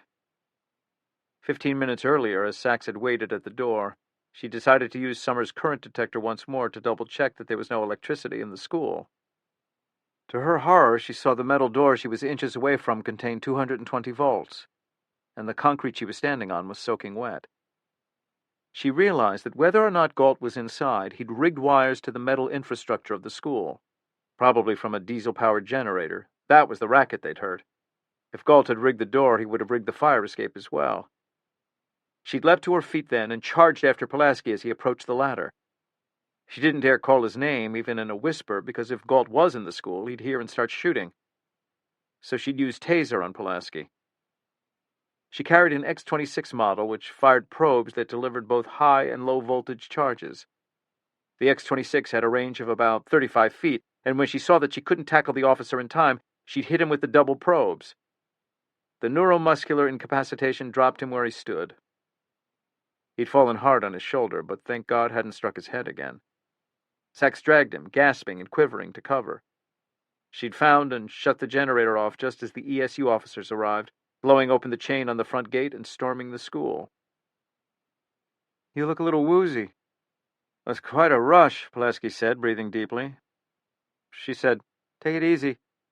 "I'm okay. I'm helping the scene." He blinked like a drunk. "I mean, helping you search the scene." "You're up for it?" "As long as I don't move too fast. But listen, keep that thing of yours, that box that Charlie Summers gave you, keep it handy, okay? I'm not touching anything until you go over it." The first thing they did was walk the grid around the generator behind the school. Pulaski collected and bagged the wires that had carried the charge to the door and fire escapes. Sachs herself searched around the generator. It was a big unit, several feet high and about 3 long. A placard on the side reported that its maximum output was 5,000 watts, producing 41 amps. About 400 times what was needed to kill you. Nodding at the unit, "Could you pack it up and get it to Rhymes?" she asked the crime scene team from Queens, who just joined them. It weighed about 200 pounds. "You bet, Amelia. We'll get it there ASAP." She said to Pulaski, "Let's walk the grid inside." They were heading into the school when Sax's phone rang. Rhyme popped up on the caller ID. "About time," she said good-naturedly as she answered. "I've got some—" "Amelia?"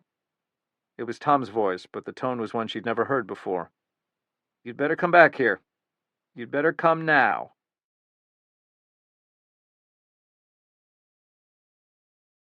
Breathing hard, Sachs hurried up the ramp and pushed open the door to Rhymes' townhouse.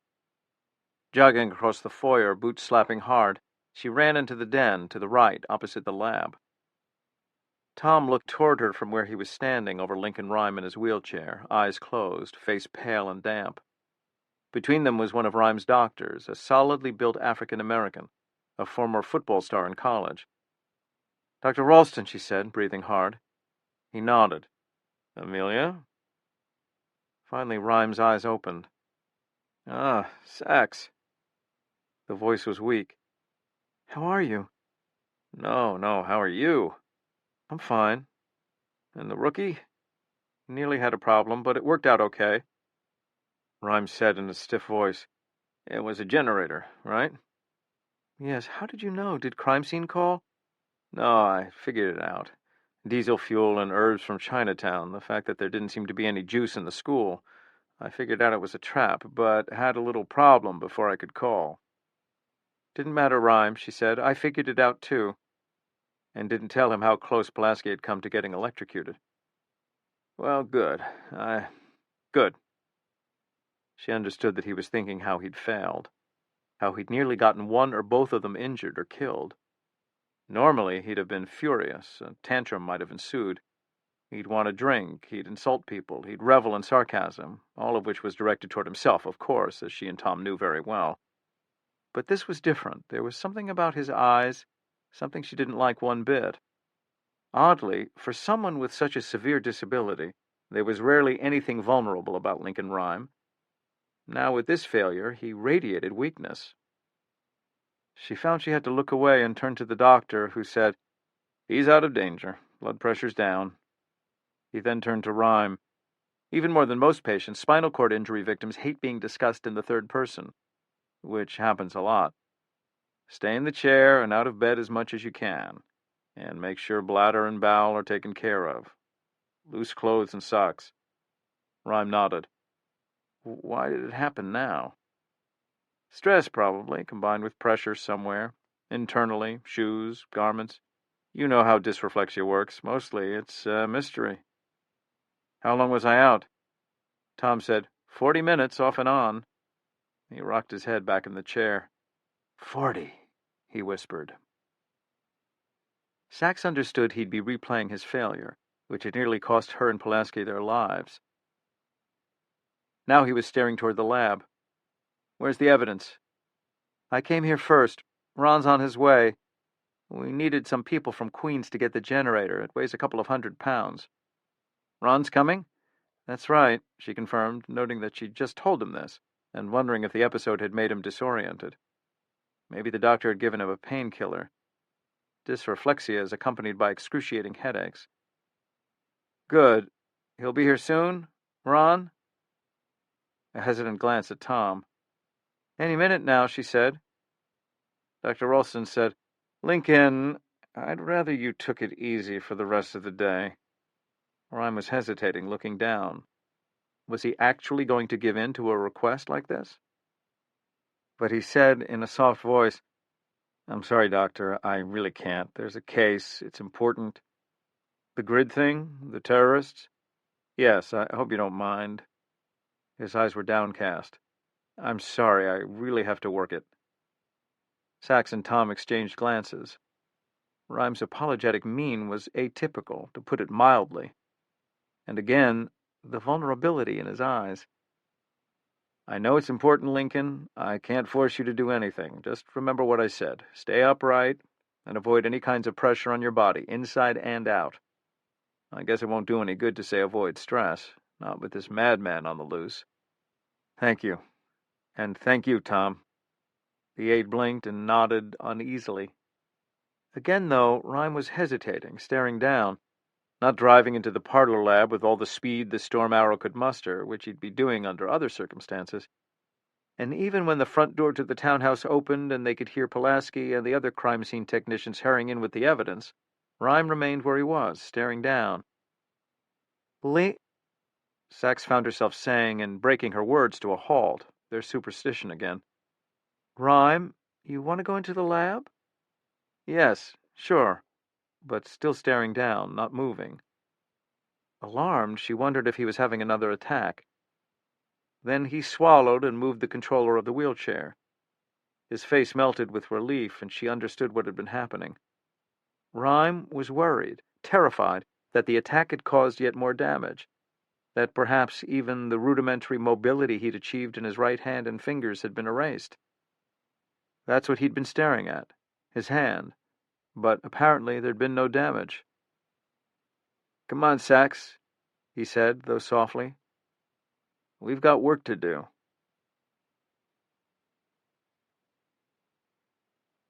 The pool parlor was looking like a crack house, R.C. decided. He talked to his father about it.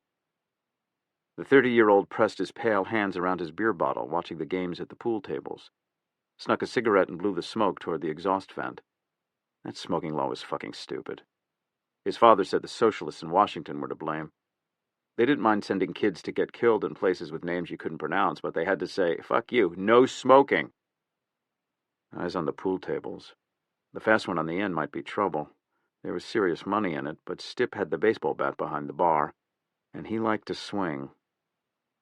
Speaking of which, goddamn Mets.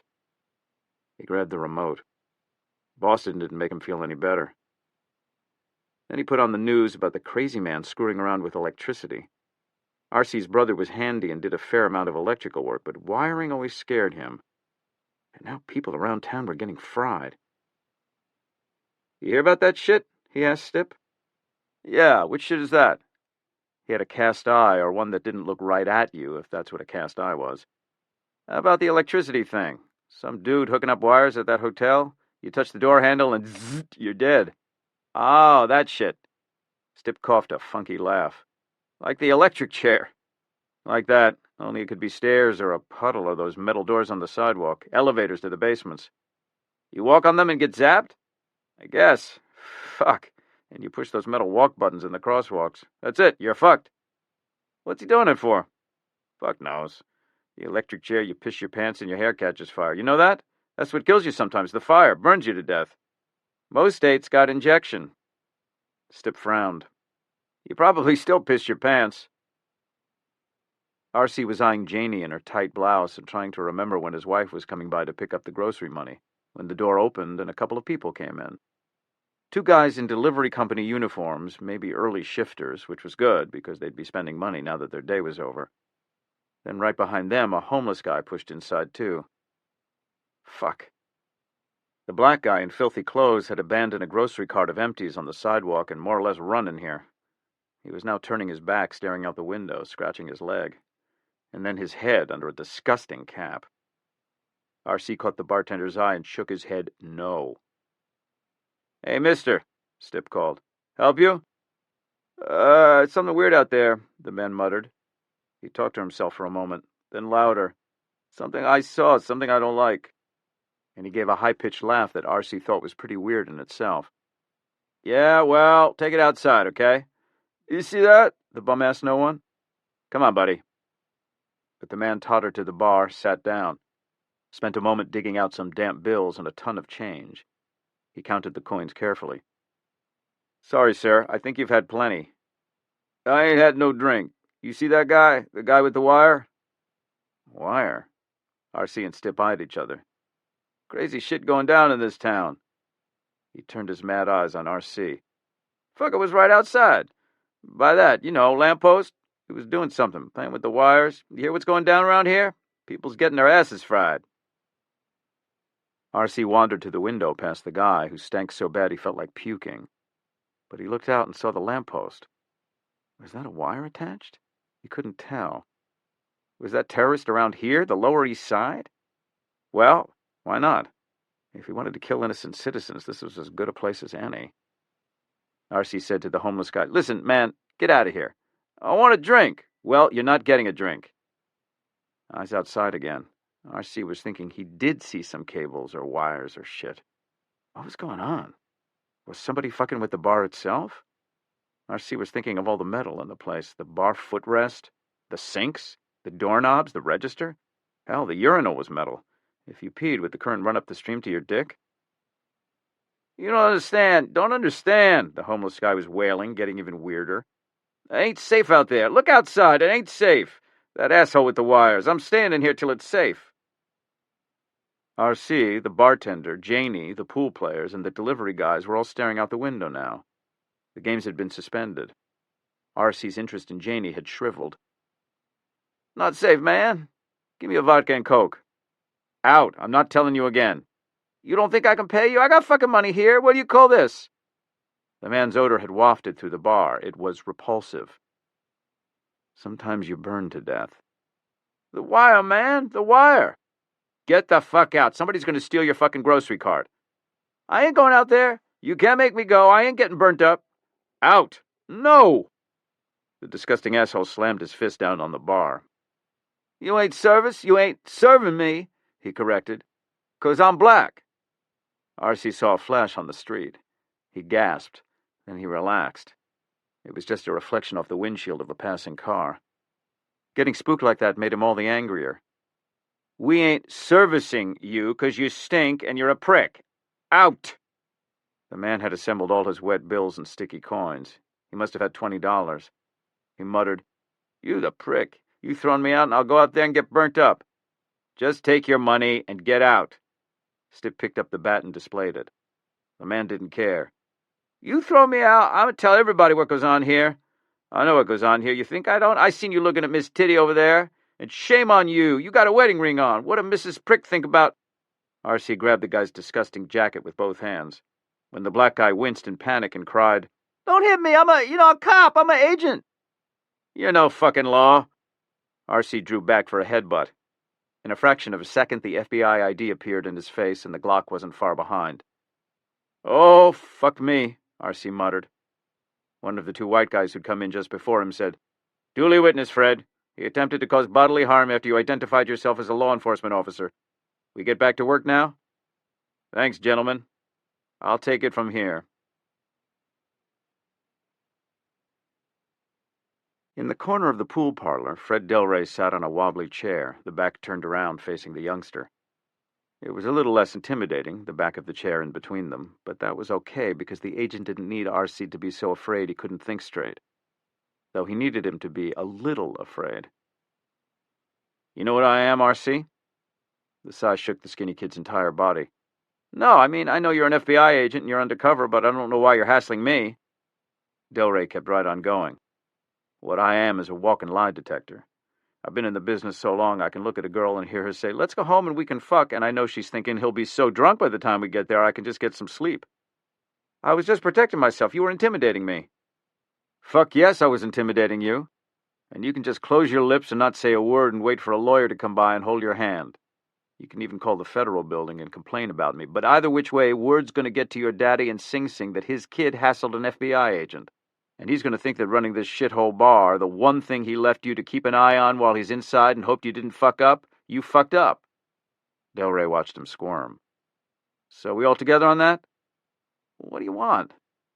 And just to make sure the back of the chair didn't make R.C. feel too much at ease, Delray slapped his hand on the kid's thigh and squeezed hard. Ouch! Why'd you do that? You ever been polygraphed, R.C.? No, Dad's lawyer said never. It's a rhetorical question, Delray said, even though it wasn't.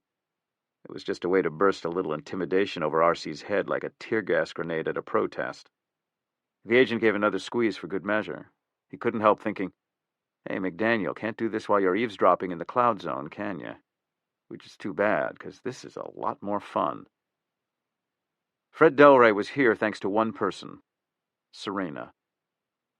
The favor that she'd asked had nothing to do with cleaning the basement. It was about getting off his ass. She'd led him downstairs into the messy storeroom where he kept his outfits from his days as an undercover agent. She found one in particular sealed up in the same kind of plastic bag that you used for wedding dresses. It was the homeless drunk costume, suitably perfumed with mold and sufficient human odor and a little cat pee to get a confession just by sitting down next to a suspect.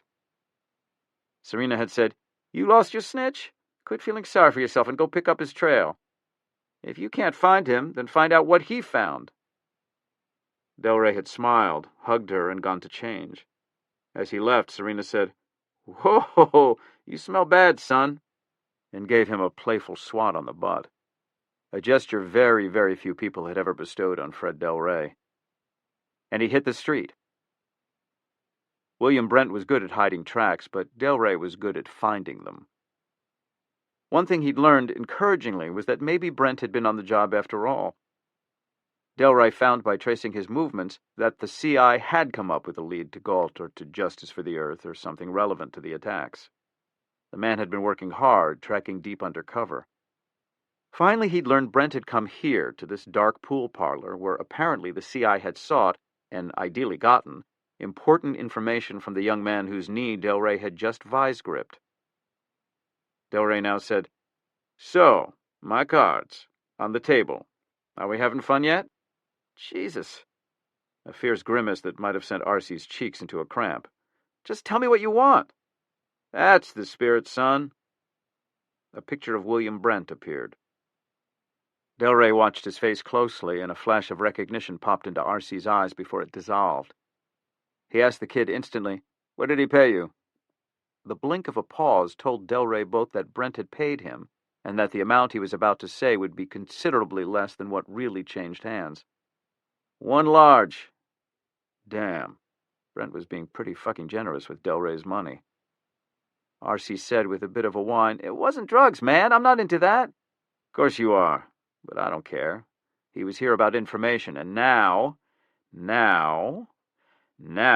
I need to know what he asked and what you told him." Delray limbered up his lengthy fingers again. "Okay, I'll tell you. Bill. He said his name was Bill." R.C. pointed at the picture. "Bill is as good as any. Keep going, friend." "He heard somebody was staying here in the hood. Some guy who'd come to town recent was driving a white van, carrying a piece. A big fucking .45. He clipped somebody." Delray gave nothing away. "Who'd he kill? And why?" "He didn't know. Name? Didn't have one." The agent didn't need a polygraph. R.C. was doing just fine with the dharmic quality of honesty. "Come on, R.C., my friend. What else about him? White van, just came to town, big .45, clipped somebody for reasons unknown. Maybe he kidnapped him before he killed him, was somebody he didn't fuck with." That kind of went without saying. R.C. continued. "So this Bill, or whoever, heard I was connected, you know? Hooked into the wire, you know." "The wire?" "Yeah, not what that asshole's using to kill people. I mean the word on the street." "Oh, that's what you mean," Delray said, but R.C. floated below irony. "And you are connected, aren't you, son?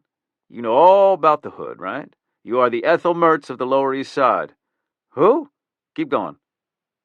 "Okay, well, like I had heard something. I like to know who's around, what kind of shit could be going down. Anyway, I heard about this guy, was just like Bill said, and I sent him over to where he's staying. That's it. That's all." Delray believed him. "Give me the address." He did, a decrepit street not far away. "It's the basement apartment." "Okay, that's all I need for now. You—" "I won't tell Daddy anything, don't you worry. Unless you're fucking with me." "I'm not, no, Fred, really." When Delray was at the door, R.C. called, "It wasn't what you think." The agent turned. "It really was because you smelt bad. That's why we weren't going to serve you, not because you're black." 5 minutes later, Delray was approaching the block R.C. had told him about. He debated calling in backup, but decided not to quite yet. Working street required finesse, not sirens and takedown teams or Tucker McDaniel. Delray loped through the streets, dodging the dense crowds. Thinking, as he often did, it's the middle of the day. What the hell do these people do for work? Then he turned 2 corners and eased into an alley so he could approach the apartment in question from the back. He looked quickly up the dim, rot-smelling canyon. Not far away was a white guy in a cap and baggy shirt sweeping cobblestones. Delray counted addresses. He was directly behind the place where R.C. had sent William Brent. Okay, this is weird, the agent thought. He started forward through the alley. The sweeper turned his mirrored sunglasses his way and then went back to sweeping. Delray stopped near him, frowning and looking around, trying to make sense of this. Finally, the sweeper asked, "Fuck you doing?" "Well, I'll tell you," Delray offered. "One thing I'm doing is looking at an NYPD undercover cop who, for some fucked up reason, is trying to blend by sweeping cobblestones in a hood where they stopped sweeping cobblestones, about 130 years ago." Delray displayed his ID. "Delray, I heard of you." Then defensively, the cop said, "I'm just doing what they told me. It's a stakeout." "Stakeout? Why? What is this place?" "You don't know?" Delray rolled his eyes. When the cop told him, Delray froze, but only momentarily. A few seconds later, he was ripping away his smelly undercover costume and dumping it in a waste bin. As he started sprinting for the subway, he noted the cop's startled reaction and supposed it could have come from one of 2 things: the striptease act itself, or the fact that underneath the disgusting outfit, he was wearing a Kelly green velour tracksuit. He supposed it was a little of both.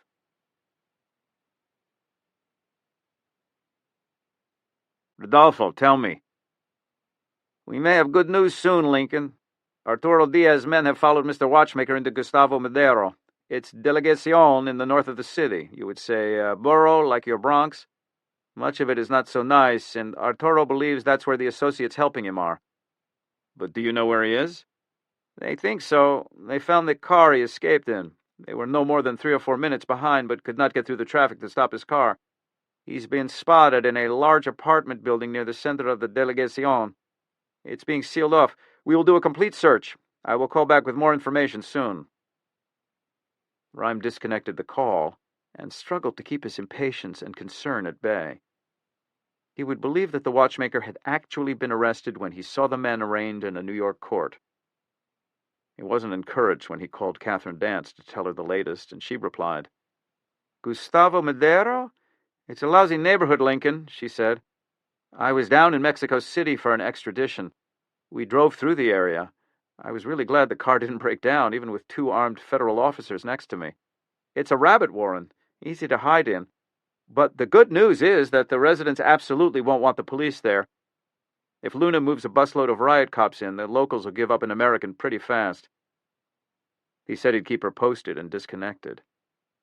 The fatigue and fogginess from the dysreflexia attack ebbed in once more, and he rested his head on the back of the storm arrow. "Come on, stay sharp," he commanded, refusing to accept anything less than 110% from himself, just as he did from everybody else. But he wasn't feeling that measure. Not at all. Then he glanced up to see Ron Pulaski at the evidence table, and thoughts of the watchmaker faded. The young officer was moving pretty slowly. Rhyme regarded him with concern. The jolt of the taser had been pretty powerful, apparently. But that concern was accompanied by another emotion, one he'd been feeling for the past hour: guilt. It had been exclusively Rhyme's fault that Pulaski, and Sachs too, had come as close as they had to being electrocuted by Galt's trap at the school. Sachs had downplayed the incident. Pulaski too. Laughing, he'd said, "She tased me, bro," which apparently was some kind of joke, drawing a smile from Mel Cooper, but Rhyme didn't get it, nor was he in a mood that was at all humorous. He was confused and disoriented, and not just from the medical emergency. He was having trouble shaking his sense of failure from letting down Sachs and the rookie. He forced himself to focus on the evidence that had been collected from the school. Some bags of trace, some electronics, and most important, the generator. Lincoln Rhyme loved big, bulky pieces of equipment. To move them took a lot of physical contact, and that meant such objects picked up significant prints, fibers, hair, sweat, and skin cells, as well as other trace. The generator was attached to a wheeled cart, but it would still have taken some grappling to get it into place. Ron Pulaski got a phone call. He glanced at Rhyme and then headed into the corner of the room to take it. Despite his groggy demeanor, his face began to brighten. He disconnected and stood for a moment, looking out the window. Though he didn't know the substance of the conversation, Rhyme wasn't surprised to see the young man walk toward him with a confessional cast to his eyes. "I have to tell you something, Lincoln." His glance took in Lon Solito, too. "Yeah?" Rhyme said distractedly, offering a word that would have earned the young officer a glare if he'd used it. "I kind of wasn't honest with you earlier." "Kind of?" "Okay, I wasn't. What about?" Scanning the evidence boards and the profile of Ray Galt, he said, "The DNA results? I know I didn't need to get them. I used that as an excuse. I went to see Stan Palmer." "Who?" "The man in the hospital, the one I ran into in the alley." Rhyme was impatient. The evidence beckoned, but this was important, it seemed. He nodded, then asked, "He's okay?" "They still don't know, but what I'm saying is, first, I'm sorry I didn't tell the truth. I was going to, but it just seemed, I don't know, unprofessional." "It was." "But there's more. See, when I was at the hospital, I asked the nurse for his Social Security number and personal information. Guess what?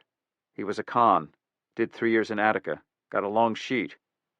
"Really?" Sachs asked. "Yep. Yes. And there's active paper on him." "He's wanted," Rhyme mused. "Warrants for what?" Solito asked. "Assault, receiving stolen, burglary." The rumpled cop barked a laugh. "You backed into a collar. Like literally." He laughed again and looked at Rhyme, who didn't join in the fun. The criminalist said, "So that's why you're so chipper." "I'm not happy I hurt him. It was still a screw-up. But if you had to run over somebody, it's better him than a father of 4. "Well, yeah," Pulaski said. Rhyme had more to say on the subject, but this wasn't the time or place. "The important thing is you're not distracted anymore, right?" "No." "Good. Now, if we've got the soap opera out of the way, maybe we can all get back to work." He looked at the digital clock. 3 p.m. Rhyme felt the time pressure humming like, well, electricity in a high-tension wire. They had the perp's identity, they had his address, but they had no solid leads to his whereabouts. It was then that the doorbell rang. Tom appeared a moment later with Tucker McDaniel, minus his underling. Rhyme knew immediately what he was going to say. Everybody in the room probably did. "Another demand?" Rhyme asked. "Yes, and he's really upped the ante this time." "What's the deadline?" Solito asked. 6:30 tonight. Gives us a little over 3 hours. What's he want?" "This demand's even crazier than the first two. Can I use a computer?" Rhyme nodded toward it. The ASAC typed, and in a moment the letter appeared on the screen. Rhyme's vision was blurred. He blinked into clarity and leaned toward the monitor. "To Algonquin Consolidated Power and Light and CEO Andy Jessen. At about 6 p.m. yesterday, a remote control switch routed current from a spot network distribution system at an office building at 235 West 54th Street totaling 13,800 volts to the floor of the elevator, which had a return line connected to the control panel in the car. When the car stopped before it got to the ground floor, a passenger touched the panel to hit the alarm button, the circuit was closed, and individuals inside died. Twice I've asked you to show good faith by reducing output of supply, and twice you have refused. If you'd done what I reasonably requested, you would never have brought such suffering into the lives of the people you call your customers. You wantonly disregarded my requests, and somebody else paid the price for that. In 1931, when Thomas A. Edison died, his co-workers respectfully requested that all the power in the city be shut off for 60 seconds to mark the passing of the man who had created the grid and brought light to millions.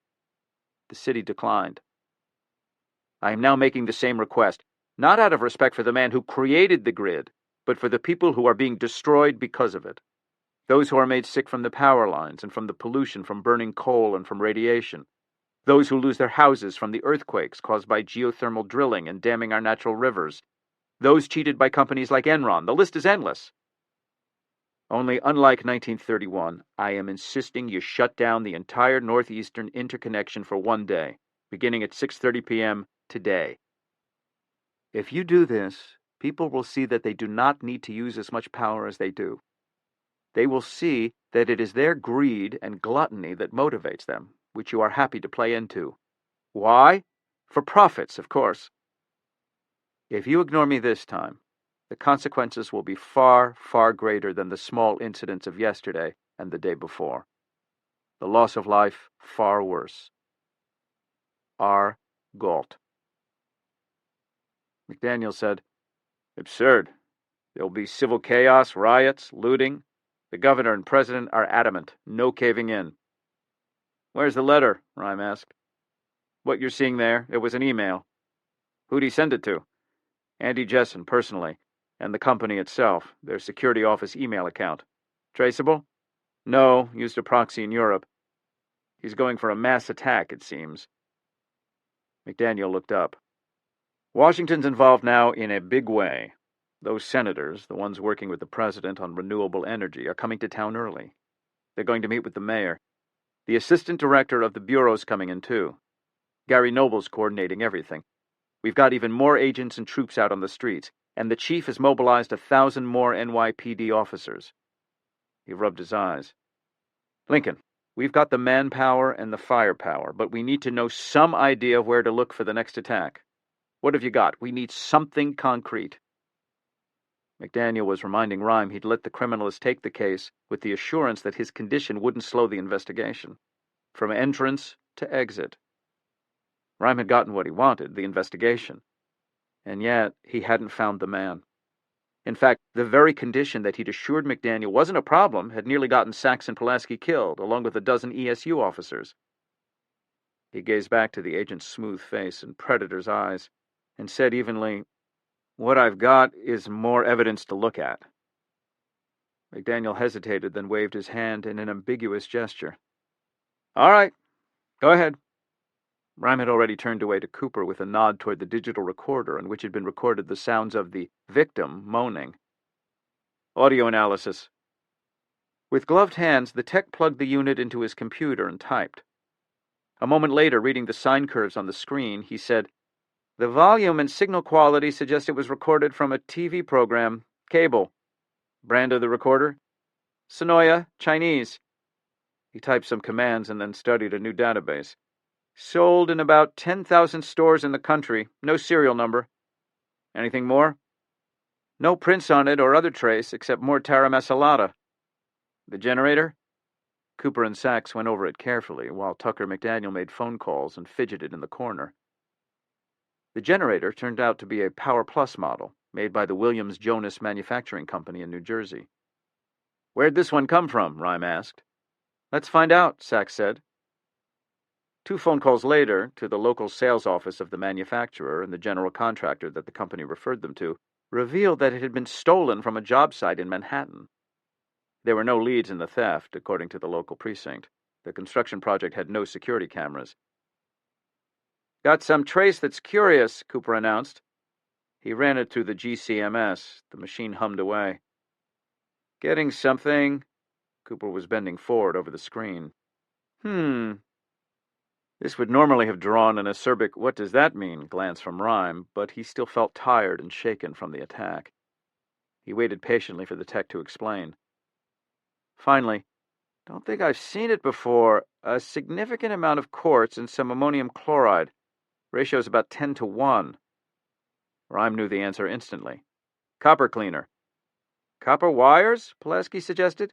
"Galt is cleaning them?" "Good idea, rookie, but I'm not sure." He didn't think electricians cleaned wires. Besides, he explained, "Mostly it's used for cleaning copper on buildings. What else, Mel?" "Some stone dust you don't usually see in Manhattan, architectural terracotta." Cooper was now looking into the eyepieces of a microscope. He added, "And some granules that look like white marble." Rhyme blurted, "The police riots of '57. That's 1857. What? McDaniel asked. A few years ago, the Delgado case? Oh, sure, Sachs said. Salito asked, Did we work it? Rhyme's grimace conveyed his message. It didn't matter who worked a case or when. Crime scene officers, hell, every officer on the force, had to be aware of all major cases in the city, present and past. The more you put into the brain, the more likely you were to make connections that solved your crime. Homework. He explained. A few years ago, Stephen Delgado, a paranoid schizophrenic, planned a series of murders to mimic deaths that occurred during the infamous New York City police riots of 1857.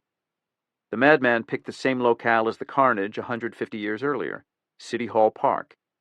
He was captured after his first kill because Rhyme had traced him to an apartment on the Upper West Side, where he'd left trace that included copper cleaner, terracotta residue from the Woolworth building, and white marble dust from the city courthouse, which was undergoing renovations, then as now. You think he's going to hit City Hall? McDaniel asked urgently, the phone in his hand drooping. I think there's a connection, that's all I can say. Put it on the board and we'll think about it. What else do you have from the generator? More hair, Cooper announced, holding up a pair of tweezers. Blonde, about 9 inches long. He slipped it under the microscope and slid the specimen tray up and down slowly. Not dyed, natural blonde, no color degradation, and not desiccated. I'd say it's from somebody younger than 50. Also, refraction variation on one end. I could run it through the chromatograph, but I'm 90% sure it's hairspray. Right. Woman, probably. Anything else? Another hair, brown, shorter, crew cut, also under 50. So, Rhyme said, not Galt's. Maybe we've got our Justice for the Earth connection, or maybe some other players. Keep going. The other news wasn't so encouraging. The flashlight he could have bought in 1,000 places. No trace or prints. The string was generic, too. The cable he used to wire the doors at the school? Bennington, the same he's been using all along. Bolts are generic, but similar to the others. Eye on the generator, Rhyme was aware his thoughts were spinning dizzily. Part of this was the attack he'd experienced a short time ago, but some of it had to do with the case itself. Something was wrong. Pieces of the puzzle were missing. The answer had to be in the evidence, and just as important, what wasn't in the evidence. Rhyme now scanned the whiteboards, trying to stay calm. This wasn't to stave off another episode of dysreflexia per doctor's orders. It was because nothing made you blind faster than desperation. Profile. Identified as Raymond Galt, 40, single, living in Manhattan, 227 Suffolk Street. Terrorist connection? Relation to Justice for the Earth? Suspected eco-terror group? No profile in any U.S. or international database. New? Underground? Individual named Rahman involved? Also Johnston. References to monetary disbursements, personnel movements, and something big. Algonquin security breach in Philadelphia might be related. SIGINT hits code word reference to weapons, paper, and supplies, guns, explosives. Personnel include man and woman. Galt's relationship unknown. Cancer patient.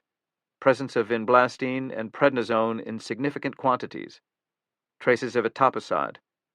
Leukemia. Galt is armed with military 1911 Colt .45. Masquerading as maintenance man in dark brown overalls. Dark green as well. Wearing tan leather gloves.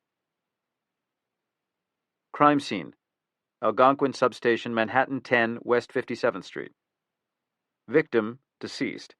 Luis Martin, assistant manager in music store. No friction ridge prints on any surface.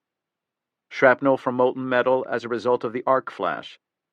Zero-gauge insulated aluminum strand cable.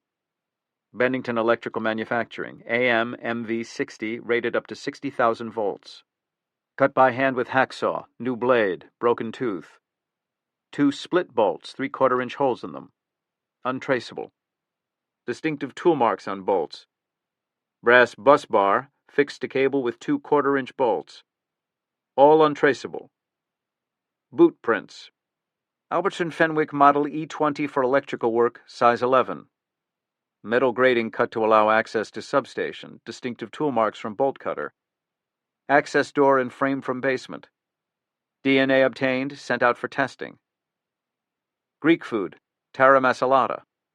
Blonde hair, 1 inch long, natural, from someone 50 or under, discovered in coffee shop across the street from substation. Sent out for toxchem screening. Mineral trace, volcanic ash. Not naturally found in New York area. Exhibits, museums, geology schools. Algonquin Control Center software accessed by internal codes, not outside hackers. Demand note, delivered to Andy Jessen at home. No witnesses. Handwritten. Sent to Parker Kincaid for analysis. Generic paper and ink, untraceable.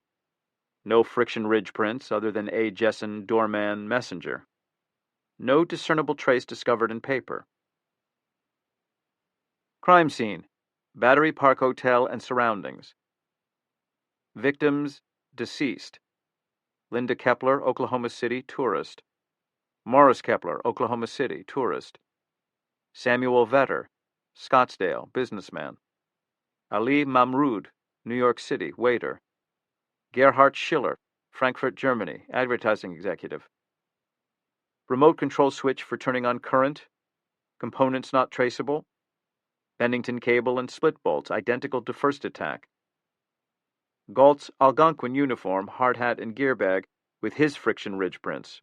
No others. Wrench with tool marks that can be associated with tool marks on bolts at first crime scene. Rat tail file with glass dust that can be associated with glass from bottle found at substation scene in Harlem. Probably working alone. Trace from Algonquin worker Joey Barzan, assault victim of Galt. Alternative jet fuel. Attack at military base. Crime scene, Galt's apartment, 227 Suffolk Street, Lower East Side. Bic soft feel fine point pens, blue ink, associated with ink used in demand letter.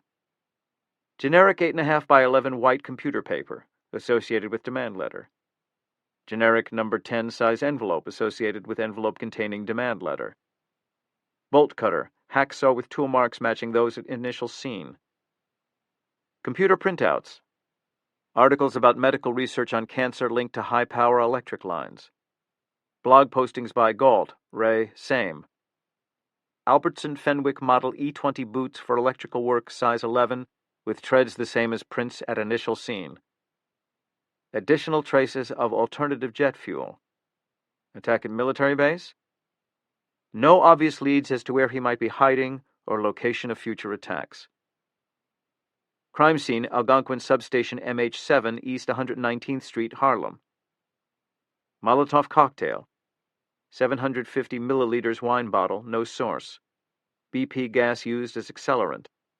Cotton cloth strips, probably white t-shirt used as fuse, no source determined. Second demand note. Delivered to Bernard Wall, Algonquin security chief. Assaulted by Galt. No physical contact, no trace. No indication of whereabouts or site of next attack. Paper and ink associated with those found in Galt's apartment. Additional traces of alternative jet fuel embedded in paper. Attack on military base? Crime scene, office building at 235 West 54th Street. Victims, deceased. Larry Fishbein, New York City, accountant. Robert Bodine, New York City, attorney. Franklin Tucker, Paramus, New Jersey, salesman. One friction ridge of Raymond Galt. Bennington cable and split bolt, same as at other scenes. 2 handmade remote relay switches. 1 to shut off power to elevator. 1 to complete circuit and electrify elevator car. Bolts and smaller wires connecting panel to elevator, not traceable. Victims had water on shoes. Trace, Chinese herbs, ginseng and wolfberry. Hairspring, planning on using timer rather than remote for future attacks. Dark green cotton heavy-duty clothing fiber, containing trace of aviation jet fuel. Dark brown cotton heavy-duty clothing fiber, containing trace of diesel fuel, containing additional Chinese herbs. Crime scene, abandoned school, Chinatown. Bennington cable identical to that at other scenes. Generator, Power Plus by William Jonas Manufacturing, stolen from job site in Manhattan. Digital voice recorder, Sonoya brand, on which was recorded segment from TV show or film, cable TV. Additional traces of Terra Masalata. Bright beam flashlight, untraceable. 6-foot string holding flashlight, untraceable. Trace evidence associated with the area around City Hall. Quartz and ammonium chloride copper cleaner. Terracotta dust similar to building facades in area. White marble stone dust. Hair 9 inches long, blonde, sprayed, person under 50, probably woman's. Hair 3/8 of an inch long, brown, person under 50. Third demand. Sent via email. Untraceable. Used a proxy in Europe. But it turned out that Rhyme was wrong. It was true that, as he'd felt all along, the evidence, as much else in this case, just didn't add up. But he was wrong in that the key to unraveling the mystery wasn't to be found on the charts surrounding him. Rather, it came blustering into the lab just now, accompanied by Tom, in the form of a tall, lanky, sweating man, skin black, clothing bright green. Catching his breath, Fred Del Rey nodded fast to everybody in the room, then proceeded to ignore them as he strode up to Rhyme. "I need to throw something out, Lincoln, and you got to tell me if it works or not." "Fred," McDaniel began. "What the hell?" "Lincoln," Del Rey persisted. "Sure, Fred, go ahead." "What do you think of the theory that Ray Galt's a fall guy? He's dead, been dead for a couple of days, I think. It's somebody else who's put this whole thing together, from the beginning." Rhyme paused for a moment. The disorientation from the attack was slowing his analysis of Del Rey's idea, but finally he offered a faint smile and said, "What do I think? It's brilliant, that's what." Tucker McDaniel's response, however, was, "Ridiculous. The whole investigation's based on Galt."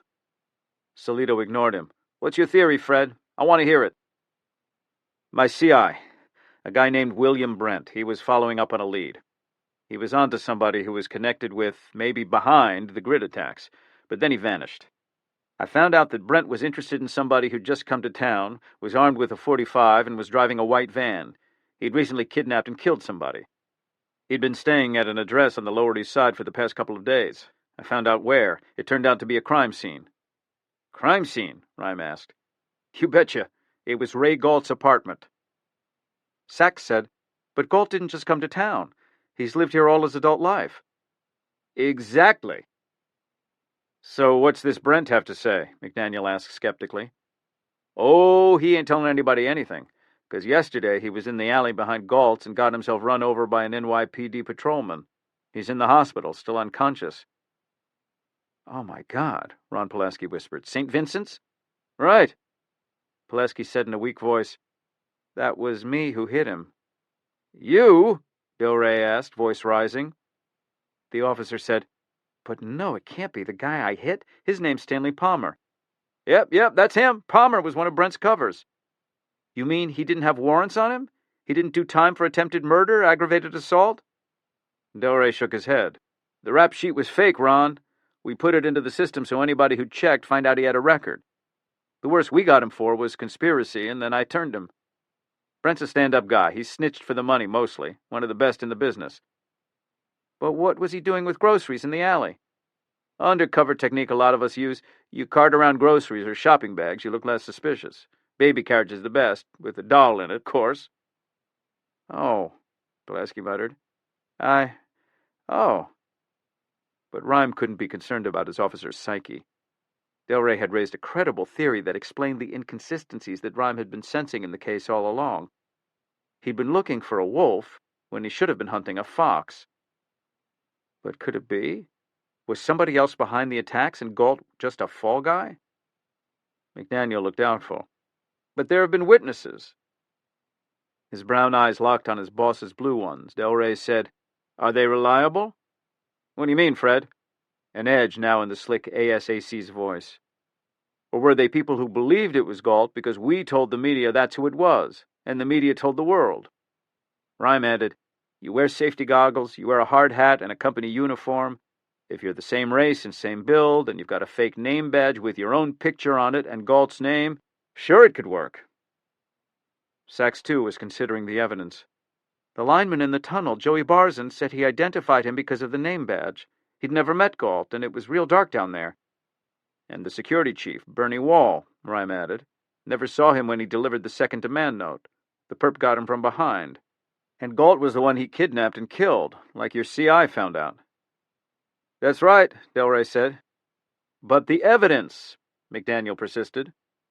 Rhyme stared at the board, shaking his head. Shit, how could I have missed it? What, Rhyme? The boots in Galt's apartment? A pair of Albertson Fenwicks. But they matched, Pulaski said. Of course they matched. But that's not the point, rookie. The boots were in Galt's apartment. If they were his, they wouldn't have been there. He'd be wearing them. Workers wouldn't have 2 pairs of new boots. They're expensive, and employees usually have to buy their own. No, the real perp found out what kind Galt wore and bought another pair. Same with the bolt cutter and hacksaw. The real perp left them in Galt's apartment to find. The rest of the evidence implicating Galt, like the hair in the coffee shop across from the substation on 57th Street, that was planted too. Look at the blog posting, Rhyme continued, nodding at the documents Pulaski had wrested from Galt's printer. My story is typical of many. I was a lineman, and later a trouble man, like a supervisor, for many years working for several power companies in direct contact with lines carrying over 100,000 volts. It was the electromagnetic fields created by the transmission lines that are uninsulated that led to my leukemia, I am convinced. In addition, it has been proven that power lines attract aerosol particles that lead to lung cancer, among others, but this is something that the media doesn't talk about. We need to make all the power companies, but more important, the public, aware of these dangers. Because the companies won't do anything voluntarily. Why should they? If the people stopped using electricity by even half, we could save thousands of lives a year and make them, the companies, more responsible. In turn, they would create safer ways to deliver electricity and stop destroying the earth, too. People, you need to take matters into your own hands. Raymond Galt. Now look at the first couple of paragraphs of the first demand letter. At around 11:30 a.m. yesterday morning, there was an arc flash incident in the MH10 substation on West 57th Street in Manhattan. This happened by securing a Bennington cable and bus bar to a post-breaker line with 2 split bolts. By shutting down 4 substations and raising the breaker limit at MH10, an overload of close to 200,000 volts caused the flash. This incident was entirely your fault and due to your greed and selfishness. This is typical of the industry, and it is reprehensible. Enron destroyed the financial lives of people. Your company destroys our physical lives and the life of the earth. By exploiting electricity without regard for its consequences, you are destroying our world. You insidiously work your way into our lives like a virus until we are dependent on what is killing us. What's distinctive? Rhyme asked. Sachs shrugged. Pulaski pointed out, no misspellings in the blog. True, rookie, but that's not my point. The computer spell checker would have picked up any mistakes in the blog and corrected them. I'm talking about word choice. Sachs nodded vigorously. Sure, the blog language is a lot simpler. Exactly. The blog was written by Galt himself. The letters were transcribed by him. It was his handwriting, but they were dictated by the real perp, the man who kidnapped Galt and forced him to write what he was saying. The perp used his own language, which Galt wasn't familiar with, so he misspelled the big words. In the blog, he never used any words like reprehensible, and in the other letters, there's similar misspellings. In the last letter, no misspellings because the perp wrote that himself in an email. Solito paced. The floor creaked. Remember what Parker Kincaid said, our handwriting guy? That the letter was written by somebody who was emotional, upset, because he was being threatened to take the dictation. That'd make anybody upset. And he also forced Galt to handle the switches and hard hat so they'd have his prints on them. Rhyme nodded. In fact, I'll bet the blog postings were real. Hell, they were probably how the perp picked Galt in the first place. He read how angry Galt was about the power industry. A moment later, his eyes took in the physical evidence itself, the cables, the nuts and bolts, and the generator. He gazed at it for a moment. Then he called up word processing software on his computer and began to type. His neck and temple throbbed. This time, though, not as a prelude to an attack, but a sign that his heart was pounding hard with excitement. Hunt lust. Foxes, not wolves. Well, McDaniel muttered, ignoring an incoming phone call. If that's right, I don't think it is, but if it's right, who the hell's behind it?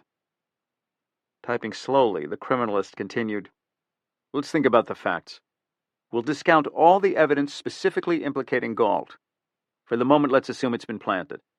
So, the short blonde hair is out, the tools are out, the boots are out, his uniform, gear bag, hard hat, friction ridges, all of those are out. Okay, so what else do we have? We've got a Queens connection, the Terra Masalata. He tried to destroy the access door we found it on, so we know that evidence is real. We've got the handgun, so the real perp has access to weapons. We've got a geographic connection to the City Hall area, the trace we found in the generator.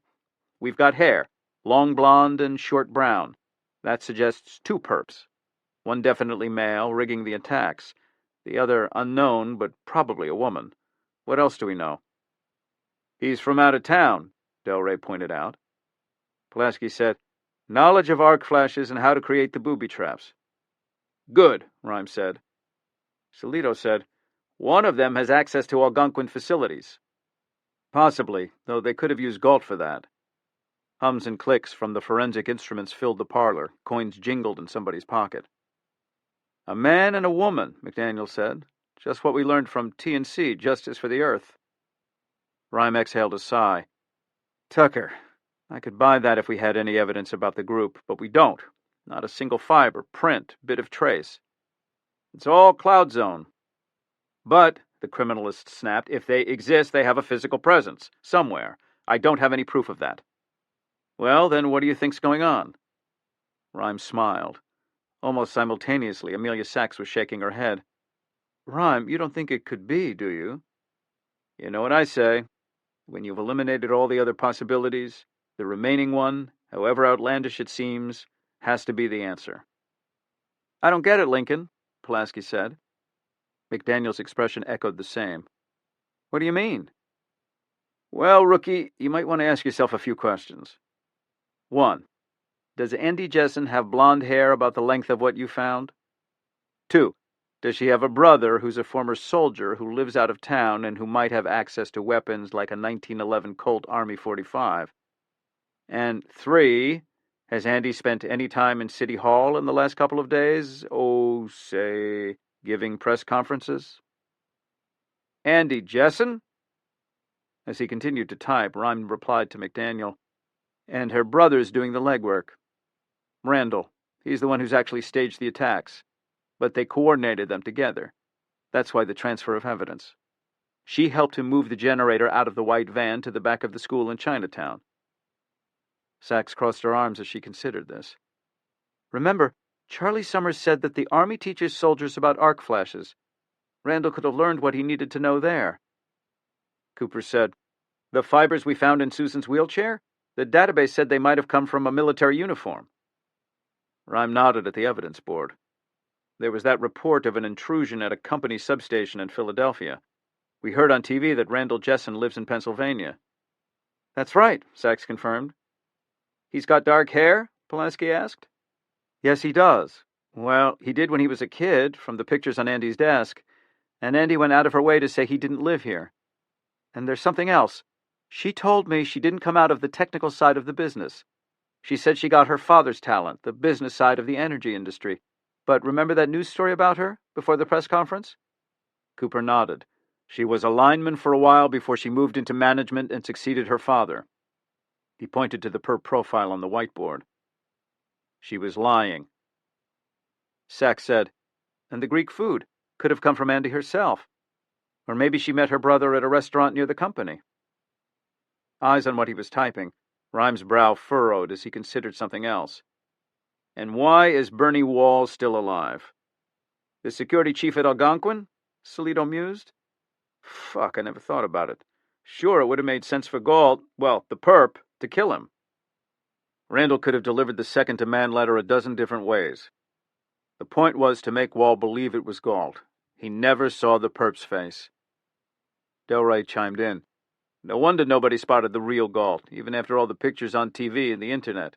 It was a different goddamn perp altogether. McDaniel now looked less skeptical. So, where's Randall Jessen now? All we know is he's planning something big for 6:30 tonight. Eyeing the recent evidence, Rhyme was lost in thought for a moment, then continued to type. It was a list of instructions on how to proceed from here, one slow letter at a time. Then the assistant special agent in charge's skeptical gaze returned. I'm sorry, time out here. I can see what you're saying, but what's her motive? She's screwing up her own company. She's committing murder. That makes no sense. Rhyme corrected a typo and kept going. Click, click. Then he looked up and said softly, The victims. What? Rhyme explained. If the perp was just making a statement, like it seemed, he could have rigged a timed device and not risked being nearby. We know he could have done that. He found the timer spring at one of the crime scenes. But he didn't. He was using a remote control, and he was nearby when the victims died. Why? Salito barked a laugh. God damn, Link. Andy and her brother were after somebody in particular. She was making it look, random. That's why the attacks happened before the deadlines. Exactly. Rookie, bring the whiteboards over here. Now. He did. The Vicks. Look at the Vicks. Luis Martin, assistant store manager. Linda Kepler, Oklahoma City, tourist. Morris Kepler, Oklahoma City, tourist. Samuel Vetter, Scottsdale, businessman. Ali Mamrood, New York City, waiter. Gerhard Schiller, Frankfurt, Germany, advertising executive. Larry Fishbein, New York City, accountant. Robert Bodine, New York City, attorney. Franklin Tucker, Paramus, New Jersey, salesman. Do we know anything about the injured? Sachs said she didn't. Well, one of them might have been the intended victim, too. We should find out. But what do we know about them, at least the deceased?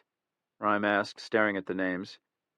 Is there any reason Andy would want any of them dead? The Keplers were tourists in town on a package tour, Sachs said. Retired 10 years ago. Vetter was the witness. Maybe that's why they killed him. No, this was planned a month ago. What was the business? Sachs flipped through her notebook. President of Southwest Concrete. Look him up, Mel. In a minute, Cooper was saying, Well, listen to this. Based in Scottsdale, general construction with a specialty in infrastructure projects. On the website, it says that Vetter was attending an alternative energy financing seminar at the Battery Park Hotel. He looked up. Recently, they've been involved in constructing the foundations for photovoltaic arrays. Solar power. Rhyme's eyes continued to take in the evidence. He said, And the victims in the office building? Sachs, call Susan Stringer and see if she knows anything about them. Sachs pulled out her phone and had a conversation with the woman. When she hung up, she said, Okay, she doesn't know the lawyer or the man who got on at the 6th floor. But Larry Fishbein was an accountant she knew a little. She overheard him complaining that there was something odd about the books of a company where he'd just done an audit. Some money was disappearing, and wherever it was, the place was really hot, too hot to golf. Maybe Arizona. Call and find out. Salito got the number of the man's firm from Sachs and called. He spoke for a few minutes and then disconnected. Bingo! Fishbein was in Scottsdale. He got back Tuesday. Ah, Scottsdale, where Vetter had his company. McDaniel said, What is this, Lincoln? I still don't see the motive. After a moment, Rhyme said, Andy Jessen's opposed to renewable energy, right? Sachs said, That's a little strong, but she's definitely not a fan. What if she was bribing alternative energy companies to limit production or doing something else to sabotage them? To keep demand for Algonquin's power high? McDaniel asked. A motive in his pocket, he seemed more on board now. That's right. Vetter and Fishbein might have had information that would have sunk her. If they'd been murdered in separate incidents, just the two of them, the investigators might have wondered if there was a connection. But Andy arranged this whole thing to make it look like they were random victims, so nobody'd put the pieces together. That's why the demands were impossible to comply with. She didn't want to comply with them. She needed the attacks to take place. Rhyme said to Sachs, And get the names of the injured and check out their histories. Maybe one of them was a target, too. Sure, Rhyme. But, Salito said with unusual urgency in his voice, There's the third demand letter, the email. That means she still needs to kill somebody else. Who's the next victim? Rhyme continued to type as quickly as he could on his keyboard. His eyes rose momentarily to the digital clock on the wall nearby. I don't know, and we've got less than 2 hours to figure it out.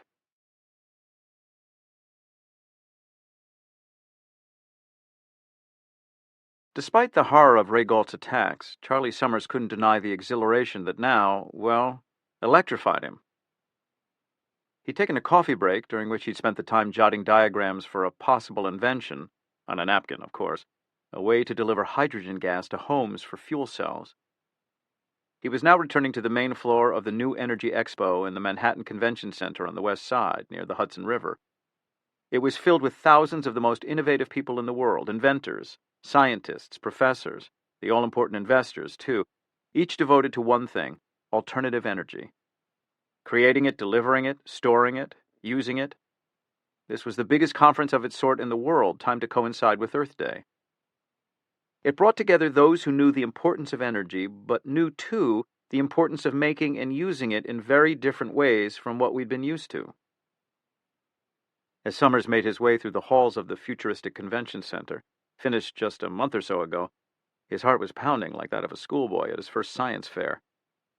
He felt dizzy, head swiveling back and forth as he took in the booths, those of companies operating wind farms, non-profits seeking backers to create microgrids in remote parts of third-world countries, solar power companies, geothermal exploration operations, and smaller outfits that made or installed photovoltaic arrays, flywheel and liquid sodium storage systems, batteries, superconductive transport systems, smart grids. The list was endless and utterly enthralling. He arrived at his company's 10-foot-wide booth at the back end of the hall. Algonquin Consolidated Power, Special Projects Division. The smarter alternative. Trademark. Although Algonquin was probably bigger than the 5 largest exhibitors here put together, his company had bought only the smallest booth available for the new energy show, and he was the only one manning it. Which was a pretty clear indication of how CEO Andy Jessen felt about renewables. Still, Summers didn't care. Sure, he was here as a company representative, but he'd also come here to meet people and make contacts on his own. Someday, soon he hoped, he'd leave Algonquin and spend all his time on his own company. He was very upfront with his supervisors about his private work.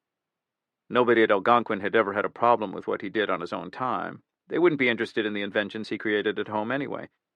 Things like the Synchronicity water-saving system for kitchens, or the Volt Collector, a portable box that used the motion of vehicles to create power and store it in a battery you could plug into a fixture in your house or office, thus reducing demand from your local company.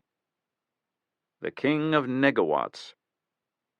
Already incorporated, Summers Illuminating Innovations Incorporated was his company's name, and it consisted of himself, his wife, and her brother. The name was a play on Thomas Edison's corporation, Edison Illuminating Company, the first investor-owned utility and the operator of the first grid. While he may have had a tiny bit, of Edison's genius, Summers was no businessman. He was oblivious when it came to money. When he'd come up with the idea of creating regional grids so that smaller producers could sell excess electricity to Algonquin and other large power companies, a friend in the industry had laughed. And why would Algonquin want to buy electricity when they're in the business of selling it? Well, Summers replied, blinking in surprise at his friend's naivete, because it's more efficient. It'll be cheaper to customers and reduce the risk of outages. This was obvious. The laugh in response suggested that perhaps Summers was the naive one. Sitting down at the booth, he flicked on light switches and removed the "Be Back Soon" sign. He poured more candy into a bowl. Algonquin had vetoed hiring a model in a low-cut dress to stand in front of the booth and smile, like some of the exhibitors had. No, the smiling was up to him, and he grinned with a vengeance as he gestured people over and talked about power. During a lull, he sat back and gazed around him, wondering what Thomas Edison would have thought walking through these halls. Summers had a feeling that the man would have been fascinated and delighted, but not amazed.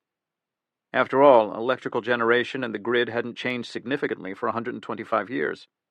The scale was bigger, the efficiency better, but every major system in use nowadays had been around then. Edison would probably have gazed enviously at the halogen bulbs, knowing how hard it had been to find a filament that worked in his, and laughed to see the displays on micronuclear reactors, which could travel on barges to where they were needed.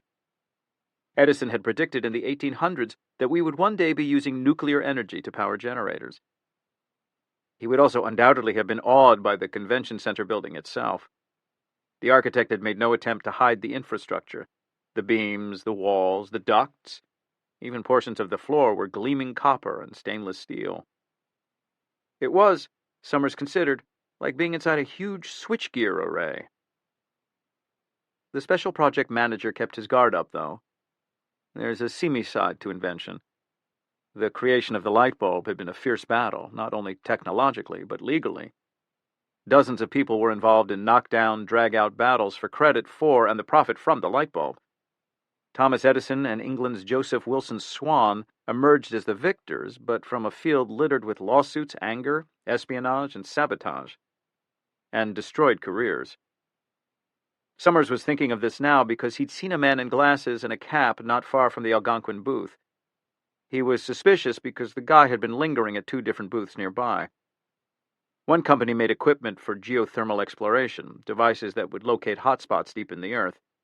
The other built hybrid motors for small vehicles. But Summers knew that someone interested in geothermal would likely have no interest in hybrids. True, the man was paying little attention to Summers or Algonquin, but he could easily have been taking pictures of some of the inventions and mock-ups on display at the booth. Spy cameras nowadays were extremely sophisticated. Summers turned away to answer a woman's question. When he looked back, the man, spy or businessman or just curious attendee, was gone. 10 minutes later, another lull in visitors. He decided to use the restroom. He asked the man in the booth next to his to keep an eye on things and then headed down a nearly deserted corridor to the men's room. One advantage of being in the cheaper, small booth area was that you had the toilets largely to yourself. He stepped into a corridor whose stylish steel floor was embossed with bumps, presumably to simulate the flooring of a space station or a rocket. When he was 20 feet away, his cell phone started to ring. He didn't recognize the number from a local area code. He thought for a moment, then hit the ignore button. Summers continued toward the toilet, noticing the shiny copper handle on the door and thinking, they sure didn't spare any expense here. No wonder it's costing us so damn much for the booth. Please, Sachs muttered out loud, hovering over the speakerphone. Charlie, pick up. Please. She'd called Summers just a moment before, but the phone rang only once and then went to voicemail. She was trying again. Come on, Rhyme 2 said. 2 rings. 3. And finally in the speaker, a click. Hello? Charlie, it's Amelia Sachs. Oh, did you call a minute ago? I was on my way. Charlie, she broke in, you're in danger. What? Where are you? In the convention center, about to... What do you mean, danger? Are you near anything metal, anything that could produce an arc flash, or something that could be rigged with a hotline? He gave an abrupt laugh. I'm standing on a metal floor, and I was just about to open a bathroom door with a metal handle. Then the humor faded from his voice. Are you saying they might be booby-trapped? It's possible. Get off the metal floor now. I don't understand.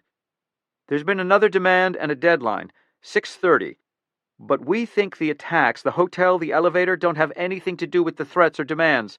They're cover-ups to target certain people, and you might be one of them. Me? Why? First of all, get someplace safe. I'll go back to the main floor. It's concrete. Hold on. A moment later, he said, Okay, I saw somebody here watching me, but I don't think it was Galt. Rhyme said, Charlie, it's Lincoln. We think Ray Galt was set up. He's probably dead. Somebody else is behind the attacks? Yes.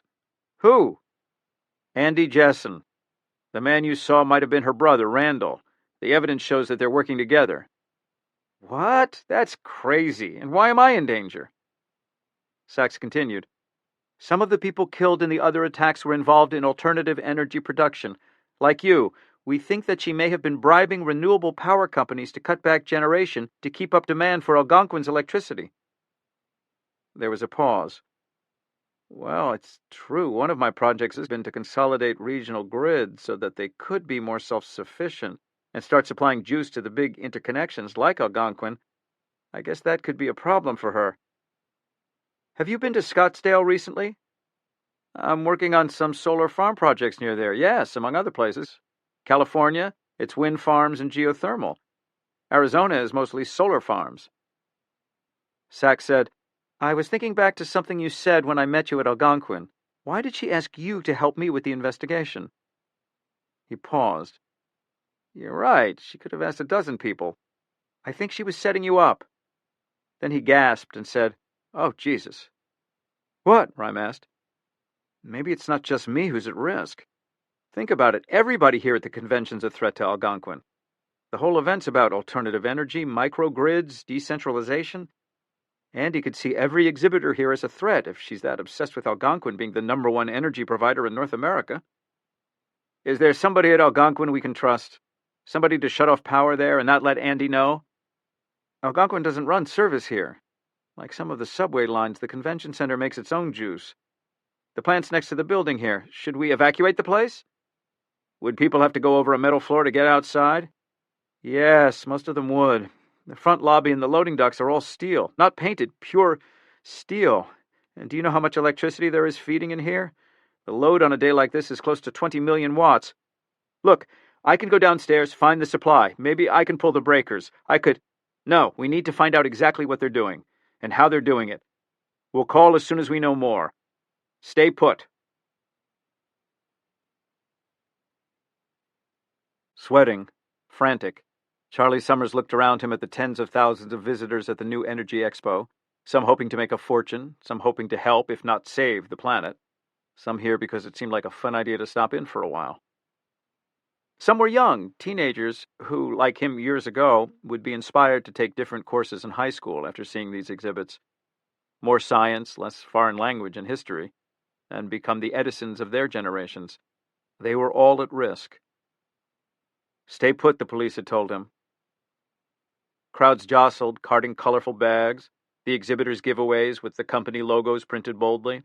Volt storage technologies, next-generation batteries, geothermal innovations. Stay put. Except his mind was in a place his wife called Charlie Think. It was spinning on its own like a dynamo, like an electricity storage flywheel. 10,000 RPM, thinking of the electricity usage here in the convention center. 20 megawatts. 20 million watts. Watts equals volts times amps. Enough electricity, if channeled through this conductive superstructure, to electrocute thousands. Arc flashes are just ground faults, the massive currents surging through bodies, taking lives and leaving smoldering piles of flesh and clothing and hair. Stay put. Well, he couldn't. And like any inventor, Summers considered the practical details. Randall Jessen and Andy would have somehow secured the power plant. They couldn't risk that the police would call the maintenance staff and simply cut the supply, but there'd be a main line coming into this building. Probably like an area transmission line, it would be carrying 138,000 volts. They would have cut into the line to electrify floors or stairways or doorknobs.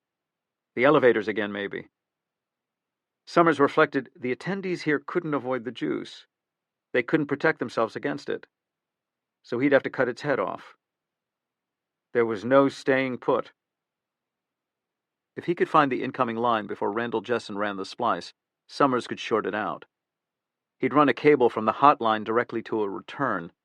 The resulting short circuit, accompanied by an arc flash as powerful as the one at the bus station the other morning, would pop breakers in the convention center power plant, eliminating the danger. The emergency lighting system would kick on, but that was low voltage, probably from 12-volt lead calcium batteries. There'd be no risk of electrocution with that small supply. A few people would be stuck in the elevators, maybe there'd be some panic, but injuries would be minimal. But then reality came home to him. The only way to short out the system was to do the most dangerous procedure in the utility business. Bare handwork on an energized line carrying 138,000 volts. Only the top linemen ever attempted this.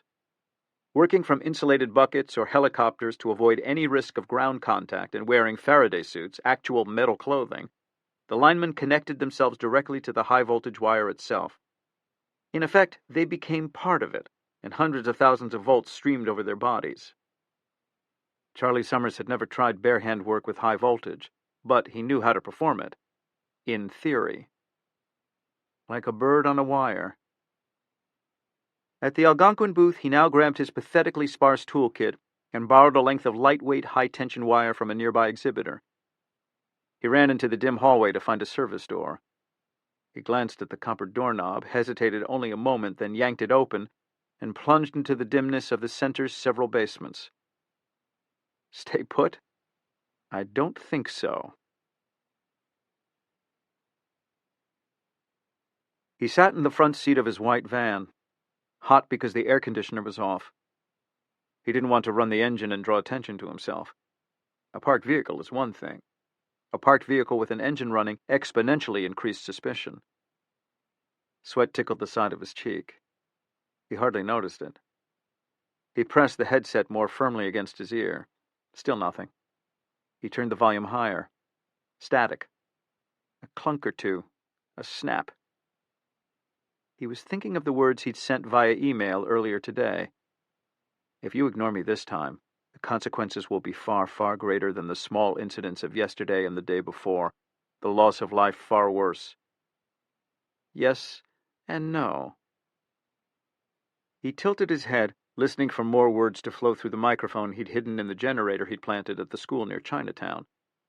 A Trojan horse, one that the crime scene unit had courteously carted right into Lincoln Rhyme's townhouse. He'd already gotten the lowdown on the cast of characters helping Rhyme and their whereabouts. Lon Solito, the NYPD detective, and Tucker McDaniel, ASAC of the FBI, were gone, headed downtown to City Hall where they would coordinate the defense of the convention center. Amelia Sachs and Ron Pulaski were speeding to the center right now to see if they could shut the power off. Waste of time, he reflected. Then he stiffened, hearing the voice of Lincoln Rhyme. Okay, Mel, I need you to get that cable to the lab in Queens. The cable. Which one? How the hell many cables are there? About 4. Well, the one Sachs and Pulaski found at the school in Chinatown. I want the trace between the insulation and the wire itself dug out and run through their SEM. Then came the sound of plastic and paper. A moment later, footsteps. I'll be back in 40 minutes, an hour. I don't care when you get back. I care when you call me with the results. Footsteps thudding. The microphone was very sensitive. A door slammed. Silence. The tapping of computer keys, nothing else. Then Rhyme shouting, God damn it, Tom! Tom! What, Lincoln? Is Mel gone? Hold on. After a moment, the voice called, Yes, his car just left. You want me to call him? No, don't bother. Look, I need a piece of wire. I want to see if I can duplicate something Randall did. A long piece of wire. Do we have anything like that here? Extension cord? No, bigger, 20, 30 feet. Why would I have any wire that long here? I just thought maybe you would. Well, go find some, now. Where am I supposed to find wire? A fucking wire store. I don't know, a hardware store. There's that one on Broadway, right? There used to be. It's still there, so you need 30 feet? That should do it. What? It's just, you're not looking well, Lincoln. I'm not sure I should leave you. Yes, you should. You should do what I'm asking. The sooner you leave, the sooner you'll be back, and you can mother hen me to your heart's content. But for now, go! There was no sound for a moment. All right, but I'm checking your blood pressure first. Another pause. Go ahead. Muffled sounds, a faint hiss, the rasp of Velcro. It's not bad, but I want to make sure it stays that way. How are you feeling? I'm just tired. I'll be back in a half hour. Faint steps sounded on the floor. The door opened again, then closed. He listened for a moment more and then rose. He pulled on a cable TV repairman's uniform. He slipped the 1911 Colt into a gear bag, which he slung over his shoulder. He checked the front windows and mirrors of the van and, noting that the alley was empty, climbed out. He verified there were no security cameras and walked to the back door of Lincoln Rhyme's townhouse. In 3 minutes, he'd made sure the alarm was off and had picked the lock, slipping into the basement.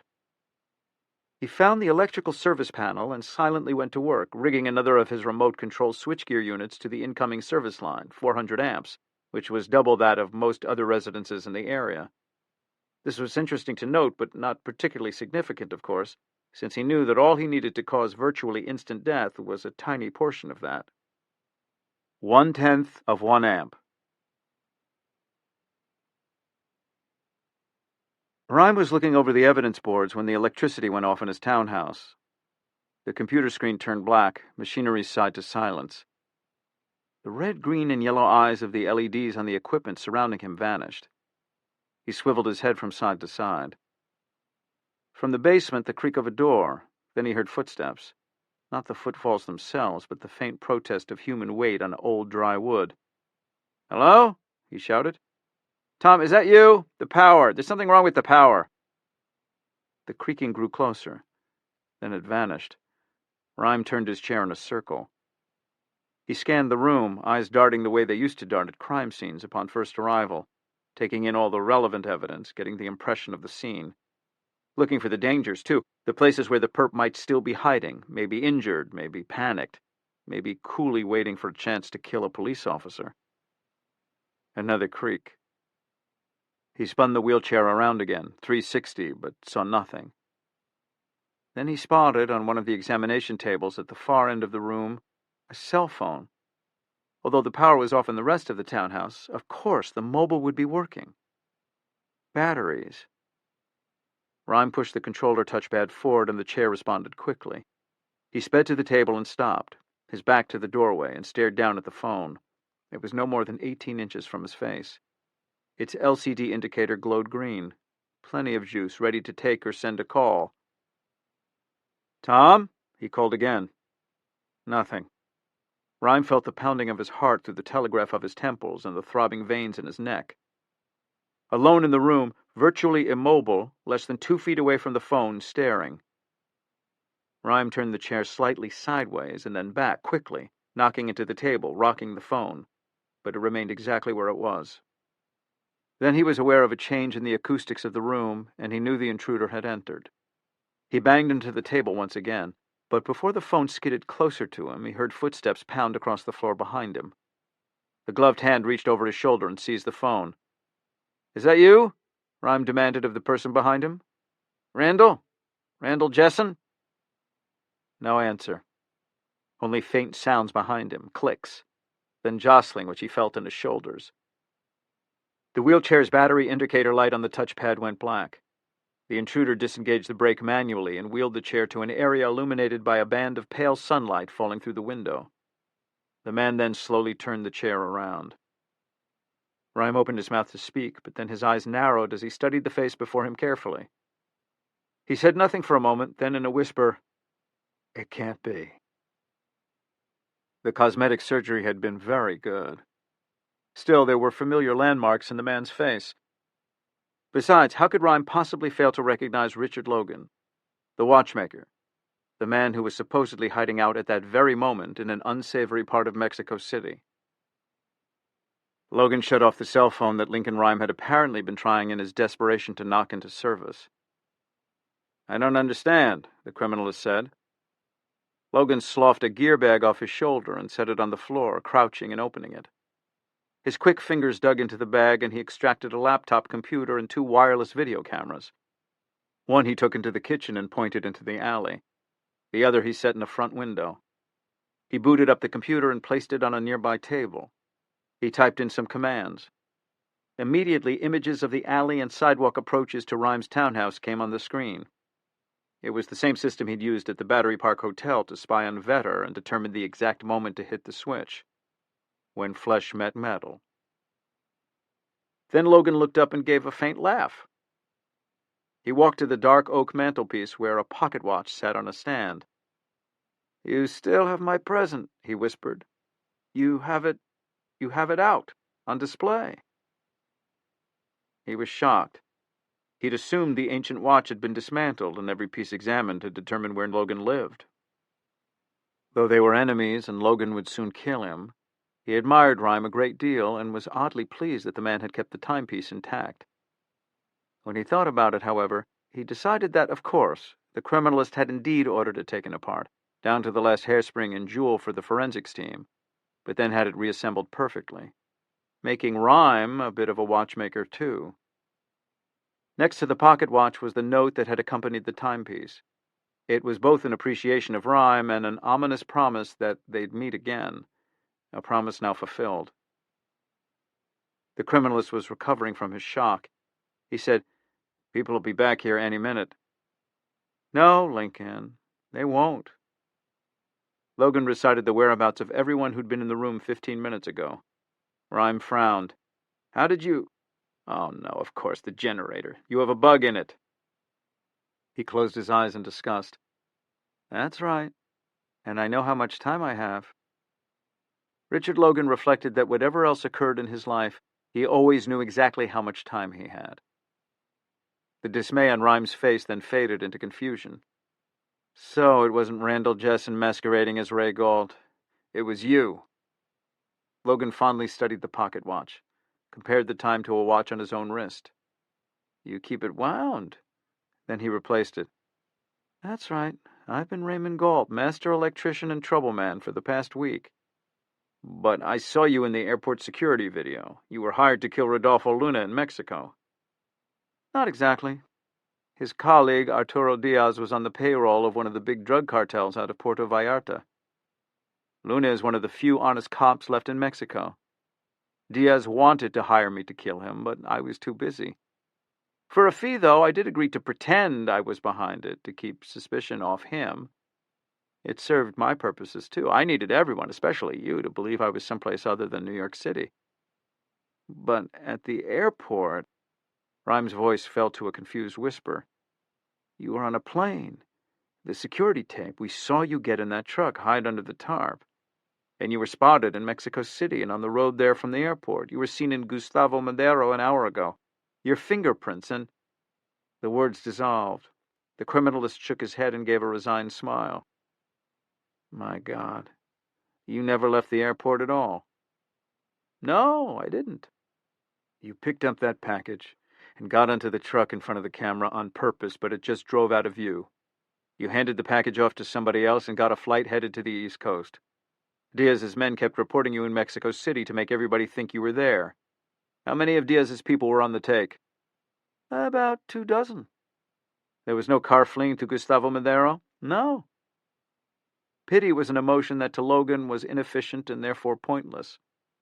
Still, he could recognize, without being moved personally, that there was something pitiable about Lincoln Rhyme at the moment. He also looked smaller than when last they met, nearly frail.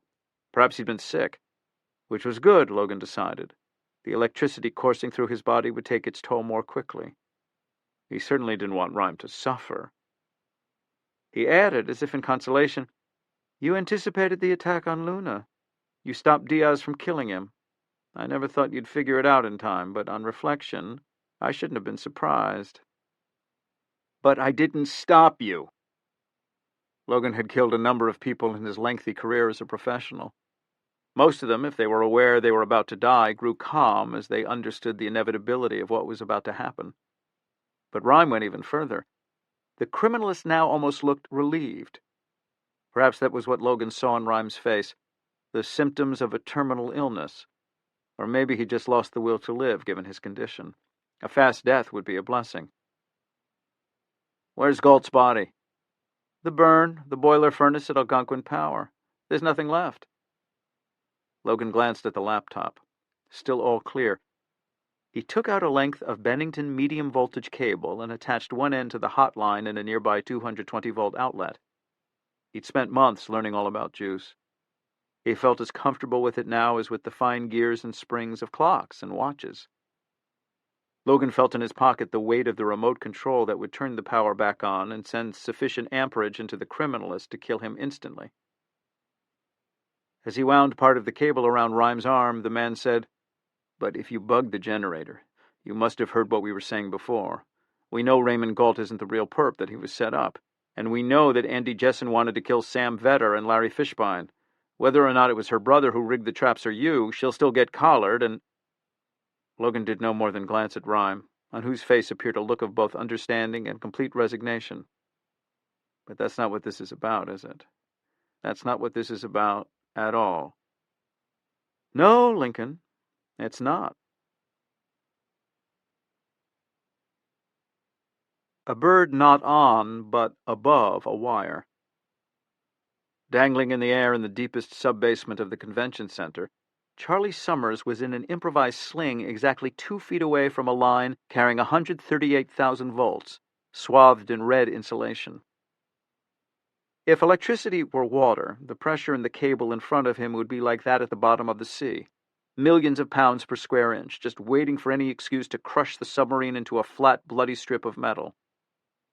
The main line, suspended on insulated glass supports, was 10 feet off the ground, running from the wall across the basement to the convention center's own substation at the far end of the dim space. Because he couldn't touch both the bare wire and anything connected to the ground at the same time, he'd improvised a sling from fire hose, which he'd tied to a catwalk above the high-voltage cable. Using all his strength, he'd shimmied down the hose and had managed to slide into the crux of the sling. He fervently hoped that fire hoses were made exclusively of rubber and canvas. If the hose was, for some reason, reinforced with metal strands, then in a few minutes he would become a major player in a phase-to-ground fault and would turn into vapor. Around his neck was a length of cable, what he'd borrowed from the booth next to Algonquin's. With his Swiss Army knife, Summers was slowly stripping away the dark red insulation on it. When he was finished, he would similarly strip away the protective coating from the high-voltage line, exposing the aluminum strands. And with his unprotected hands, he'd join the two wires. Then one of two things would happen. Either nothing, or a phase-to-ground fault, and vapor. If the case of the former, he would then carefully extend the exposed end of the wire and touch it to a nearby return source, some iron girders connected to the convention center's foundation. The result would be a spectacular short that would blow the breakers in the center's power plant. As for him, well, Charlie Summers himself wouldn't be grounded, but voltage that high would produce a huge arc flash, which could easily burn him to death. Knowing now that the deadline was meaningless and that Randall and Andy Jessen might trip the switchgear at any moment, he worked feverishly, slicing the blood-red insulation off the cable. The curled strips of dielectric fell to the floor beneath him, and Summers couldn't help but think they were like petals falling from dying roses in a funeral home after the mourners had returned home. Richard Logan watched Lincoln Rhyme gazing out one of the large windows of the townhouse in the direction of the East River. Somewhere out there, the gray and red towers of Algonquin Consolidated Power presided over the grim riverfront. The smokestacks weren't visible from here, but Logan supposed that on a cold day Rhyme could see the billowing exhaust rising over the skyline. Shaking his head, the criminalist whispered, "Andy Jessen didn't hire you at all." "No." "She's the target, isn't she? You're setting her up." "That's right." Rhyme nodded at the gear bag at Logan's feet. "There's evidence in there implicating her and her brother. You're going to plant it here as if Andy and Randall had killed me, too, just like you've been planting evidence all along. The trace from City Hall, the blonde hair, the Greek food. You were hired by somebody to make it look like Andy was using Ray Galt to kill Sam Vetter and Larry Fishbein. Why them?" "It wasn't them particularly. The victims could have been anybody from the Alternative Energy Conference at the Battery Park Hotel or from Fishbein's accounting firm. Anybody there might have information about some scam or another Andy Jessen wanted to cover up. Even though they didn't have any information. No, nothing to do with Algonquin or Andy at all." "Who's behind it?" Rhyme's brow was furrowed, the eyes now darting over the evidence boards, as if he needed to know the answer to the puzzle before he died. "I can't figure that out." Logan looked down at the man's gaunt face. Pity.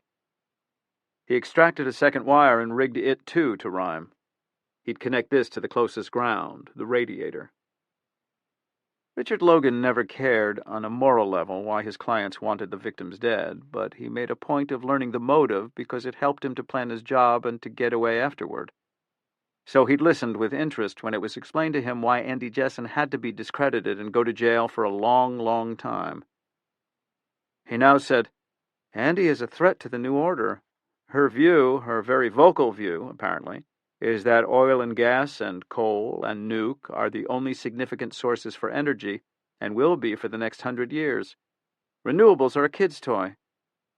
"She's pointing out the Emperor's new clothes." "Exactly." "So some eco-terror group is behind this, then?" Logan grimaced. "Eco-terrorists? Oh, please. Bearded, unwashed idiots who can't even burn down a ski resort construction site without getting caught in the act?" Logan laughed. "No, Lincoln. It's about money." Rhyme seemed to understand. "Ah, sure. It doesn't matter that clean energy and renewables don't add up to much in the great scheme of things yet. There's still lots of profits to be made building wind and solar farms and regional grids and the transmission equipment. Exactly. Government subsidies and tax breaks, too, not to mention consumers who'll pay whatever they're billed for green power because they think they're saving the earth. Rhyme said, when we found Galt's apartment, his emails about the cancer, we were thinking that revenge never sits well as a motive. No, but greed's perennial. The criminalist apparently couldn't help but laugh. So a green cartel's behind this. What a thought. His eyes took in the whiteboards. I think I can deduce one of the players. Bob Cavanaugh. Good, yes. He's the principal, in fact. How did you know? He gave us information implicating Randall Jessen. Rhyme squinted. And he helped us at the hotel in Battery Park. We might have saved Vetter, but sure, it didn't matter if you actually killed him or Fishbein or anyone else for that matter. No, what was important was that Andy Jessen get arrested for the attacks, discredited and sent to jail. And there was another motive. Cavanaugh was an associate of Andy's father, and never very happy he'd been passed over for the president and CEO spot by Daddy's little girl. He can't be the only one. No, the cartel has CEOs from a half-dozen alternative energy equipment suppliers around the world, mostly in the United States, China, and Switzerland. A green cartel. Rhyme shook his head. Times change, Logan said. But why not just kill her, Andy? My very question, Logan said. But there was an economic component. Cavanaugh and the others needed Andy out, but also needed to have Algonquin's share price drop. The cartel is going to snap up the company. And the attack on the bus needed to get everybody's attention. Logan felt a ping of regret, and he was comfortable confessing to Rhyme, I didn't want anyone to die there. That passenger would have been okay if he'd gotten onto the bus instead of hesitating, but I couldn't wait anymore. I can see why you'd set up Vetter and Fishbein to make it look like Andy wanted them dead. They were involved in alternative energy projects in Arizona. They'd be logical victims. But why would the cartel want to kill Charlie Summers? Wasn't his job developing alternative energy? Summers? A nod at the generator. I heard you mention him. And Bernie Wall dimed him out when I delivered the second note. Wall snitched on you too, by the way. Because you threatened to, what, electrocute his family? Yes. I hardly blame him. Logan continued. But whoever this Summers is, he's not part of the plan. But you sent Algonquin a third demand letter. That meant you had to kill somebody else. You don't have a trap at the convention center? Rhyme looked confused. No. Then he nodded with understanding. Of course. Me. I'm the next victim. Logan paused, the wire taut in his hands. That's right. You took on this whole assignment because of me. I get a lot of calls, but I've been waiting for a job that would bring me back to New York. Logan lowered his head. You nearly caught me when I was here a few years ago, and you ruined that assignment. It was the first time that anyone's ever stopped me from fulfilling a contract. I had to return the fee. It wasn't the cash. It was the embarrassment. Shameful. And then you nearly caught me in England, too. Next time, you might get lucky. That's why I took the job when Cavanaugh called me. I needed to get close to you. Logan wondered why he'd chosen those words. He pushed the thought away, finished affixing the ground wire. He rose. Sorry, but I have to do this, he apologized. Then poured water onto Rhyme's chest, soaking his shirt. It was undignified, but he didn't have a choice. Conductivity. And Justice for the Earth. Nothing to do with you either. No, I'd never heard of them. Rhyme was watching him. So that remote control switch you've made, it's rigged downstairs in my circuit breaker panel? Yes. Rhyme mused. Electricity. I've learned a lot about it in the past few days. I've been studying it for months. Galt taught you the Algonquin computer controls? No, that was Cavanaugh. He got me the passcodes to the system. Ah, sure. Logan said, but I also took a course in SCADA and the Algonquin system in particular. Of course you would have. Logan continued, I was surprised how fascinated I've become. I always belittled electricity. Because of your watchmaking? Exactly. A battery and a mass-produced chip can equal the capability of the finest handmade watches. Rhyme nodded with understanding. Electrical clocks seemed cheap to you. Somehow using battery power lessened the beauty of a watch, lessened the art. Logan felt excitement coursing through him. To engage in a conversation like this was enthralling. There were so few people who were his equal, and the criminalist actually knew what he was feeling. Yes, exactly. But then, working on this job, my opinion changed. Why is a watch that tells time by an oscillator, regulated by a quartz crystal, any less astonishing than one run by gears and levers and springs? In the end, it all comes down to physics. As a man of science, you'd appreciate that. Oh, and complications? You know what complications are. Rhyme said, all the bells and whistles they build into watches, the date, the phases of the moon, the equinox, chimes. Logan was surprised. Rhyme added, oh, I studied watchmaking, too. Close to you. Electronic watches duplicate all of those functions and 100 more. The Timex data link, you know it? No, Rhyme said. They're classics now. Wristwatches that link to your computer.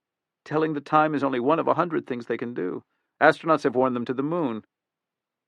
Another look at the computer screen. No one was approaching the townhouse. And all this change, this modernity, doesn't bother you? Rhyme asked. No, it simply proves how integrated in our lives is the subject of time. We forget that the watchmakers were the Silicon Valley innovators of their day. Why, look at this project. What an impressive weapon, electricity. I shut down the entire city for a few days, thanks just to electricity. It's part of our nature now, part of our being. We couldn't live without it. Times change. We have to change too.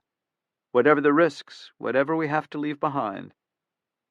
Rhyme said, I have a favor. I've adjusted the circuit breakers in your service panel. They'll carry 3 times the load. It'll be fast. You won't feel anything.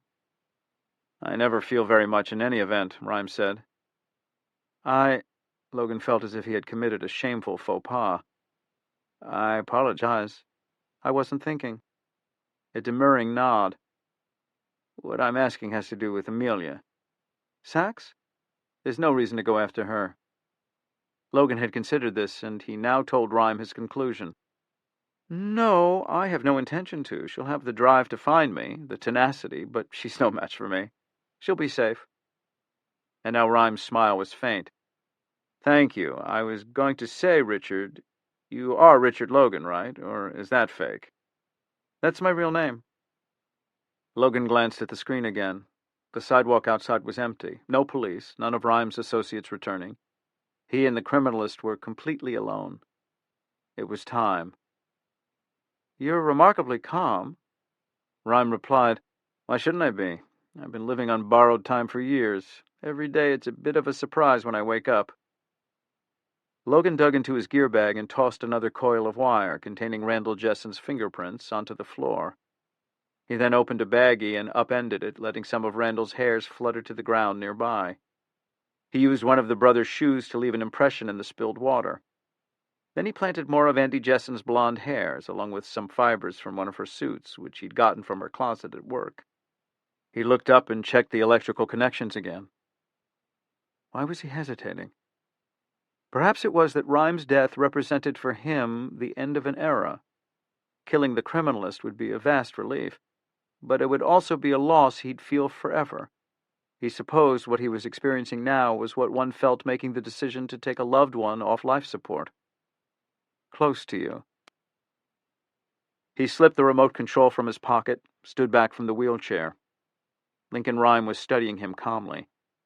He sighed and said, I guess that's about it, then. Logan hesitated and his eyes narrowed, staring at Rhyme. There was something very different about the criminalist's tone as he'd spoken those words. His facial expression, too.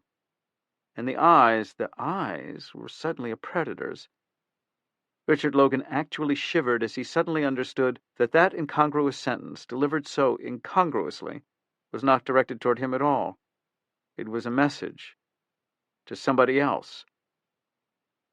What have you done? Logan whispered, heart pounding. He stared at the small computer monitor. There was no sign that anybody was returning to the townhouse. But what if they'd never left in the first place? Oh, no. Logan stared at Rhyme and then jammed his finger onto the 2 buttons of the remote control switch. Nothing happened. Rhyme said matter-of-factly, "As soon as you came upstairs, one of our officers disconnected it." "No," Logan gasped. A creak sounded on the floor behind him. He spun around. "Richard Logan, do not move." It was that police detective they'd just been talking about, Amelia Sachs. "Keep your hands in view. If you move your hands, you will be shot." Behind her were 2 other men. Logan took them to be police, too. One was heavy and wearing a wrinkled blue suit. The other, skinnier, was in shirt sleeves, wearing black-framed glasses. All 3 officers trained weapons on him, but Logan's eyes were on Amelia Sachs, who seemed the most eager to shoot. He realized that Rhyme had asked the question about Sachs to alert them that he was ready to say the magic words and spring the trap. I guess that's about it, then. But the consequence was that she would have heard Logan's comment about her inferior skills. Still, when she stepped forward to cuff him, it was with utmost professionalism, gently, almost. Then she eased him to the floor with minimal discomfort. The heavy officer stepped forward and reached for the wires coiled around Rhyme. "Gloves, please," said the criminalist calmly. The big cop hesitated, then pulled on latex gloves and removed the cables. He said into his radio, "It's clear up here. You can put the power back on." A moment later, lights filled the room, and surrounded by the clicks of the equipment returning to life and the diodes flickering red, green, and white, Richard Logan, the watchmaker, was read his rights. It was time for the heroics. Not generally the bailiwick of inventors. Charlie Summers decided he had removed enough insulation from the lightweight cable so that he was ready to try for the short circuit. In theory, this should work. The risk was that, in its desperation to get to the ground, the instant he moved it closer to the return, the massive voltage in the feeder line would arc to the cable, then consume his body in a plasma spark. He was only 10 feet above the concrete. Summers had seen videos of arc flashes that were 50 feet in length. But he'd waited long enough. First step, connect the cable to the main line. Thinking of his wife, thinking of his children, and his other children, the inventions he'd fathered over the years, he leaned toward the hot wire and with a deep breath touched the lightweight cable to it, using his hands. Nothing happened. So far, so good. His body and the wires were now at the same potential. In effect, Charlie Summers was simply a portion of a 138,000 volts line. He worked the bare section of the cable around the far side of the energized line and caught the end underneath. He twisted it so there was tight contact. Gripping the insulated part of the lightweight cable, he eased back in his unsure firehose swing and stared at the place he decided to close the connection. A girder that rose to the ceiling, but, more important for his purposes, descended deep into the earth, to which all juice had a primal instinct to return. The girder was about 6 feet away. Charlie Summers gave a faint laugh. This was fucking ridiculous. The minute the exposed end of the other wire neared the metal beam, the current would anticipate the contact and lunge outward in a huge explosion of arc flash. Plasma, flame, molten metal drops flying at 3,000 feet per second. But he saw no other choice. Now, cut its head off. He began to feed the cable to the metal bar. 6 feet. 5, 4... "Hey there, Charlie! Charlie Summers?" He gasped. The end of the cable swung wildly, but he reeled it in fast. "Who's there?" Summers blurted before realizing that it might be Andy Jesson's brother who'd come to shoot him. "It's Ron Pulaski. I'm that officer who works with Detective Sachs." "Yes, what?" Summers gasped. "What are you doing here?" "We've been trying to call you for a half hour." "Get out of here, officer. It's dangerous." "We couldn't get through. We called you right after you hung up speaking to Amelia in Lincoln." Summers steadied his voice. "I don't have my goddamn phone. Look, I'm shutting down the power here in the whole area. It's the only way to stop him. There's going to be a huge—" "He's already stopped." "What?" "Yes, sir. They sent me here to find you, to tell you that what they were saying on the phone was fake. They knew the killer was listening in, and they couldn't tell you what they were really planning. We had to make him think we believed the attack was happening here. As soon as I left Lincoln's, I tried to call you, but we couldn't get through. Somebody said they saw you coming down here." Jesus, Lord in heaven. Summers stared at the cable dangling below him. The juice in the feeder cable could decide at any moment that it wanted to take a shortcut to get back home, and Summers would simply disappear. Pulaski called, "Say, what exactly are you doing up there?" "Killing myself." Summers retracted the cable slowly, and then he reached into the enclosure and began undoing the connection with the main line, expecting, no, positive, that at any moment he would hear very, very briefly the arc flash hum and bang as he died. The process of unraveling the beast seemed to take forever. "Anything I can do, sir?" "Yes, shut the hell up." Just stay back and give me a minute, officer." "Sure." Finally, the cable came away from the feeder line, and Summers dropped it to the floor. Then he eased out of the fire hose sling, hung for a moment, and tumbled to the ground on top of the cable. He collapsed in pain from the fall, but stood and tested for broken bones. He sensed there was none. "What's that you were saying, sir?" Pulaski asked. He'd been repeating a frantic mantra. "Stay put, stay put, stay put." But he told the cop, "Nothing." Then he dusted off his slacks and looked around. He asked, "Hey, officer?" "Yes, sir?" "By any chance you pass a restroom on your way down here?"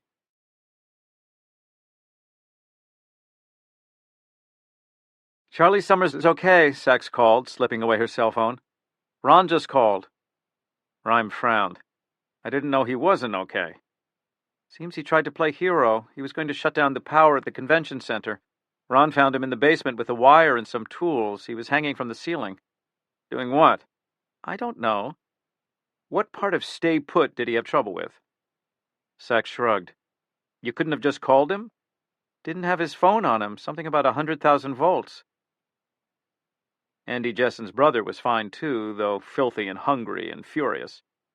He'd been recovered from the back of Logan's white van parked in the alley behind Rhyme's townhouse. Logan had shared nothing with him and had kept him in the dark, in both senses. Randall Jesson had assumed he'd been kidnapped in some scheme to extort money from his wealthy CEO sister. Randall had heard nothing of the attacks, and Logan's plan was apparent: to electrocute him in Rhyme's basement, as if he'd accidentally touched a hot wire, dismantling the switch he'd installed to kill Rhyme. He'd been reunited with his sister, who'd been briefed by Gary Noble about the situation. Rhyme wondered if she'd respond to the fact that the target of her attacks in the press, the alternative energy world, had been behind the scheme. Rhyme asked, "And Bob Cavanaugh, the operations man?" "McDaniel's guys got him. He was in his office, no resistance. Tons of business records on startup alternative energy companies the conspirators plan to do deals with after they'd taken over Algonquin. The Bureau will get the other names from his computer and phone records, if he doesn't cooperate." A green cartel. Rhyme now realized that Richard Logan, sitting cuffed and shackled in a chair between two uniformed patrolmen, was speaking to him. In a cool, eerily analytical voice, the killer repeated, "A setup? All fake? You knew all along." "I knew." Rhyme regarded him carefully. Though he'd confirmed the name Richard Logan, it was impossible to think of him as that. To Rhyme, he would always be the watchmaker. The face was different, yes, after the plastic surgery, but the eyes were those of the same man who'd proved every bit as smart as Rhyme himself. Smarter even on occasion, and unbridled by the trivia of law and conscience. The shackles were sturdy and the cuffs tight, but Lon Solito sat nearby anyway, keeping an eye on the man, as if the cop thought that Logan was using his considerable mental prowess to plan an escape. But Rhyme believed not. The prisoner's darting eyes had taken in the room and the other officers, and had concluded that there was nothing to be gained by resisting. "So," Logan said evenly, "how did you do it?" He seemed genuinely curious. As Sachs and Cooper logged and bagged the new evidence, Rhyme, with no small ego himself, was pleased to indulge him. "When our FBI agent told me that it was somebody else, not Galt, that jarred me out of my rut. You know the risk of making assumptions. I'd been assuming all along that Galt was the perp, but once that idea got turned upside down, I started thinking about the whole." Rhyme smiled at the fortuitous word that popped into his mind. The whole arc of the crimes. Take the trap at the school. What was the point of trying to hurt only 2 or 3 officers, and with a noisy generator? It occurred to me that that'd be a good way to get some planted evidence inside the lab, and big enough, to hide a microphone. I took the chance that the generator was bugged and that you were listening, so I started rambling about new theories involving Andy Jessen and her brother, which is where the evidence was obviously leading us. But at the same time, I was typing out instructions for everybody in the lab. They were all reading over my shoulder. I had Mel, my associate, scan the generator for a bug, and there it was. Well, if you wanted the generator to be found, that meant that any evidence in it was planted, so whoever it pointed to was not involved in the crimes. Andy Jessen and her brother were innocent. Logan was frowning. But you never suspected her? I did, yes. We thought Andy had lied to us. You heard that on the microphone? Yes, though I wasn't sure what you meant. She told Sachs that she got her skills from her father, as if she was hiding the fact that she'd been a lineman and could rig arc flashes. But if you think about what she said, she wasn't denying that she'd worked in the field, but that she was simply saying her talent was mostly on the business side of the operation. Well, if it wasn't Andy or her brother, then who? I kept going back over the evidence. A glance at the charts. There were some items unaccounted for. The one that stuck in my mind was the spring. Spring? Yes, you mentioned that. We found a tiny hairspring at one of the scenes, nearly invisible. We thought it could have been from a timer and some switchgear, but I decided if it could come from a timer, it could also be used in watchmaking. That put me in mind of you, of course. A hairspring? Logan's face fell. I always use a roller on my clothes. He nodded to a rack of pet hair rollers near an examination table, to make sure I pick up any trace before I go out on a job. That must have fallen into my cuff. And you want to know something funny, Lincoln? It probably got there because I was putting away a lot of my old supplies and tools. When I told you before, I'd become fascinated with the idea of electronic timekeeping. That's what I was going to try next. I wanted to make the most perfect clock in the world, even better than the government's atomic clock, but an electronic one. Rhyme continued. And then all the other pieces fell into place. My conclusion about the letters, that they were written by Galt under threat, worked if you were the one dictating them. The alternative jet fuel, it was being tested mostly in military jets, but that means it was also being tested in some private and commercial flights. I decided it wouldn't make sense for anybody to plan an attack at an airport or a military base. The security around the electrical systems would be too high. So where did that trace come from? The only aviation scenario that had come up recently didn't involve this case at all. It involved you, in Mexico. And we found a green fiber at one of the scenes. It was the exact shade of Mexican police uniforms, and it had aviation fuel in it. I left a fiber? Angry with himself now, furious. I suppose you picked it up from meeting with Arturo Diaz at the airport before you flew back to Philadelphia to kidnap Randall Jessen and drive to New York. Logan could only sigh, confirming Rhyme's theory. Well, that was my theory, that you were involved, but it was purely speculation until I realized I had the answer right in front of me. The definitive answer. What do you mean? The DNA. We had the analysis of the blood we found on the access door near the first substation attack, but I never ran it through CODIS, the DNA database. Why should we? We knew Galt's identity. This was the final check. Not long ago, Rhyme had typed instructions to Cooper. He couldn't tell him orally because of the bug in the generator, to have the DNA lab send a copy of the sample to CODIS. We had a sample of your DNA from your assignment in New York a few years ago. I was reading the confirmation that they were the same when you showed up. I scrambled to switch screens pretty quickly. Logan's face tightened with anger at himself. Yes, in the substation at the access door, I cut my finger on a burr of metal. I wiped the blood off as best I could, but I was worried that you'd find it. It's why I rigged the battery to blow and burn off the DNA. Locard's principle, Rhyme said, citing the early 20th century criminologist. He quoted, In every crime there is an exchange. Logan finished, between criminal and victim, or criminal and the site of the crime. It may be very difficult to find, but the connection exists, and it is the obligation of every crime scene professional to find that one common bit of evidence that will lead to the perpetrator's identity, if not his doorstep. Rhyme couldn't help but laugh. That particular quotation was his own, a paraphrase of Locard's. It had appeared in an article about forensics he'd written only 2 or 3 months ago. Richard Logan had apparently been doing his homework, too. Or was it more than research? That's why I took the job. I needed to get close to you. Logan said, "You're not only a good criminalist, you're a good actor. You had me fooled. You've done some of that yourself now, haven't you?" The men's eyes met and their gaze held steady. Then Solito's phone rang and he answered, had a brief conversation, and hung up. "Transport's here." 3 officers arrived in the doorway, 2 uniforms and a brown-haired detective in blue jeans, blue shirt, and tan sports coat. He had an easygoing smile, which was tempered by the fact he wore 2 very large automatic pistols, one on each hip. "Hey, Roland," Amelia Sachs said, smiling. Rhyme offered, "Haven't seen you for a while." "Howdy. Well, you got yourself some catch here." Roland Bell was a transplant from a sheriff's office in North Carolina. He'd been a detective on the NYPD for some years, but had yet to lose the southern mid-Atlantic twang.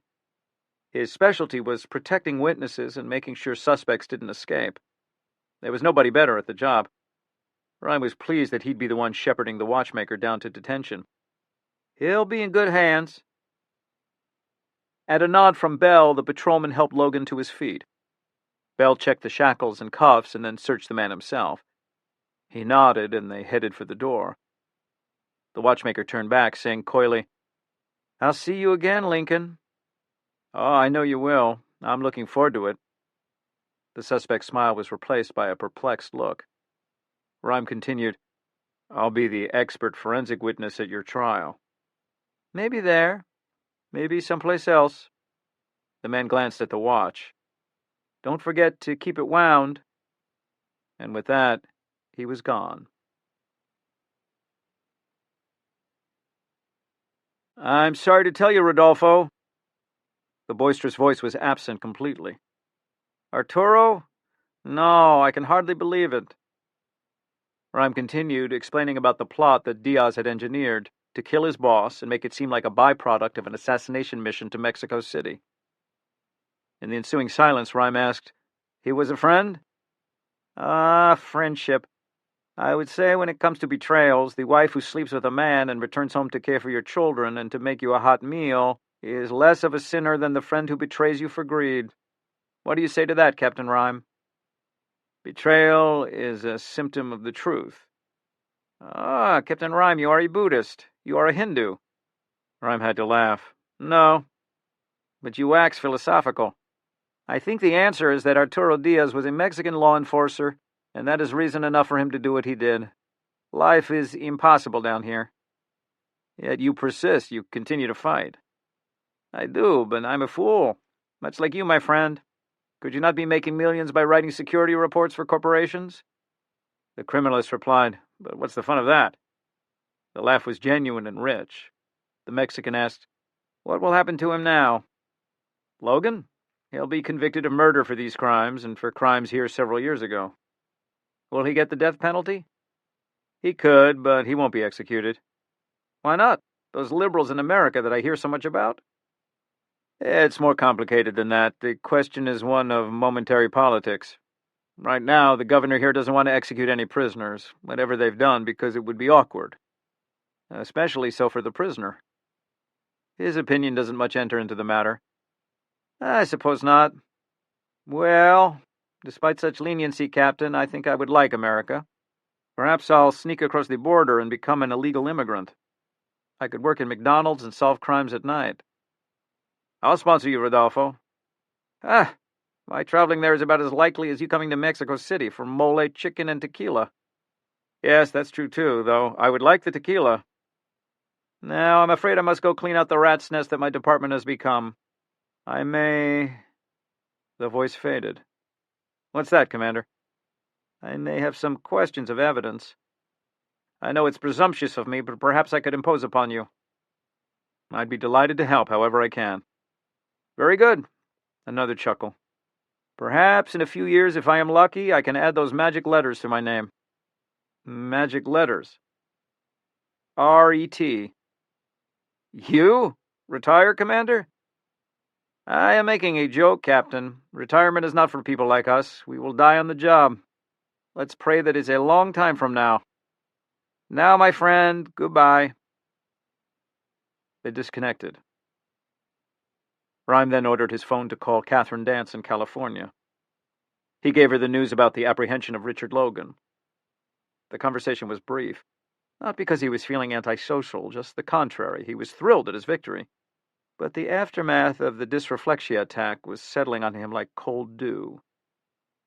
He let Sachs take over the phone call, girl talk, and Rhyme asked Tom to bring him some scotch. "The 18-year, if you would be so kind. Please and thank you." Tom poured a generous slug into the tumbler and propped it in the cup holder near his boss's mouth. Rhyme sipped through the straw. He savored the smoky scotch and then swallowed it. He felt the warmth, the comfort, though it also accentuated that damn fatigue plaguing him the past week or so. He forced himself not to think about it. When Sachs disconnected her call, he asked, "You'll join me, Sachs?" "You bet I will." "I feel like music," he said. "Jazz?" "Sure." He picked Dave Brubeck, a recording from a live concert in the 60s. The signature tune, Take 5, came on, and with its distinctive 5/4 beat, the music cantered from speakers, scratchy and infectious. As Sachs poured the liquor and sat beside him, her eyes strayed to the evidence boards. "There's one thing we forgot about, Rhyme." "What?" "That supposed terrorist group, Justice for the Earth. That's McDaniel's case now. If we'd found any evidence, I'd be more concerned, but nothing." Rhyme sipped more liquor and felt another wave of the persistent fatigue nestle around him. Still, he managed a small joke. "Personally, I think it was just a wrong number from the cloud zone." The Earth Day festivities in Central Park were in full swing. At 6:20 on this pleasant, though cool and overcast evening, an FBI agent was on the edge of the sheep meadow, scanning the crowd, most of which were protesting something or another. Some picnickers and some tourists, but the crowd of 50,000 mostly just seemed pissed off about one thing or another. Global warming, oil, big business, carbon dioxide, greenhouse gases, and methane. Special Agent Timothy Conrad blinked as he looked at a group of people protesting bovine flatulence. Methane from livestock apparently burned holes in the ozone layer, too. Cow farts. What a crazy world. Conrad was sporting an undercover mustache and wore jeans and a baggy shirt concealing his radio and weapon. His wife had ironed the wrinkles into his garments that morning, vetoing his idea that he sleep in his clothes to get that lived-in look. He was no fan of knee-jerk liberals and people who'd sell the country out in the name of, well, who knew what? Complacency, Europe, globalism, socialism, cowardice. But one thing he had in common with these people was the environment. Conrad lived for the outdoors, hunting, fishing, hiking. So he sympathized. He was scanning the crowds carefully because even though the perp known as the Watchmaker had been collared, ASAC Tucker McDaniel still was sure that that group Justice for the Earth was going to try something. The SIGINT hits were compelling, even non-tech Conrad had to admit. Justice for the Earth, or as the agents were referring to it now, per McDaniel's instruction, JFTE, Jufty. Teams of agents and NYPD cops were deployed throughout the city, covering the convention center near the Hudson River, a parade downtown in Battery Park, and this gathering in Central Park. McDaniel's theory was that they'd misread the connection among Richard Logan, Algonquin Consolidated Power, and Jufty, but it was likely that the group could have formed an alliance with, possibly, an Islamic fundamentalist cell. A symbiotic construct. A phrase that would give the agents plenty of ammunition for the next few months when they were out for drinks. Conrad's own feeling, from years on the street, was that Jufty may have existed, but it was just a bunch of cranks, of no threat to anybody.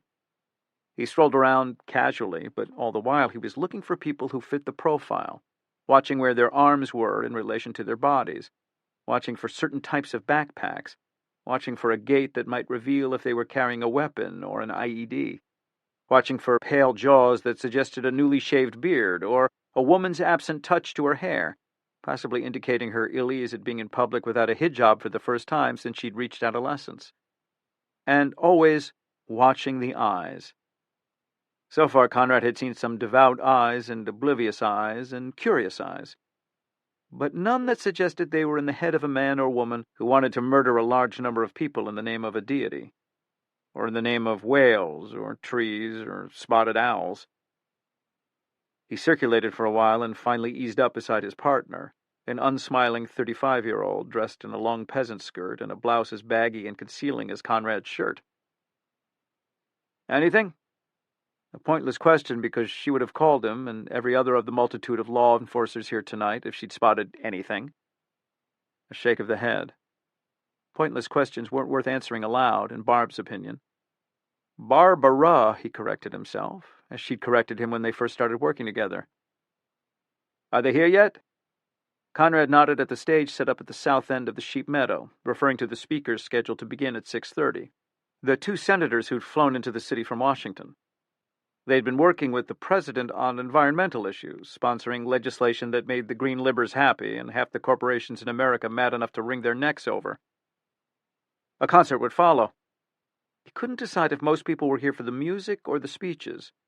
With this crowd, it was probably evenly divided. "Just got here," Barbara said. They both scanned for a while. Then Conrad said, "That acronym's weird. JUFTY. They should just call it JFTE." "JUFTY's not an acronym." "What do you mean?" Barbara explained. "By definition, to be an acronym, the letters themselves have to spell an actual word." "In English?" She gave what he thought was a condescending sigh. "Well, in an English-speaking country, obviously." "So NFL isn't an acronym?" "No, that's initials. ARC, American Resource Council, that's an acronym." Conrad thought, Barbara is a... "How about BIC?" he asked. "I suppose. I don't know about brand names. What does it stand for?" "I forget." Their radios clattered simultaneously, and they cocked their heads. "Be advised, the visitors are at the stage. Repeat, the visitors are at the stage." The visitors, a euphemism for the senators. The command post agent ordered Conrad and Barbara to move into position on the west side of the stage. They made their way forward. "You know, this actually was a sheep meadow," Conrad told Barbara. "The city fathers let them graze here until the 30s. Then they got moved to Prospect Park. Brooklyn. The sheep, I mean." Barbara looked at him blankly, meaning, what does that have to do with anything? Conrad let her precede him up a narrow path. There was a burst of applause and shouts. Then the two senators were up on the podium. The first one to speak leaned forward into the microphone and began talking in low, resonant tones, his voice echoing across the sheep meadow. The crowd was soon hoarse from shouting their mad approval every 2 minutes or so as the senator fed them platitudes, preaching to the converted. It was then that Conrad saw something off to the side of the stage, moving steadily to the front where the senators were standing. He stiffened, then leapt forward. "What?" Barbara called, reaching for a weapon. "Jufty," he whispered, and grabbed his radio. At 7 p.m., Fred Delray returned to the Manhattan Federal Building from visiting William Brent, a.k.a. Stanley Palmer, a.k.a. a lot of other names, in the hospital. The man was badly injured, but had regained consciousness. He'd be discharged in 3 or 4 days. Brent had already been contacted by the city lawyers about a settlement for the accident. Being hit by an NYPD police officer who fucks up with a squad car was pretty much a no-brainer. The figure being offered was about $50,000 plus medical bills. So William Brent was having a pretty good couple of days, financially at least, being the recipient of both the settlement, tax-free, as a personal injury award, and the 100 G's Delray had paid him, tax-free too, though solely because the IRS and the New York Department of Revenue would never hear a whisper about it. Delray was in his office, savoring the news that Richard Logan, the watchmaker, was in custody, when his assistant, a sharp African-American woman in her 20s, said, "You hear about that Earth Day thing?" "What's that?" "I don't know the details, but that group, Jufty—" "What?" "Jufty, Justice for the Earth, whatever it is. The Eco-Terror group?" Delray set down his coffee, his heart pounding. "It's real?" "Yep." "What happened?" he asked urgently. "All I heard is they got into Central Park right near those two senators, the ones the president sent down to speak at the rally. The SAC wants you in his office now." "Anybody hurt? Killed?" Delray whispered in dismay. "I don't know." Grim-faced, the lanky agent stood. He started down the hallway quickly. His variation of the lope, the way he usually walked. The gate came, of course, from the street, which he was now about to say goodbye to. He tracked down an important clue to help catch the watchmaker, but he failed in the primary mission, to find the terror group. and that's what McDaniel would use to crucify him, in his bright-eyed yet somber, energetic yet subtle way. Apparently he already had if the SAC wanted him. Well, keep at it, Fred. You're doing a good job. As he walked, he glanced into offices to find somebody to ask about the incident, but they were empty. It was after hours, but more likely, he guessed, everybody had sped to Central Park after Justice for the Earth was spotted.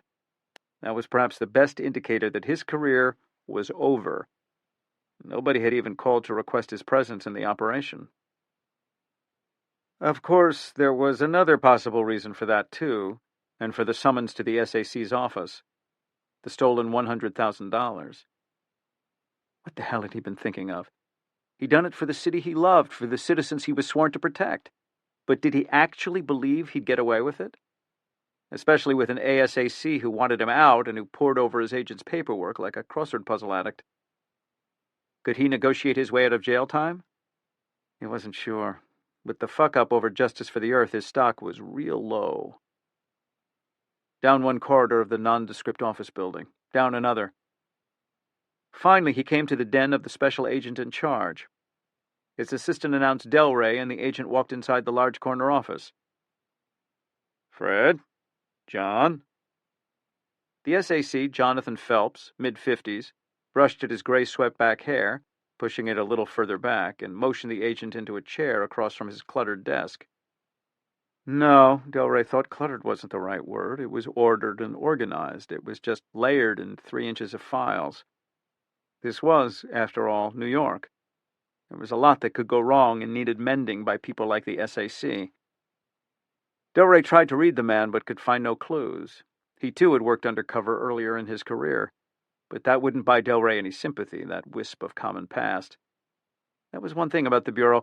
Federal law and the regulations promulgated thereunder trumped everything. The SAC was the only person in the room, which didn't surprise Delray.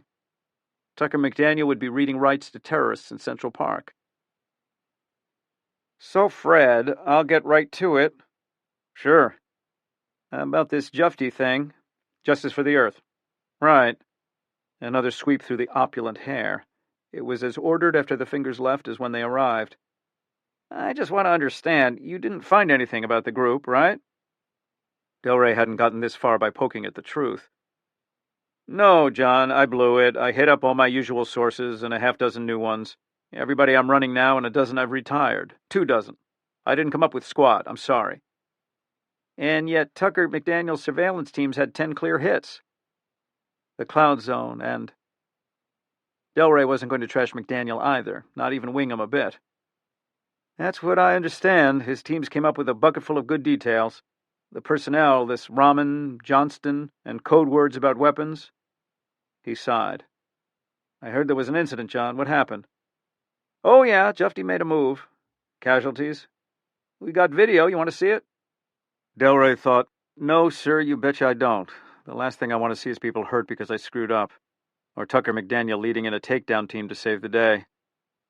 But he said, sure, roll it. The SAC leaned over his laptop and hit some keys, then spun the unit around for Delray to look at.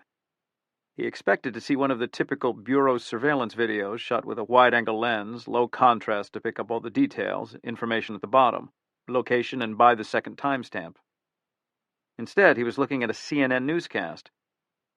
CNN? A smiling, coiffed woman reporter holding a sheaf of notes was talking to a man in his 30s wearing a mismatched suit jacket and slacks.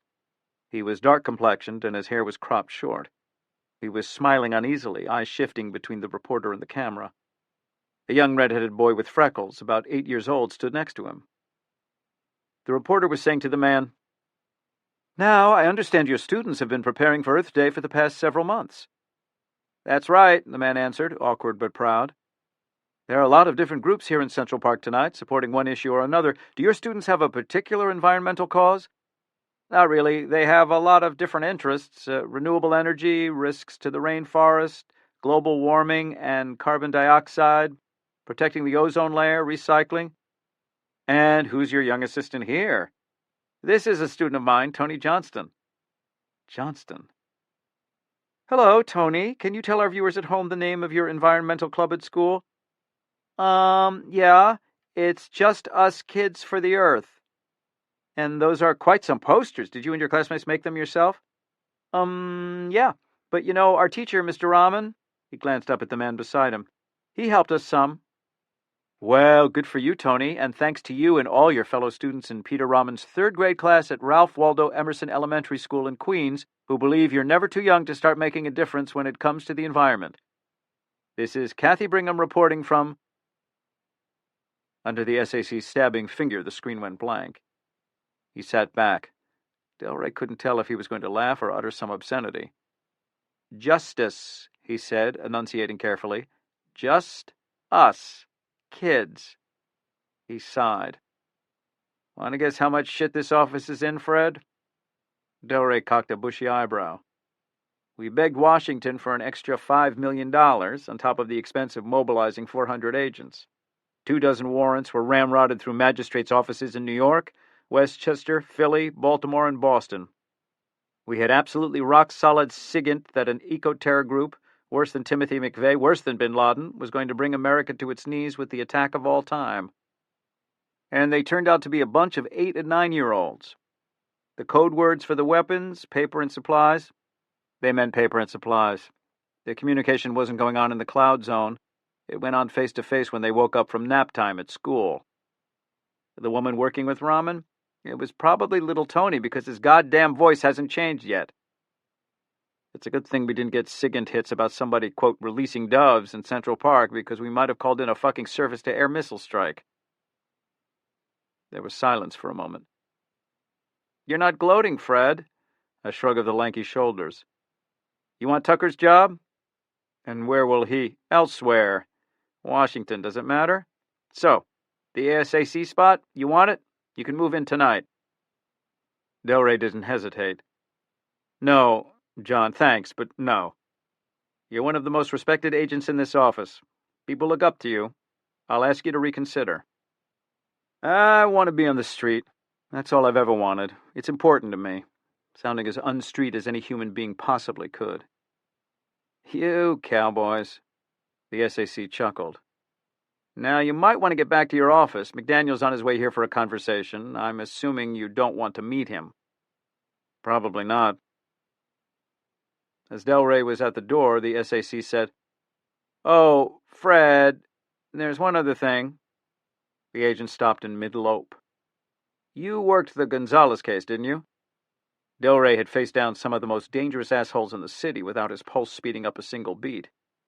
He now was sure his neck was throbbing visibly as the blood pumped. The drug collar, Staten Island, right. There was a little mix-up somewhere, it seems. Mix-up? Yeah, with the evidence. Really? The SAC rubbed his eyes. At the bust, your team scored 30 kilos of smack, a couple dozen guns, and some big bricks of money. That's right. The press release said the cash recovered was $1.1 million, but we were getting the case ready for the grand jury, and it looks like there's only $1 million even in the evidence locker. Mislogging $100K? The SAC cocked his head. No, it's something else. Not mislogging. Uh-huh. Delray breathed deeply. Oh, man. This is it. I looked over the paperwork, and it was funny. The second zero on the chain of custody card, the zero after the 1 million, was real skinny. You look at it fast, you could think it was a 1. Somebody glanced at it and wrote the press release wrong. They wrote 1.1. I see. Just wanted to tell you, if the question comes up, it was a typo. The exact amount the Bureau collected in the Gonzalez bust was 1 million even. That's official. Sure. Thanks, John. A frown. For what? Clarifying. A nod. It was a nod with a message, and that message had been delivered. The SAC added, By the way, you did a good job helping nail Richard Logan. He had that planned a few years ago to take out dozens of soldiers and Pentagon people. Some of our folks, too. Glad he's going away forever. Delray turned and left the office.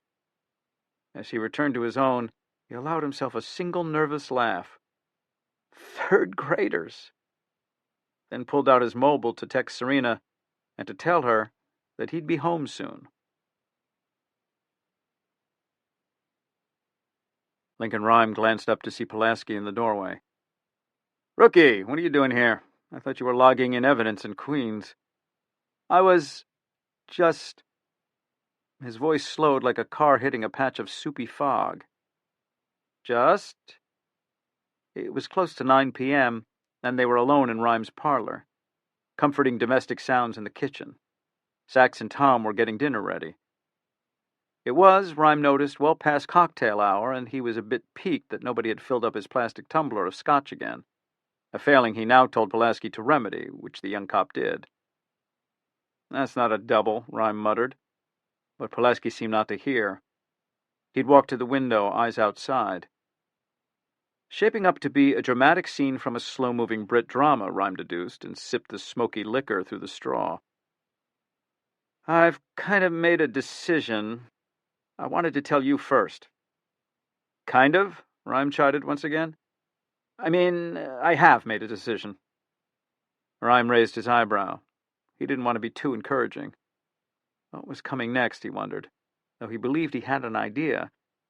Rhyme's life might have been devoted to science, but he'd also been in charge of hundreds of employees and cops, and despite his impatience, his gruffness, his fits of temper, he'd been a reasonable and fair boss.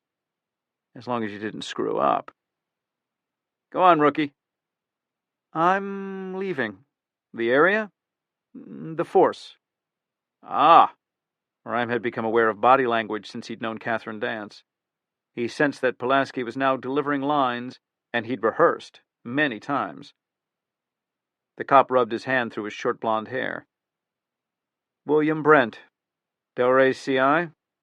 Right, yes, sir. Rhyme thought once more about reminding the young man that he didn't need to use such deferential appellations, but he said only, Go on, Pulaski. His face grim, eyes turbulent, Pulaski sat down in the creaking wicker chair near Rhyme's storm arrow. At Galt's place, I was spooked. I panicked. I didn't exercise good judgment. I wasn't aware enough of procedures. As if in summary, he added, I didn't assess the situation properly and adjust my behavior accordingly. Like a schoolboy who wasn't sure of the test answers and was rattling them off quickly, hoping one would stick. He's out of his coma. But he might have died. And that's why you're quitting? I made a mistake. It nearly cost somebody his life. I just don't feel I can keep functioning at full capacity. Jesus, where did he get these lines? It was an accident, rookie. And one that shouldn't have happened. Are there any other kinds of accidents? You know what I mean, Lincoln. It's not like I haven't thought this through. I can prove that you have to stay, that it'd be wrong for you to quit. What, say that I'm talented, I have a lot to contribute? The cop's face was skeptical. He was young, but he looked a lot older than when Rhyme had met him. Policing will do that. So will working with me, Lincoln Rhyme reflected. You know why you can't quit? You'd be a hypocrite. Pulaski blinked. Rhyme continued, an edge to his voice. You missed your window of opportunity. What's that mean? Okay, you fucked up and somebody was injured badly. But then when it looked like Brent was a perp with outstanding paper, you thought you'd been given a reprieve, right? Well, I guess. You suddenly didn't care that you'd hit him, since he was, what, less than human? No, I just... Let me finish. The minute after you backed into that guy, you had a choice to make. Either you should have decided that the risk of collateral damage and accidents isn't acceptable to you and quit on the spot, or you should have put the whole thing behind you and learned to live with what happened.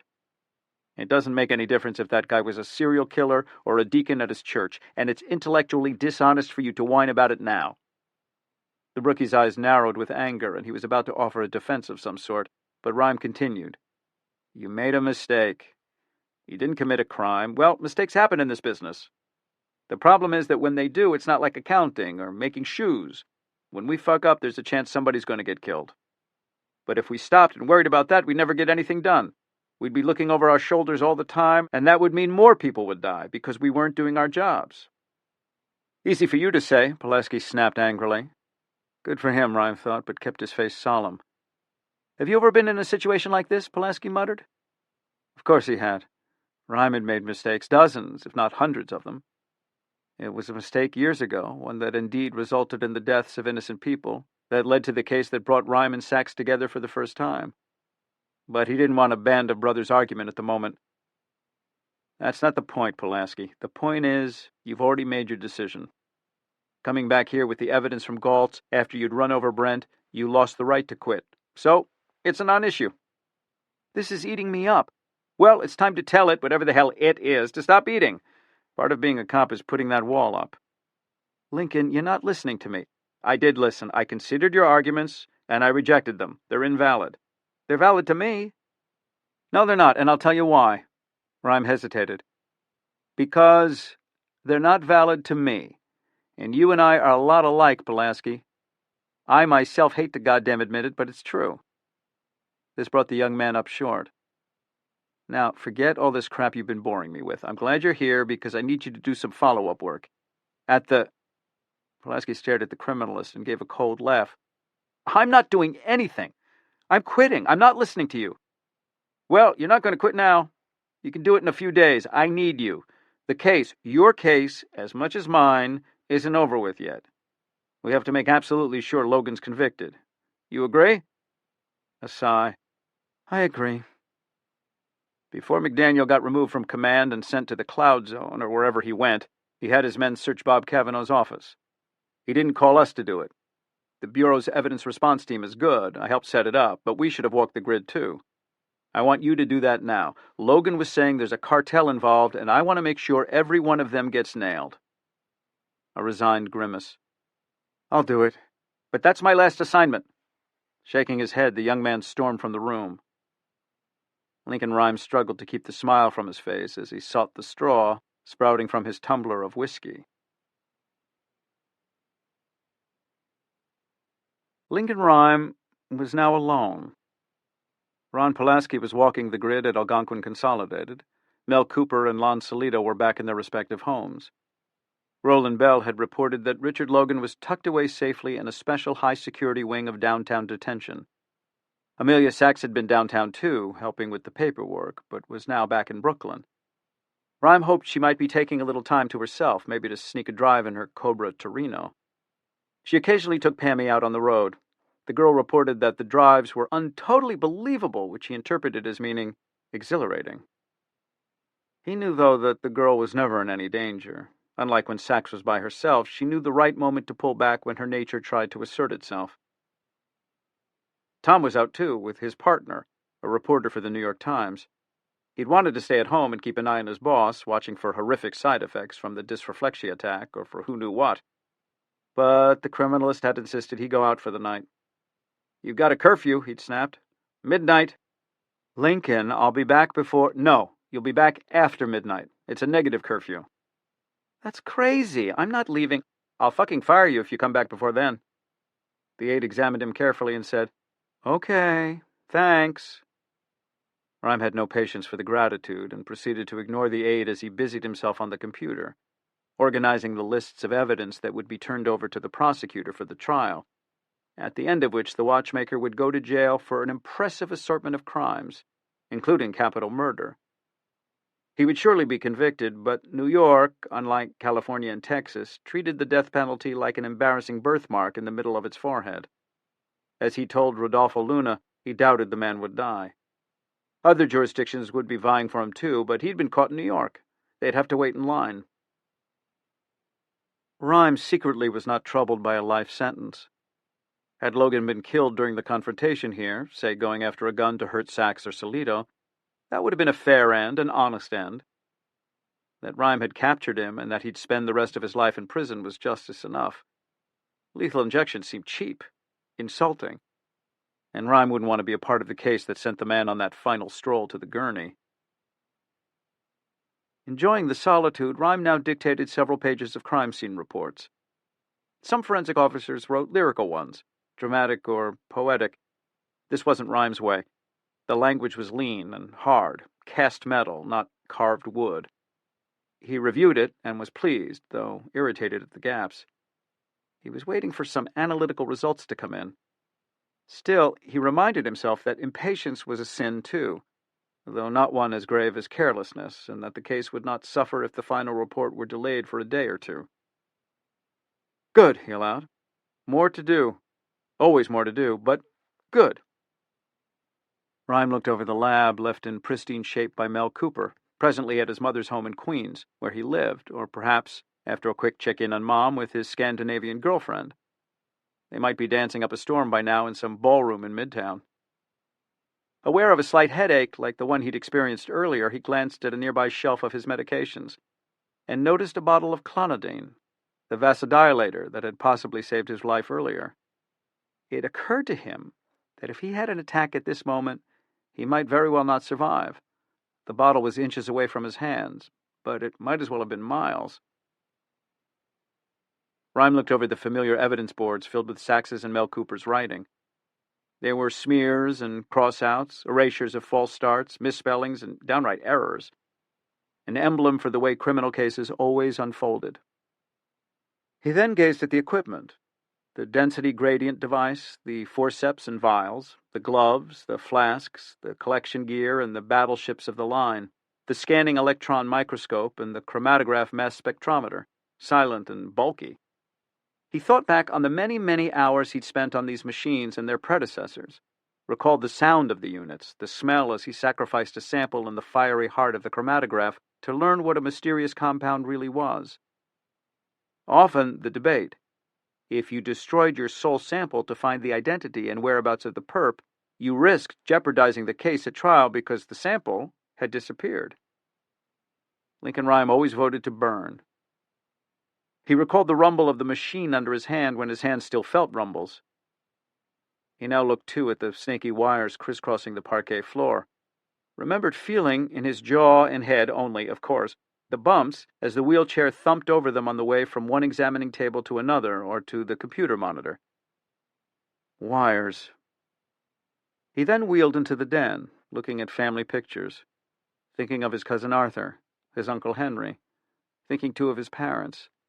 And of Amelia Sachs, of course. Always of Amelia. Then the good memories faded, and he couldn't help thinking about how his failings had nearly cost her life today. Because his rebellious body had betrayed them all. Rhyme and Sachs and Ron Pulaski.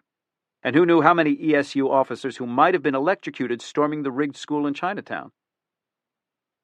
From there, his thoughts continued to spiral, and he realized that the incident was a symbol of their relationship.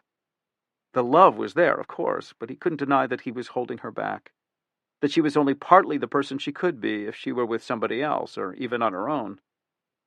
This wasn't self-pity, and in fact, Rhyme was feeling oddly exhilarated by where his thoughts were going. He considered what would happen if she were to go on in life alone. Dispassionately, he pictured the scenario, and he concluded that Amelia Sachs would be just fine. Once again, he had an image of Ron Pulaski and Sachs running crime scene in a few years.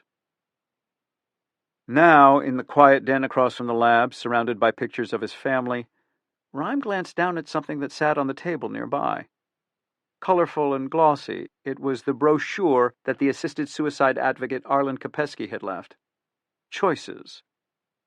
Rhyme was amused to note that the brochure had been designed cleverly with the disabled in mind. You didn't need to pick it up and flip through it. The phone number of the euthanasia organization was printed on the front and in large type, in the event that the condition spurring someone to kill himself involved deteriorating vision. As he gazed at the brochure, his mind spun. The plan that was formulating itself would take some organizing. It would take some secrecy. It would take some conspiracy and bribery. But such was the life of a quadriplegic. A life where thinking was free and easy, but where acting required complicity. The plan would take some time, too, but nothing that was important in life ever happened quickly. Rhyme was filled with the thrill that comes with making a firm decision. His big concern was making sure that his testimony against the watchmaker regarding the evidence could be heard by the jury without Rhyme's presence. There's a procedure for this, sworn depositions. Besides, Sachs and Mel Cooper were seasoned witnesses for the prosecution. He believed that Ron Pulaski would be, too. He talked to the prosecutor tomorrow, a private conversation, and have a court reporter come to the townhouse and take his testimony. Tom would think nothing of it. Smiling, Lincoln Rhyme wheeled back into the empty lab with its electronics and software and, yes, the wires that would allow him to make the phone call he'd been thinking of. No, obsessing over from virtually the moment the watchmaker was arrested.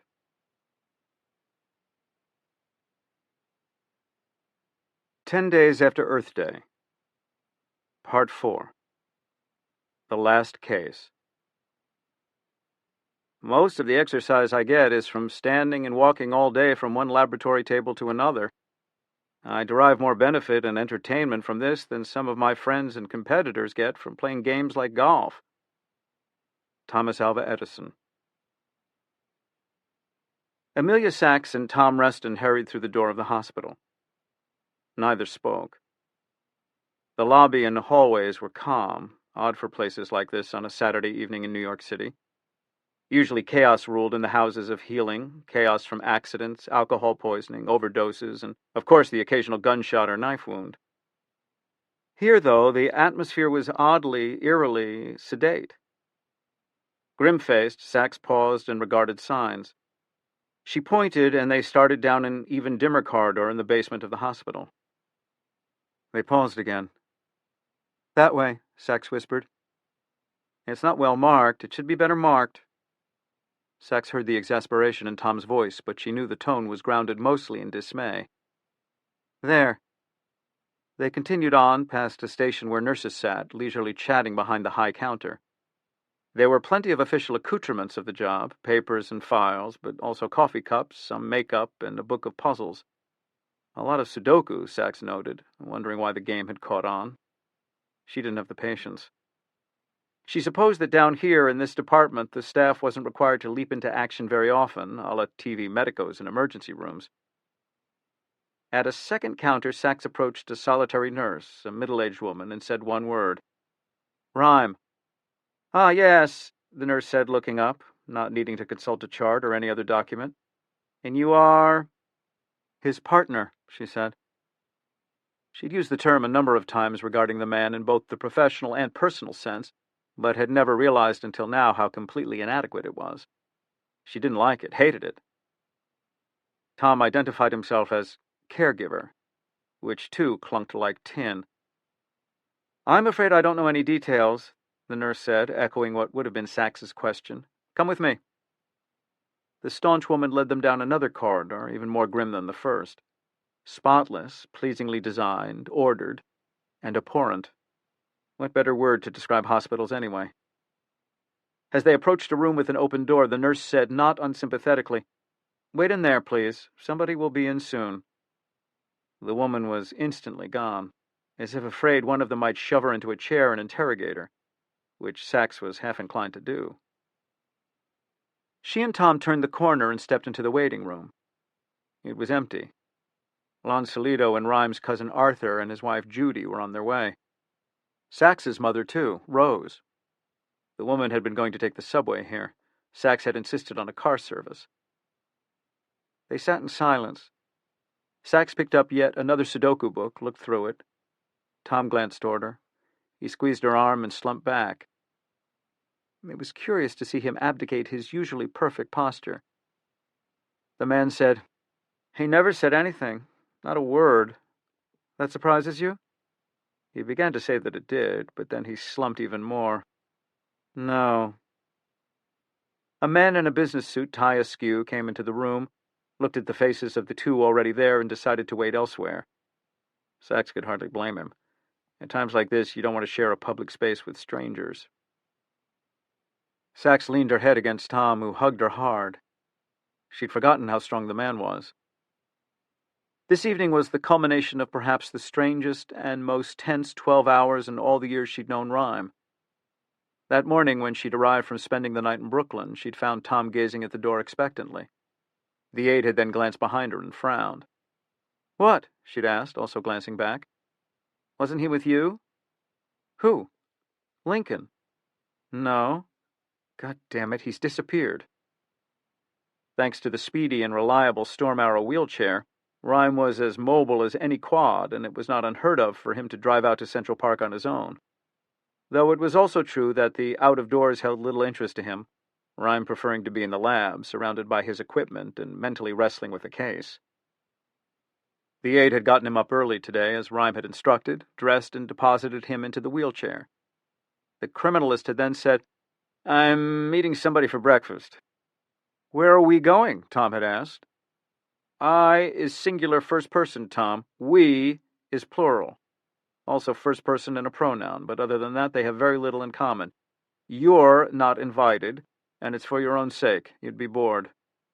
It's never boring around you, Lincoln. Ha! I'll be back soon. The criminalist had been in such a good mood that Tom had agreed. But then Rhyme simply hadn't returned. Another hour had gone by after Sachs had arrived, and curiosity became concern. But at that very instant, they'd both received an email, dinging on computers and BlackBerries. It was as clipped and functional as one would expect from Lincoln Rhyme. Tom, Sachs. After a great deal of deliberation, I've concluded that I don't want to continue to live in my current condition. No, Tom had gasped. Keep reading. Recent events have made clear that certain inabilities are no longer acceptable to me. I've been motivated to act by two things. The visit by Kopesky, which told me that while I would never kill myself, nonetheless there are times when the risk of death should not deter one from making a decision. The second was meeting Susan Stringer. She said there were no coincidences and that she felt she was fated to tell me about Pembroke Spinal Cord Center. You know how much I believe in that. And if this is the point where I'm supposed to type LOL, it's not going to happen. I've been in regular discussions with the center and have made 4 appointments for various procedures over the next 8 months. The first of these is about to begin. Of course, there's the possibility that I might not make the other 3 appointments, but one can only wait and see. If things turn out as I hope, I'll be giving you all the gory details of the surgery in a day or 2. If not, Tom, you know where all the paperwork is kept. Oh, and one thing I forgot to put into the will. Give all my scotch to my cousin Arthur. He'll appreciate it. Sachs, there's another letter for you. Tom will hand it over. Sorry I handled it this way, but you both have better things to do on this fine day than shepherd a bad patient like me to a hospital and waste time. Besides, you know me. Some things I'd just rather do on my own. Haven't had much of a chance to do that in the past few years. Somebody will call with information late this afternoon or early evening. As for our last case, Sachs, I expect to testify at the watchmaker's trial in person. But if things don't go quite right, I've filed my depositions with the Attorney General. You and Mel and Ron can take up the slack. Make sure Mr. Logan spends the rest of his life in jail. This thought, from someone I've been close to, describes what I'm feeling perfectly. Times change. We have to change too. Whatever the risks. Whatever we have to leave behind. L.R. And now, in the abhorrent hospital, they waited. Finally, an official, a tall man in green scrubs with graying hair, slim, walked into the room. You're Amelia Sachs? That's right. And Tom? A nod. The man turned out to be the chief surgeon of the Pembroke Spinal Cord Center. He said, He's come through the surgery, but he's still unconscious. He continued explaining technical things to them. Sachs nodded, taking in the details. Some seemed good, some seemed less so. But mostly she noted that he wasn't answering the one question that mattered, not about the success of the surgery in technical terms, but when or if Lincoln Rhyme would swim back to consciousness. When she bluntly posed that question, the best the doctor could say was, We just don't know. We'll have to wait. The 3D swirls of fingerprints evolved not to help forensic scientists identify and convict criminals, but simply to give our digits sure purchase, so that whatever we were holding that was precious or necessary or unrecognized wouldn't slip from our frail human grasp. We are, after all, bereft of claws, and our muscle tone, sorry Ardent Health Club devotees, is truly pathetic compared with that of any wild animal of comparable weight. The official title of the patterns on the fingers, feet too, is in fact Friction Ridge, revealing their true purpose. Lincoln Rhyme glanced briefly at Amelia Sachs, who was 10 feet away, curled up, sleeping in a chair, in an oddly content and demure pose. Her red hair fell straight and thick, bisecting her face. Nearly midnight. He returned to his contemplation of friction ridges. They occur on digits, which word includes both fingers and toes, and on the palms of the hands and soles of the feet. You can be convicted as easily by an incriminating sole print as by a fingerprint, though the circumstances of the crime in which one was involved would surely be a bit unusual. People have known about the individuality of friction ridges for a long time. They were used to mark official documents 800 years ago, But it wasn't until the 1890s that prints became recognized as a way to link criminal and crime. The world's first fingerprint department within a law enforcement agency was in Calcutta, India, formed under the direction of Sir Edward Richard Henry, who gave his name to the classification system of fingerprinting used by police for the next 100 years. The reason for Rhyme's meditation on fingerprints was that he was presently looking at his own. For the first time in years. For the first time since the accident in the subway. His right arm was raised, flexed at the elbow, the wrist and palm twisted so that it was facing him, and he was gazing intently at the patterns. He was thoroughly exhilarated, filled with the same sensation as when he'd find the tiny fiber, the bit of trace evidence, the faint impression in the mud that allowed him to make a connection between suspect and crime scene. The surgery had worked. The implantation of the wires, the computer controlled by movements of his head and shoulders above the site of his injury. He'd begun tightening muscles in his neck and shoulder to levitate the arm carefully and rotate the wrist. Seeing his own fingerprints had long been a dream of his, and he decided that if he could ever regain arm movement, gazing at the whorls and ridges would be the first thing he'd do. There'd be much therapy ahead of him, of course, and he'd have the other operations too. Nerve rerouting, which would have little effect on mobility but might improve some bodily functions. Then stem cell therapy. And physical rehabilitation too, the treadmill and bicycle and range of motion exercises. There would be limitations too, of course. Tom's job wasn't in any danger. Even if his arms and hands moved, even if his lungs were working better than ever, and the business below the waist was approaching that of the non-disabled, he still had no sensation, was still subject to sepsis, would not walk, probably never would, or at least not for many years. But this didn't bother Lincoln Rhyme. He'd learned from his work in forensics that you rarely get 100% of what you sought, but usually, with hard work and the alignment of circumstance, never in Rhyme's view luck, of course, what you did achieve was enough for the identification, the arrest, the conviction. Besides, Lincoln Rhyme was a man who needed goals. He lived to fill gaps, to, as Sachs knew well, scratch the itch. His life would be useless without having some place to go, constantly, some place to go. Now, carefully, using faint movements of the muscles in his neck, he rotated his palm and lowered it to the bed, with all the coordination of a newborn foal finding its legs. Then exhaustion and the residue of the drugs were all over him. Rhyme was certainly prepared to sleep, but he chose instead to postpone oblivion for a few minutes, resting his eyes on Amelia Sachs's face, pale and half visible through her hair, like the midpoint of a lunar eclipse.